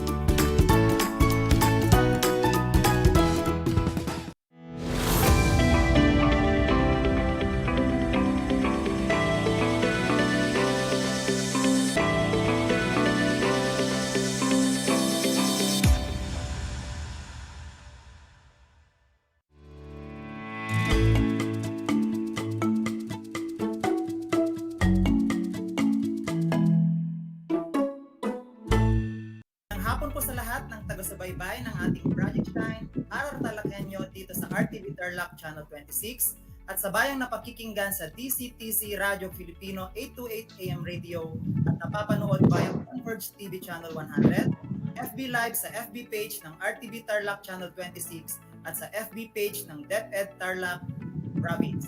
Ako po ang inyong segment host, Jomel P. Calderon, guro sa Araling Pantao, Agham, Panlipunan, Pananaliksik at Pananalo Enthusiast.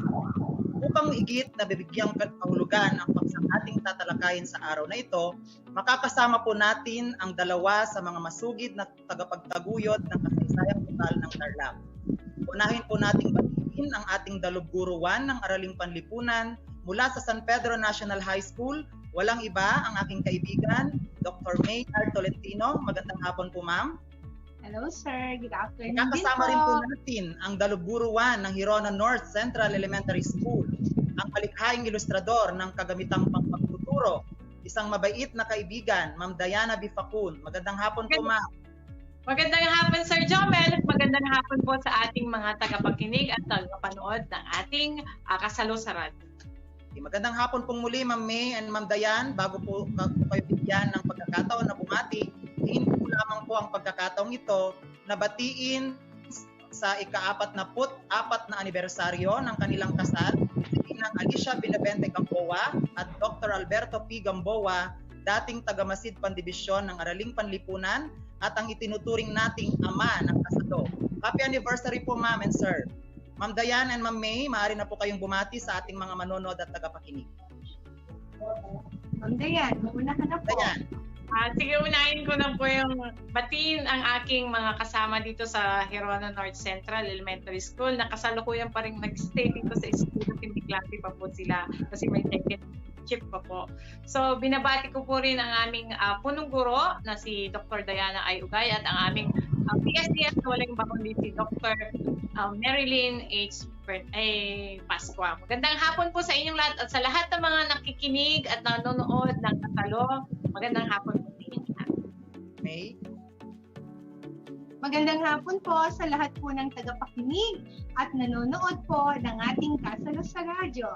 So, shout out po sa mga kasamahan ko po sa San Pedro National High School sa pangunguna po ng aming butihing principal na si Madam Marilyn I. Antalan at sa aming PSDS na si Dr. Roger P. Ramos. Welcome pong muli sa ating Project Shine, Aral TarlakHenyo sa Division Virtual Project Kasalo sa Radyo. Sa pagsisimula ng ating talakayan sa hapong ito, shout out sa lahat ng mga nanonood sa FB Live at ng RTV Channel 26 at ang mga nakikinig sa DCTC Radio Filipino 828 AM Radio. Isang pagbati rin po sa mga manonood at nakapagkinig mula sa RTV National High School. Sa episode pong ito ng Kasalo sa Radyo, bibigyang saysay natin ng ilang mahalagang tala ukol sa kasaysayan ng bayan ng Kamiling. Upang matahak ng maayos ang ating pagtalakay sa kasaysayan ng Kamiling, ang sumusunod na balangkas ay ang ating susundin. Tatalakay natin ang lokasyon at topografiya nito, ang pagkatatatag ng Kamiling bilang isang bayan, ang Kamiling sa panahon ng mga Kastila, Amerikano at ng mga Hapon, at ang Kamiling sa kasalukuyan. Handa na ba kayo? Handa na ating nabanggit na, Ma'am Diane and Ma'am May, uunahin nating mabigyang linaw ang lokasyon at topografiya ng Kamiling. Sa ating mga taga-subaybay, mahalagang malaman sa pag-aaral ng kasaysayan ng isang lugar, lalong-lalo na sa pagtukoy ng kanyang kabuuan, ang lokasyon at topografiya nito. Ma'am Diane, alam ko na handa kang magbahagi ng impormasyon ukol sa bagay na ito. Oo naman, Sir Jomel. Dapat talaga na ang isang Tarlakhenyo ay maalam sa kanyang sariling bayan. Bagamat ang inyong lingkod ay hindi taga-Kamiling, subalit ang kaalaman dito ay mahalaga sapagkat ang kanyang pagbabago ay may kaugnayan sa mga karatig bayan, katulad ng bayan ng Hirona, kung saan ako naninirahan. Ika nga, ang pag-aaral sa mga bayan ay pag-aaral sa kabuuan ng ating lalawigan ng Tarlac. Para sa kaalaman ng lahat, ang Kamiling ay makikita sa hilagang kanlurang bahagi ng lalawigan ng Tarlac. Ito ay naliligiran ng mga bayan tulad ng Bayambang Pangasinan sa Hilaga, Santa Ignacia sa Timog Silangan, Paniki sa Silangan, Mayantok sa Timog Kanluran, San Clemente sa Hilagang Kanluran, at Mongkada sa Hilagang Silangan. Ang kamiling, tandaan natin sa ating mga manonood at mga bata na ay pangwalo sa pinakamalaking bayan sa Tarlac, ayon sa sukat ng lupain. Ito ay may kabuuang sukat na 14,052 hektarya. Okay, katumbas ito ang halos 300,000 basketball court. Ay, talagang napakalawak nga talaga, di ba? Sa pangkalatan, ang kamiling ay kapatagan. Subalit, ilang bahagi nito ay maburol hanggang sa bulubundukin. May mga ilog na mahalaga sa pangunahing pangkabuhayan ng mga mamamayan. Okay, pinakakilala dito sa lahat ng mga ilog, yung tinatawag nating ilog Kamiling. Kaya Sir Joe, may paborito rin ito ng mga lokal na turista. Kaya kung kayo ay nagbabike, o kayo ay gustong-gusto nyo nang naglilibot sa Tarlac, okay, imposible na aayawan nyo ang Kamiling sapagkat maraming makikitang magagandang tanawin dito at maraming nag-outing dito, Sir Jomel. At alam ko, Sir Jomel, ikasasa ka na doon sa mga nag-outing at naglilibot dito.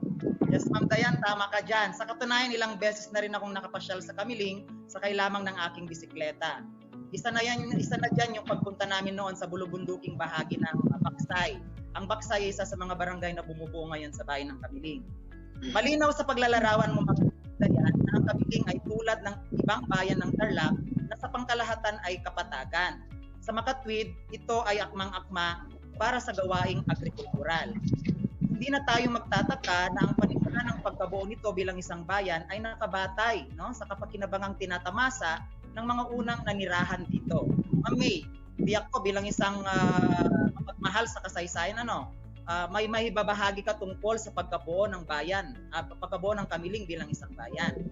Ang ating mga manonood at tagapakinig, kasama na ako dyan, ay tiyak na nakatutok na sa karagdagang kaalaman na may babahagi. Siyempre naman, Sir Jomel, naririto yung ilan sa mga impormasyon na maaari nating ibahagi sa pagkakabuo ng bayan ng Kamiling. Taong 1838 nang ang Kamiling ay nagsarili bilang isang bayan. Dati kasi itong bahagi ng Pangasinan, partikular ng Bayambang, nakakitbahay nito sa kasalukuyan. Noong taong 1834 nang maitatag sa pangunguna ni Padre Juan del Manzano bilang isang bisita o baryo lamang ng Bayambang, Pangasinan, ang nooy tinatawag na Kakamilingan. Kakamilingan ang ipinangalan sapagkat noon ay hitik sa mga puno na tinatawag na kamiring ang lugar na ito. Mahihinuha na ang Kamiling na pangalan nito sa ngayon ay mula sa kamiring.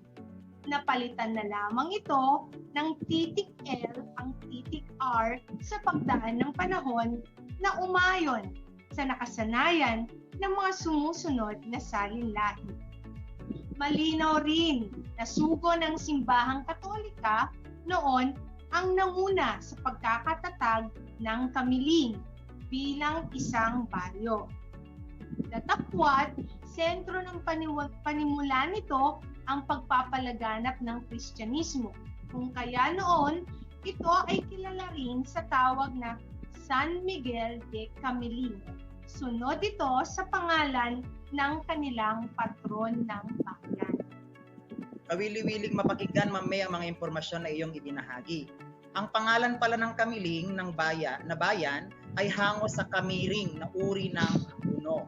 Maalala mo, Ma'am May, nung mga bata tayo, di ba, naririnig natin sa ating mga lolo't lola na kapag nagkaroon tayo ng kati-kati, lalo na tayo sa kakahuyan, na tayo daw ay nakamiring. Yes. Diba? May mga kinukuha pa nga silang mga dahon tapos ibinibiti nila sa kung saan tayo naglulutuan. Yes, sir.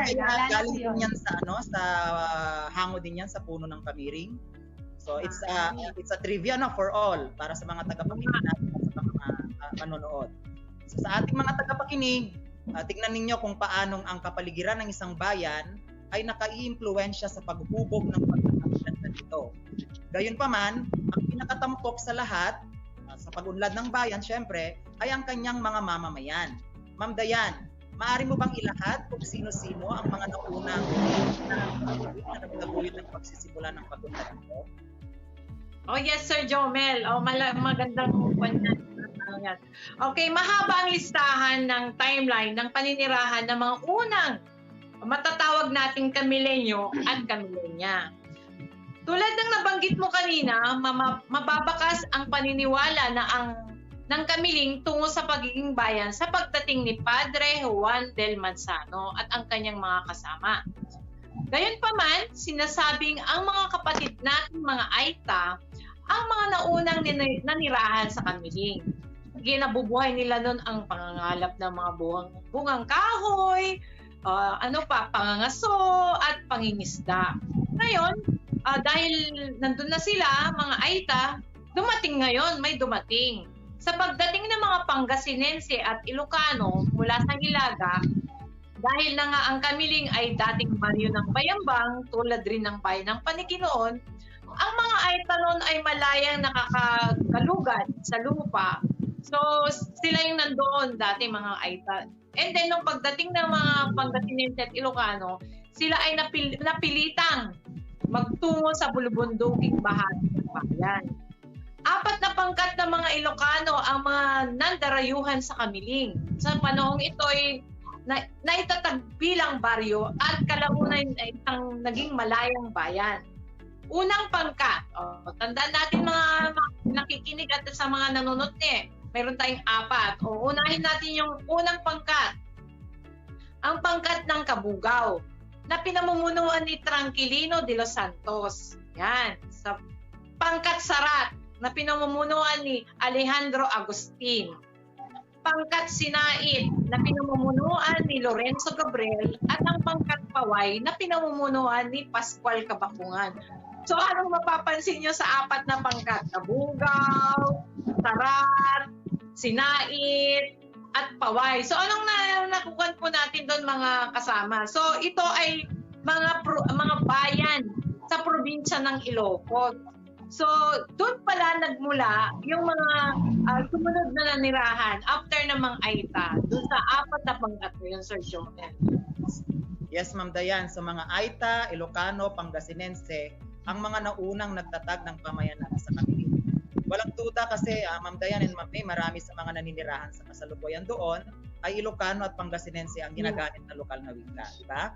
Kabahagi nila sa pagpapaunlad ng bayan. Ngunit syempre sa panahong ito ay naging baryo hanggang sa maging bayan, may mga nanguna sa pamamahala. Nagpasimula ng mga plano tungo sa positibo nitong pag-unlad. Ma'am May, sigurado ko bilang isang dalubguro sa Araling Panlipunan, ay may maibabahagi ka tungkol sa mga naunang pulutong ng mga lider ng Kamiling bilang isang bayan. Yes, Sir Joel. Mahirap man ang magsaulo ng mga pangalan at hindi man iyan ang pinakamahalaga.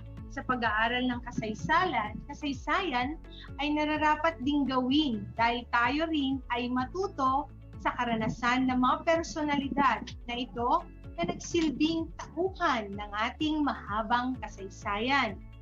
Noong ang Kamiling ay naitatag bilang bisita o baryo noong 1834, nagsilbi ang tagapagtatag na si Padre Juan de Alvarez del Manzano na pura paroko.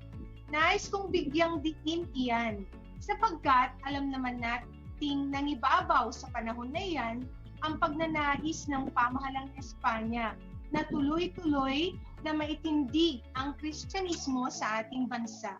At ang Kamiling ay hindi naiiba. Sa katunayan, ang pinakalumang simbahang Katoliko sa Tarlac ay nasa Kamiling. Ito ay ang simbahan ng San Miguel Arcangel na noong 1997 ay sinira or nasira dahil sa sunog. Ang alam ko ay patuloy ang pagnanais na ito ay mapanumbalik sa dati nitong itsura. Sana nga may balik nga ito sa dati niyang itsura. Sa panahong din iyan, mula 1834 hanggang 1837, ang Kamiling ay naging purok komisyon sa pangunguna naman ni Don Francisco Soriano, na siya ring naging pinakaunang pampurok komisyoner. Sumunod sa kanya, sina Don Domingo Claudio noong 1835. Si Don Bernardo Bugarin naman noong 1836. At noong 1837, ito naman ay pinamunuan ni Don Pascual Cabactuman. So yun yung ilan lamang sa mga namuno. So nang magsarili naman yung bayan noong 1838, naging unang gobernador silyo naman si Vicente Galcin hanggang 1855. Sinundan naman ito ni na Don Domingo Monzon mula 1856 hanggang 1860. Si Don Narciso Guting mula 1881 hanggang 1886. Sumunod din si Don Lorenzo Felix mula 1891 hanggang 1892. At si Don Benaventura Torres mula 1893 hanggang 1897. So yun yung ilan sa mga namuno sa bayan ng Kamiling, Sir Joem. So May, tingin ko kung mabibigyan lang tayo ng mas mahaba pang oras, mas marami pang makasaysayang personalidad ang mahuhukay natin sa kasaysayan ng Kamiling na itinuturing din natin na old lady in the northwestern part of the province of Tarlac bilang isa sa pinakamatandang munisipalidad ng ating probinsya. Babalikan ko kayo mamaya, Ma'am May, ukol sa bagay. Yes, sir. Sa ngayon, Ma'am Dayan, tingin ko may mahalaga na tayo ay magbahagi pa ng ating kaalaman ukol sa Kamiling sa panahon naman ngayon ng mga Kastila, lalo na sa panahon ng himagsikan. Ma'am Dayan? Actually, sir, hindi natin may isasantabi ang kontribusyon ng Kamiling pagdating sa himagsikang Pilipino, yung kanilang kontribusyon sa himagsikang Pilipino. Okay. Mula na sa kamay ng mga nanakop na Kastila, sumama ang mga Kamilenyo na ipaglaban ang katipunan. Isang tubong Kamiling na nakapag-aral noon sa Maynila na kung saan unang pumutok ang pagkikipaglaban ng mga katipunero ang nagtatag ng isang panghukbong samahan sa ilalim ng hukbo ni General Francisco Macabulos.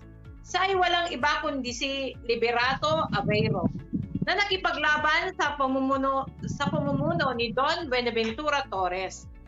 Napasailalim sa kanilang kapangyarihan ang Kamiling na pinamunuan ni Don Tranquilino Pagarigan na naging mas mabait sa mga taong nakipaglaban sa mga Kastila. So, doon pa lang, Sir Joel, makikita mo na matatapang ang mga taga-Kamiling nung panahon ng mga Kastila kasi naki-join sila sa tropa ni Macabulos. So, at naki-join din sila sa mga katipunero. So, talagang hindi lang sila magaganda, matatalino, kundi sila rin ay matatapang nung panahon ng Kastila. So, back to you, Sir Jomel. Hindi na nakapagtataka yan, Ma'am Dayan, na masangkot ng tuwiran ang Kamiling sa laban ng mga katipunero sapagkat alam naman nating lahat, di ba? Ang Tarlac ay kabilang sa 8 unang lalawigan ng Pilipinas na naghimagsik laban sa mga Kastila. Kaya nga, di ba, kung matatandaan ninyo sa itinuro sa atin ang ating mga guro noon, isa sa mga 8 sinag ng araw sa ating watawat ay sumisimbolo sa lalawigan na Tarlac. Sa panahon naman ng mga Amerikano, Ma'am May, ano po ang kalagayan ng Kamiling? Alam naman natin, Sir Joem, na pagkatapos ng mga Kastila, sumunod na nanakop ang mga Amerikano. So, ang pag-aakala ng mga Pilipino ay kaibigan natin sila. Pero ng kalaunan ay lumabas ang tunay nilang mga interes sa ating bansa. Ngunit di rin nagtagal ay nag-alsa rin ang bayan ng Kamiling. Kagaya ng sinabi kanina ni Ma'am Dayan, pinakita muli ng mga taga-Kamiling na sila ay matatapang na lahi. Nang dumating ang mga Amerikano sa Kamiling, nakita nila na ang bayan ay payapa. Ito ay dahil ang mga plano ng mga Pilipino sa labanan ay karaniwang sinasagawa sa mga di aakalaing mga lugar ng mga itinuturing ng mga Amerikano na rebelde, tulad ng mga kumbento at simbahan. So pinapakita lamang doon na magaling mag-strategize ang mga taga-Kamiling. Si General Francisco Macabulos ay sinasabing sa panahong ito ay kasama ng mga natitirang katipunero sa Sitio Tangadan, Labni, Mayantok na noon ay bahagi pa lamang ng Kamiling. Kabilang din sa kilalang personalidad sa panahong ito ay si General Pedro Pedroche na hindi naging kasundo ni General Macabulos. dahil na rin sa pamamaraan nitong taliwas sa kanilang ipinaglalaban.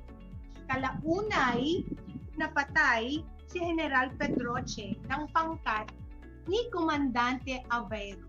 Pinupuna ng iba ang pangyayaring ito sa kasaysayan ng Kamiling bilang pagtataksi. Sa panahon din ng mga Amerikano, Sir Joem, naiwalay ang mga bayan ng Santa Ignacia, San Clemente at Mayantok bilang mga nagsasariling bayan. Dating mga baryo kasi ng Kamiling ang mga ito. Dahil din sa edukasyon, ang isa sa mga pangunahing isinusulong ng mga Amerikano sa Pilipinas, which is alam talaga natin yan. Yan yung sinasabi at talagang trademark pag sinabi mo pananakop ng mga Amerikano. Kabilang ang Kamiling sa mga lugar na nagkaroon ng mga pagtatayo ng mga paaralan gaya ng mga gusaling gabaldon. May mga naitayo ring mga paaralang pribado tulad ng Kamiling Secondary Institute na naitatag noong 1932. So yun yung mga pangyayari sa panahon ng Amerikano sa bayan ng Kamiling, Sir Joel. Nagpatuloy pala ang himagsikan, Mami, sa panahon ng mga Amerikano. Yes, ngunit kahit naman nagpatuloy ang himagsikan, alam naman nating may maganda rin namang programa sa panahon na yan. At nabanggit mo nga na ito ay yung edukasyon. Sa katunayan, ang sistema ng edukasyon sa Pilipinas hanggang sa ngayon ay mahihalan tulad natin sa sistema ng Estados Unidos. Ma'am Dayan, alam mo yung susunod na tanong ko kasi after ng mga Amerikano, may sumunod na namang sumakop sa Pilipinas, dito ba? At yan ay ang mga Hapones. So ano naman kayang kalagayan ng mga Kamilenyo, Ma'am Dayan, noong panahon ng Hapones? Gaya ng ating napakinggan mga unang episode ng Kasalo, Sir Jomel, isa ang lalawigan ng Tarlac, di ba, na isa sa mga lalawigan na isa sa mga unang binomba ng mga Hapones. So, siyempre, kabilang na doon ang bayan ng Kamiling. Tapos sa ganyan, Sir Jomel, tulad ng mga Katibonero na nakipaglaban sa mga Kastila at Amerikano, siyempre, lumaban din ang mga Kamilenyo laban sa mga Hapones. Ang mga naging pinuno ng bayan ng Kamiling sa panahon ng Pilipinas na sakop ng mga Hapones ay ang mga sumusunod. Una, si Angelo Cabrera mula 1941 hanggang 1942, Simeon Santos 1943, Pablo Dumawal 1944 hanggang 1945. Alam natin na naging lumaya ang bansa mula sa mga Hapones noong panahon ng 1945 nang sumuko ang mga Hapon sa Allied Forces matapos bombahin ng Amerika ang Nagasaki at Hiroshima. Isang taon nakalipas niyan, Sir Jomel, tuluyan na rin pinalaya ng mga Amerikano ang Pilipinas noong July 4, 1946. So, alam naman natin na halos daw maiksi nga lang ang mga pag-sting ng mga Hapon. Tama ka dyan, Ma'am Dayan, na lumaya nga ang Pilipinas mula sa mga Amerikano noong 1946. Naging simula iyan ng pagpapanumbalik ng Pilipinas bilang isang republika na alam naman nating teritoryo na walang mananakop. Sa makatwid, nagsimula ang pagsisikap hindi lamang ng mga Kamilenyo kundi ng sabayalang Pilipino sa pagpapaunlad ng bansa hanggang sa kasalukuyan. Ma'am Dayan and Ma'am May, kumusta naman ngayon ang Kamiling sa iba't ibang aspeto sa kasalukuyan? Sa ating mga tagapakinig at manonood, ang Kamiling sa kasalukuyan ay binubuo ng 61 barangay. Isang Kamiling sa mga bayan ng Tarlac na may tuturing na may mabilis na pag-unlad ayon sa kita at ekonomiya. Sa katunayan, Sir Joem, ito ay kasalukuyang first class na munisipalidad na mayroong 87,319 na populasyon ayon sa 2020 census. Maliban sa may tuturing na maunlad na ekonomiya, ang Kamiling din ay may tuturing na maunlad sa pamanang kultural at likas na yaman. May tuturing ang mga ito na dahilan ng pagdagsa ng mga lokal na turista. Baka naman gusto ninyong bisitahin ang mga sumusunod. Luma at bagong simbahan ng San Miguel Arcangel, Maria Clara Museum, Maria Clara Town Plaza, Mount Damas, Ubud Falls at Pias Falls. So kung minsan nakakakita ako ng mga pinupost ng mga friends ko sa Facebook, so napapasana all na lang talaga ako. Sana all talaga. Ma'am Dayan, kayo. Siyempre sir, pag hindi mo nakita at natikman ang mga ito, talagang hindi ka talagang nagpunta ng Kamiling. O ano yung mga yun sir? Kasama na dito yung number 1, yung chicharon o bagnet. O yung kilala bilang chicharon Kamiling. So, sa mga kakanin naman na paborito natin tulad ng tubig, pinait, patupat, at inuruban. O dahil dito, okay, ang Kamiling ay nagtatanghal ng Chicharon at Inuruban Festival na karaniwang dinadaos sa buwan ng Oktubre. Sa pamamagi na makikita natin, nagkakaroon ng street dancing upang maitampok ang kanilang pamanang kultural at mga produkto. Siyempre, hindi din malilimutan ang Kamiling ay sentro din ng edukasyong pangkolehiyo dahil makikita dito yung isang world-class na state university. Walang iba kundi ang ating Tarlac Agricultural University o yung tao. Siyempre, dapat din pag pupunta ka dito, kilala rin, although wala na sila, pero yung kilala sila dito sa lugar na ito, sino ba yung mga yon? Number 1, ang first love. O the greatest love siguro pwede kong sabihin na greatest love ni Jose Rizal na walang iba kundi si Leonor Rivera. Siya yung sinasabi na inspirasyon sa karakter ng Maria Clara sa kanyang nobelang Noli Me Tangere. O di ba Sir Jovel, alala mo ko yung ating ginawa ng December 30 na kung saan lalo nating nalaman at nakilala si Leonor Rivera sa katauhan ni Maria Clara. And then, sino pa ba? Si Carlos P. Romulo.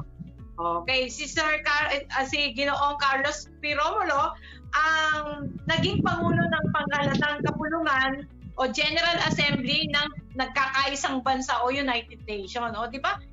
Kilala naman si Ginoong Carlos P. Romulo nung panahon ni Manuel L. Quezon.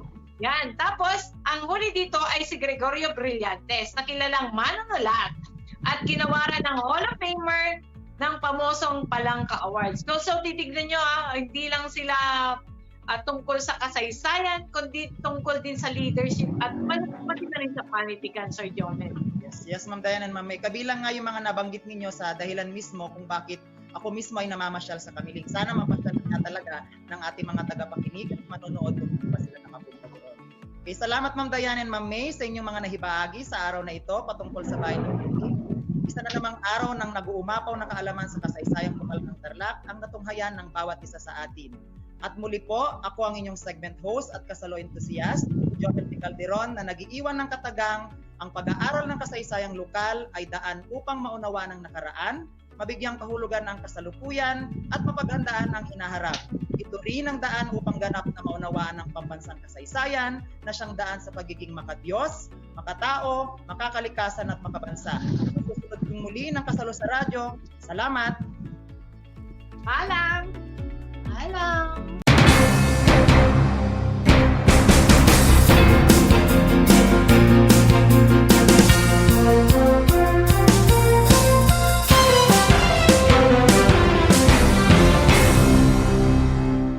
Alam niyo ba na ang gitnang Luzon ay tinaguri ang banga ng bigas ng bayan at kamalig ng palay ng Pilipinas dahil dito nagmumula ang malaking produksyon